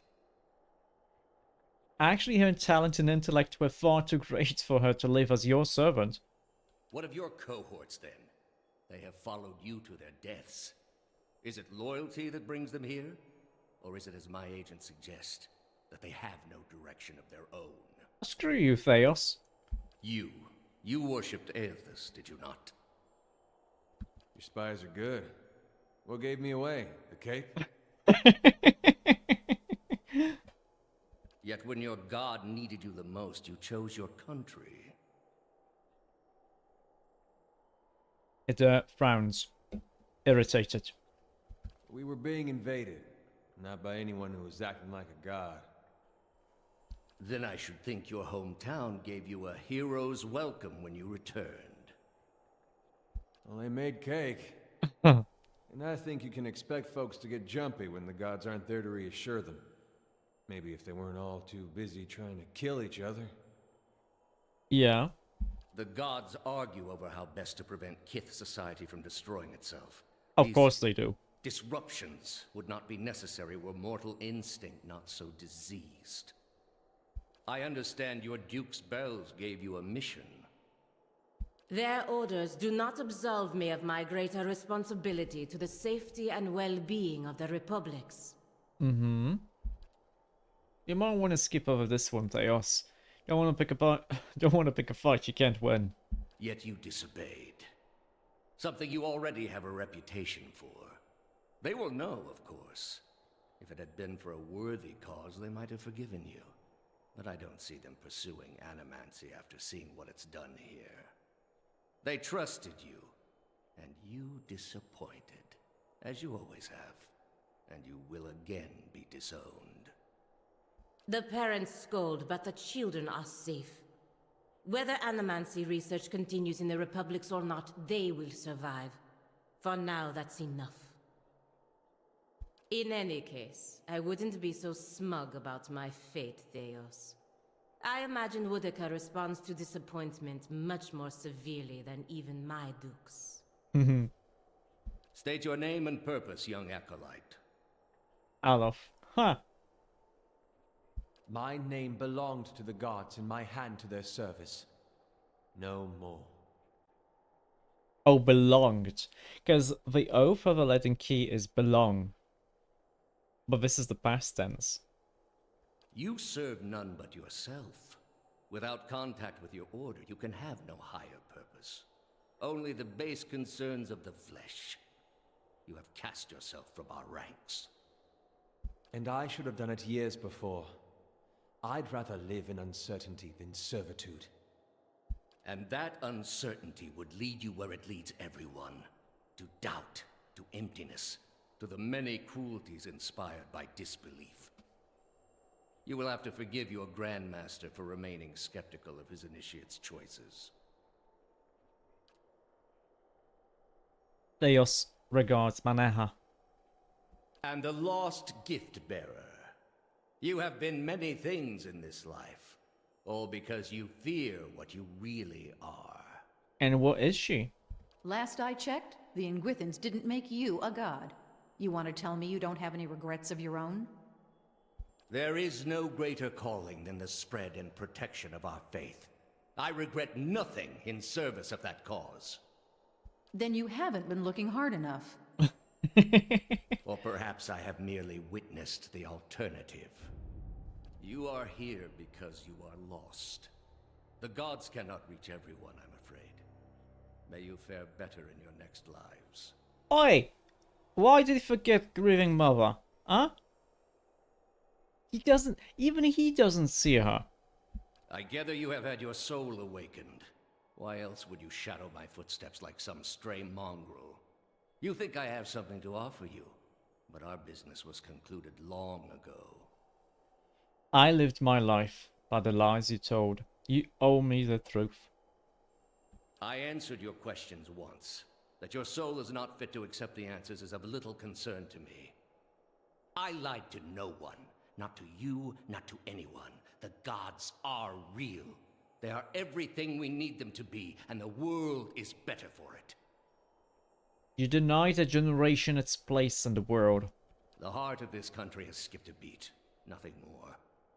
I have done far worse. I plunged the peaceful kingdom of Telosus into civil war. I slew the monarch of Desantio, whose people never knew hardship under his rule, and replaced him with a cruel despot who brought them to ruin. Why? When plague arrived at the great city of Arborensis, I saw to it that the cure did not. They piled their dead outside the city in heaps that rose above their walls. Is this supposed to diminish the damage you've done here? It is to show the proper perspective. There was a time, back when your soul was still a shapeless mist, when the world believed only in false gods. Thousands of them. Gods that told them to take slaves. Gods that told them to make war upon their neighbors and devour the slain. Gods that told them to burn their children alive and cover themselves in the ashes as a sign of their faith. But all that changed when they learned of the true gods. Our gods. All those misshapen, bestial instincts melted beneath the radiance of our God's majesty. You could see it in their eyes. That dull emptiness replaced with the glimmer of a kindled spark.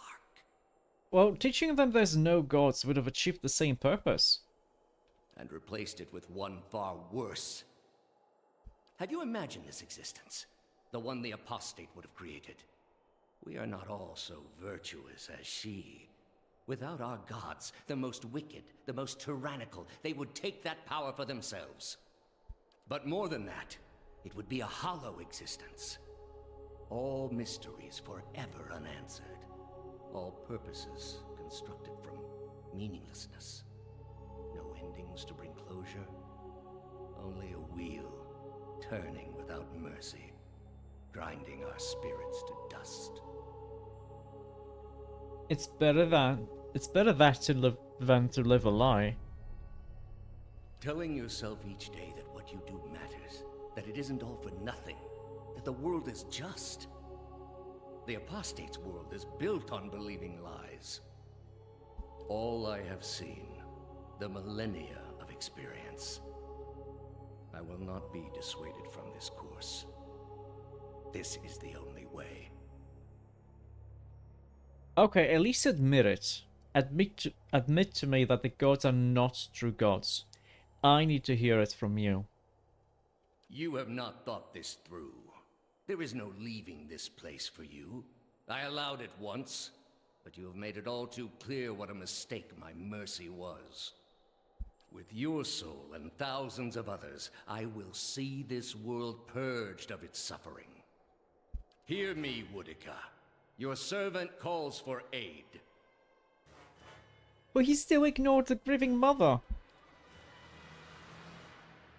Wait, stuff happens. Oh wait, what happened? I see.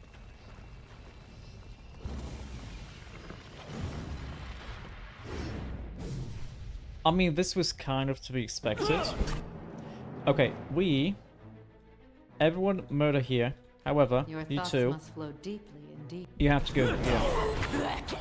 Alof, you go here. This is important. Paladin, attack this guy. Okay, actually, just smack this guy. Forgive me.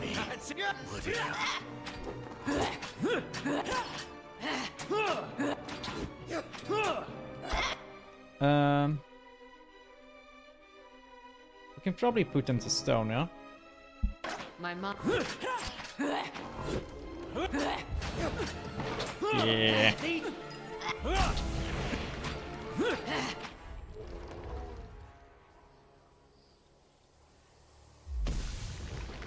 At your feet rests the body of Theos, hollow, with dense wrinkles shaped by the silent shouldering of an eternal burden now smoothed across his color-drained face. His soul remains still for the moment, defenseless, its energy expended in defeat. It lies sprawled across his body like a death shroud. Thousands of souls he has tortured. Would that he could live those sufferings 1,000 times himself. In his own way, Theos must have truly believed he was caring for the people of Aeora, protecting them from themselves. A shame his soul won't have a chance to reflect on his errors before it enters the wheel. He was good at serving his god, I give him that. He should have picked a better one. He spent his lives, more than any of us will ever know. For what? binding the world to a lie. Could a man like that ever be redeemed? Can't help but feel sorry for him. To live so long without a fresh start, with no chance to wonder what's around the corner. Let's explore his soul. With a deep breath, you plunge into Theos' soul. And where in Brackenbury it had been a maze of narrow corridors and dead ends, now it is expansive and borderless, its walls crumbling into heaps like the ruins of Engwyth as you pass through them. You travel for what seems like ages, rushing to a known destination, a memory you glimpsed once before. At last you see it. No more than a pinprick of light at the end of a long tunnel, expanding slowly at first, then quickly as you near. You come out in the room you are standing in now, but it is new and pristine, filled with people, thousands of them, all turned towards the great Adra pillar and the machine that encases it. Theos stands at the machine, and you are one with him now.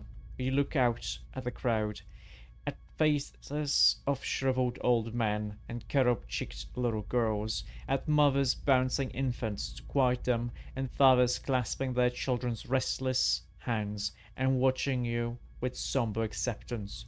A woman with tears in her eyes gives you a small nod.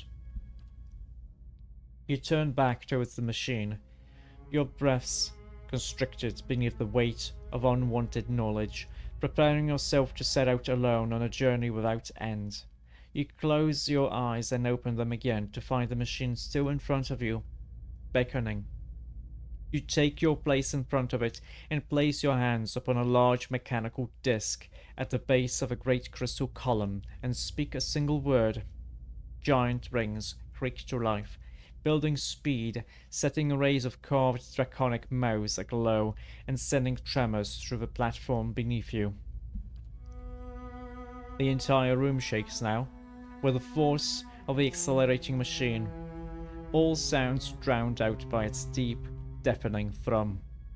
Brilliant tendrils of light arc outward from the pillar in all directions, and you look over your shoulder to see them engulfing the crowd, burning them brightly like hot iron. One by one, the tendrils disappear, leaving ashen effigies where people once stood. Many of them disintegrating into grey heaps under the stress of the tremors. You look above to the Yadra pillar, and a glowing spherical mass has begun to coalesce atop the column where the arcs converge. It grows and pulses, translucent and bulbous like some immense chrysalis suspended in slow rotation as though it were being spun from the arcs of light. When the last arc disappears, the spectral mass hangs a moment, no longer rotating, so bright you must shield your eyes with an outstretched hand, and it seems to you as though it is looking at you. You bow your head in acknowledgement and look back up to see it melt into the pillar like warm candle wax. The pillar flares with a flash of light, bright as the sun itself, then fades to darkness. The machine slows down to an abrupt halt, and when the last echo of its grinding cogs has passed, the chamber is still, and you are alone. From all sides, reality begins to bleed in through the memory, and you find yourself in your own skin once more, looking down on Theos' lifeless body. You sense a listlessness to Theos' soul, an overwhelming fatigue that hinders its immediate escape and makes it vulnerable to manipulation. You feel as though your victory has given you some kind of hold over it, and you're able to do with it as you please. So, we could return him to the cycle.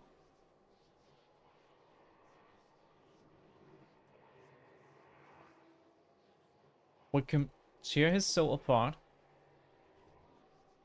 We could banish his soul to the prison.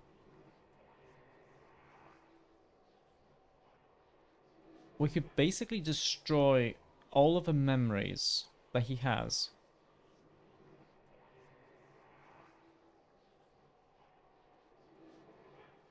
Or we could just destroy his soul completely.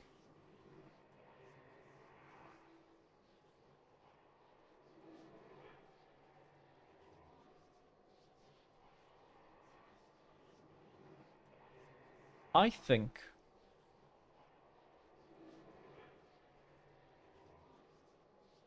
we should be kind here, and we're gonna return it to the cycle. You will remember this, Theos.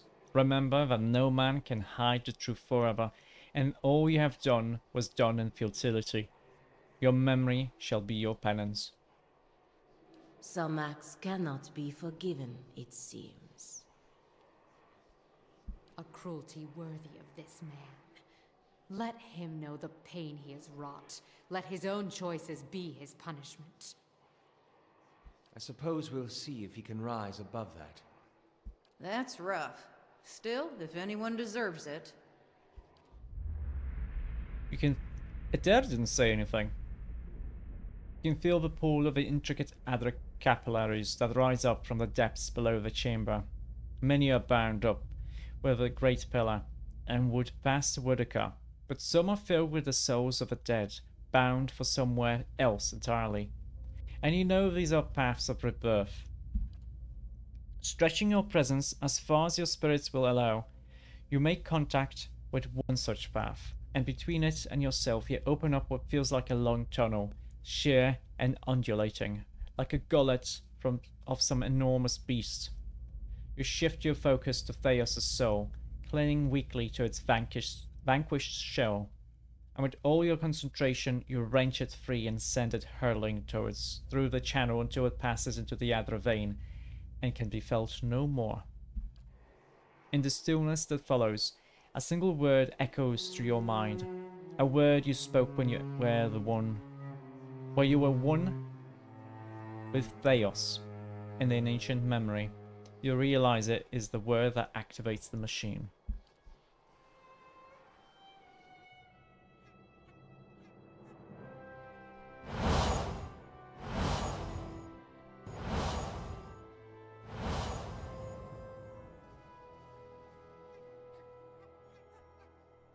Oh? They shall see nothing while I see much. And he didn't drop anything. That's a little bit of a shame. But that's okay. Let's what are you? The machine resonates with the energy of thousands of souls. Standing near it makes your head spin. With your companions bearing witness, you step up to the place where Theos once stood before his people long ago. The great machine lies in front of you, idle, ready. You have seen this machine and many others like it in operation. You understand how it works. It is a device for directing souls. As a watcher, it would be a simple matter to influence that direction. Though as big as the machine is, it may be the last thing you ever do. Speak the command to activate the machine. There's a shrieking of some grinding against stone as old cogs loosen and begin to turn. You have only moments before the souls will be sent into the Adra vein. This will be your only chance at the redirecting them. We are gonna honor our deal with Gallowayne. We're gonna honor our deal with him. Because he did help us. We are gonna distribute the essence to existing souls in the Deerwood to strengthen them. I feel like the option. It would be nice to return the souls to the bodies, but obviously not all of the bodies are alive. So some of the souls would not have anywhere to end up in. We don't want to destroy the souls, and dispersing them is also kind of weird. Whale wants this. Whale wants this. So the only real choice is between sending them back to the cycle or strengthening the existing souls. And I think it's fine to strengthen the ones that exist, because we did learn somewhere along the way that souls actually get weaker. Let's do this. You close your eyes and expand your perception outward, taking in the immense totality of the tens of thousands of souls orbiting the chamber. Your grasp on the souls is tenuous. You find yourself fighting to keep them all within your influence, and you can feel them slipping away from you as the machine gains speed. A brief moment comes when it feels as though you hold all of them at once, and their force is so great it feels as though they will tear you apart. In that moment, you dedicate your entire being to bending their orbit, channeling their flow in a new direction. At your command, the ancient device became your instrument, spinning to life with deafening resonance and gathering up the swirling essence like thread on a great spindle. There, in the pale pulsing glow of the machine that set you on this path long ago, you summoned all your strength, focusing on your objective and blocking out all else. With a single concussive blast that rocked the chamber and sent you tumbling to the ground, you freed the souls from their stasis. Exhausted, your consciousness slipping away, your last sight was of the machine, dark and dormant. Then your eyes closed, and sleep welcomed you at long last. After coming to and searching for some time, you discovered the route Theos used to enter Sun and Shadow, and embarked on a long and arduous ascent back to the surface. You emerged in Terra Evron after days of tunneling through the rubble Theos had left behind, and when you stepped into the daylight, you were faced with a different Deerwood than the one you had left. Uh-huh. At your direction, the essence gathered in Sun and Shadow was sent across Deerwood to meld with and galvanize the souls of its people. In the days that followed, Deerwoodans, confronting adversity and expecting to be at the mercy of their own weakness, instead found strength and the will to persevere. The aggrieved found themselves able to carry on after their losses. The desperate found new reasons to hope. That's good. The new reasons to hope were many, for Widewind's legacy had come to an end after 15 years. Hollow births ceased in the Deerwood, and a country that only days ago had seemed on the brink of collapse was suddenly on the path to a recovery. A fitter, more resilient country in the preferred image of the god of the hunt. Mm-hmm. Though you had killed Lord Radric in his throne room, so strong was his drive to rid his land of Aothasians that he returned to life as a death guard. Wait, what? A deathless crusader for his brutal cause. With the remains of his humanity stripped away, Radric came to see all the people of Gilded Vale as worshippers of Aothas, and one day he led his forces into the village personally to see them all purged from his lands. Gilded Vale was left a hollow shell, its buildings ruined, and its people slaughtered. Didn't I Even put travelers and would-be squatters knew better than to take refuge inside Didn't I its put borders. Kolsch on the throne there? Lord Radric returned to Radric's Hold, where he remained, keeping eternal watch over his barren. How did this happen? Following the assassinations of Duke Avar Wolfgren and Lady Webb, Defiance Bay was thrown into political upheaval. In the ensuing weeks, the streets had become the domain of looters and blackguards. Few dared to step outside their own doors alone or unarmed. Good order was soon re-established by the Knights of the Crucible. Yeah. Who, despite their depleted numbers, had gained favor in the public eye for their role in the unraveling of the conspiracy surrounding Widewind's legacy, and were quickly reinforced by returning forces from Fleetbreaker Castle. Nice. For the Knights, their resurgence marked a return to the tradition as well. Having seen firsthand the dangers presented by dabblers in animancy, the Order quickly abolished the practice internally, preferring the familiarity of their hammers and forges to the uncertainties of Essence and Adra. Their identity rediscovered, the Knights suppressed their political aspirations and began once again to train their recruits in the art of blacksmithing.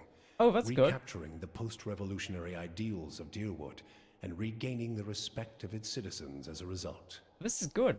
Though the machine atop Ter Noaneth had been disabled, it had not seen its last use. Heritage Hill was rebuilt, and no sooner had the first families moved in to resettle the district than members of the Leaden Key, acting under standing orders from their Grand Master, climbed the tower and reactivated the machine. The initiates slew a handful of the new settlers under cover of night, and watched as history repeated itself. Oh. The victims reanimating and devouring the survivors. Well, that's not good. After this second incident, the district would remain abandoned. This is because I didn't destroy the machine. The Duke's assassination at the apparent hands of an animancer had caused catastrophic rioting in the streets of Defiance Bay. But those who had escaped the melee and the palace hearings remembered the testimonies of the strange guest who had shown up that day and absolved animancy, implicating the Leaden Key instead. The rumor spread quickly, and soon the popular belief was that the assassin had been a Leaden Key spy. And that was actually the When case. The legacy had lifted, people came to see it not as a sign that the riots had been according to the god's wishes, as Theos had hoped, but as a confirmation that animancy had never been the source of the problem in the first place. Deerwoodans instead convinced themselves that the riots had somehow purged Defiance Bay of Leaden Key spies, and that the end of Whitewind's legacy was their well-deserved reward. The rage against animancers was quickly forgotten, and those who had survived were permitted to return to Brackenberry Sanitarium and rebuild it so they might resume their studies. That's good. The town of Deerford had seen the last of the cult of Scan. Dark rumors about the town's many curses quickly faded, and travelers soon returned. Abidon's renewal brought new vigor and purpose to a god long known for quiet, steady labor. Handicraft saw a revival in the Deerwood, and no smith wanted for an apprentice.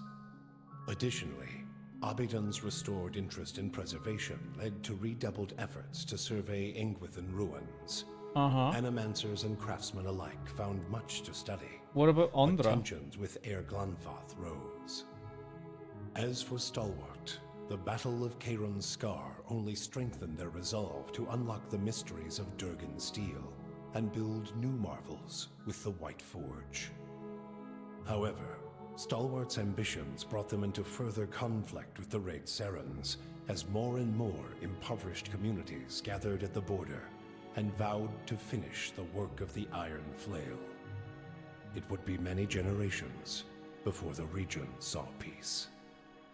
The battle against the Eyeless left Stalwart more hostile than ever toward the ogres in its midst. Why? And the villagers grew bolder as they grew more prosperous. After a handful of bloody skirmishes, the Flames That Whisper clan left the Russet Wood to seek a quieter, more isolated home in the White March. While many such places existed in the mountains, the crossing was treacherous, and the ogres often found themselves embattled with other clans whose territory they passed. Less than half of the Flames That Whisper survived the journey, but those that did found a haven far from Kith lands. Free from the burden of her memory, Maneha soon left the Gift-Bearers and resumed adventuring. Now that she had a taste for the world, she wanted to experience it anew.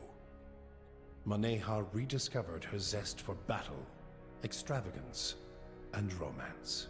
Oh. She kept her gaze on the horizon, looking from one journey to another more distant, from the lover in her arms to another more fervent. Hers was a life of excitement, violence, and passion. She moved too quickly for regret to catch up with her, and she hoped only that she might outpace it in the next life as well. The fortress of Cadnua emerged as a bastion of security in the midst of an untamed land, becoming the envy of every thane and earl in Deerwood. Nice. Legend grew over time of its impregnability, and stories of formidable invaders easily scattered by the keep's defenses became popular around the hearths of Deerwoodinians. Likewise, it also became a beacon to travelers, merchants, and visiting dignitaries alike. Reputed as the finest fortress in all Deerwood, people would journey from near and distant lands alike to experience its fabled hospitality and grandeur. And we did kill the Master Below. After the death of the Master Below, a strange quiet fell over the endless paths of Ad Nua. The attacks on the fortress above ceased. Odnua's silent titan, the closest remaining thing to a master in its musty, forgotten passages. Palagina had gone against the Duke's Bell's orders by inventing a new trade arrangement with the Anamenfoth to accommodate the recovering Deerwooden market. With the Deerwood's people strengthened by the Watcher's gift of souls, the Valian republics found themselves struggling to keep up with their new competitors. Oh! For her outrageous insubordination and audacity, Palagina was banished from the republics for several years.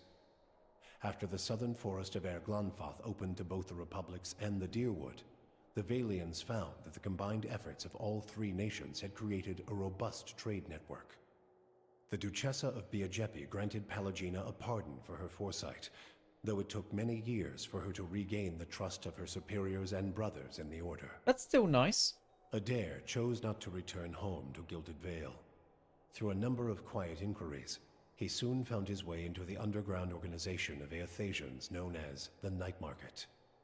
Ironically, in learning that the gods had been fabricated, Adair found his faith in Aethus renewed, and that his god was neither alive nor truly a god had become irrelevant.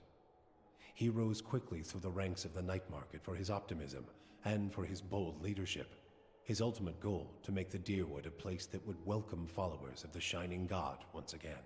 Okay. When the dust settled in Sun and Shadow, Aloth looked upon the remains of Theos Ixarchanon, his former master. He saw where the Grandmaster had gone wrong and what would be required to undo the harm Theos had wrought.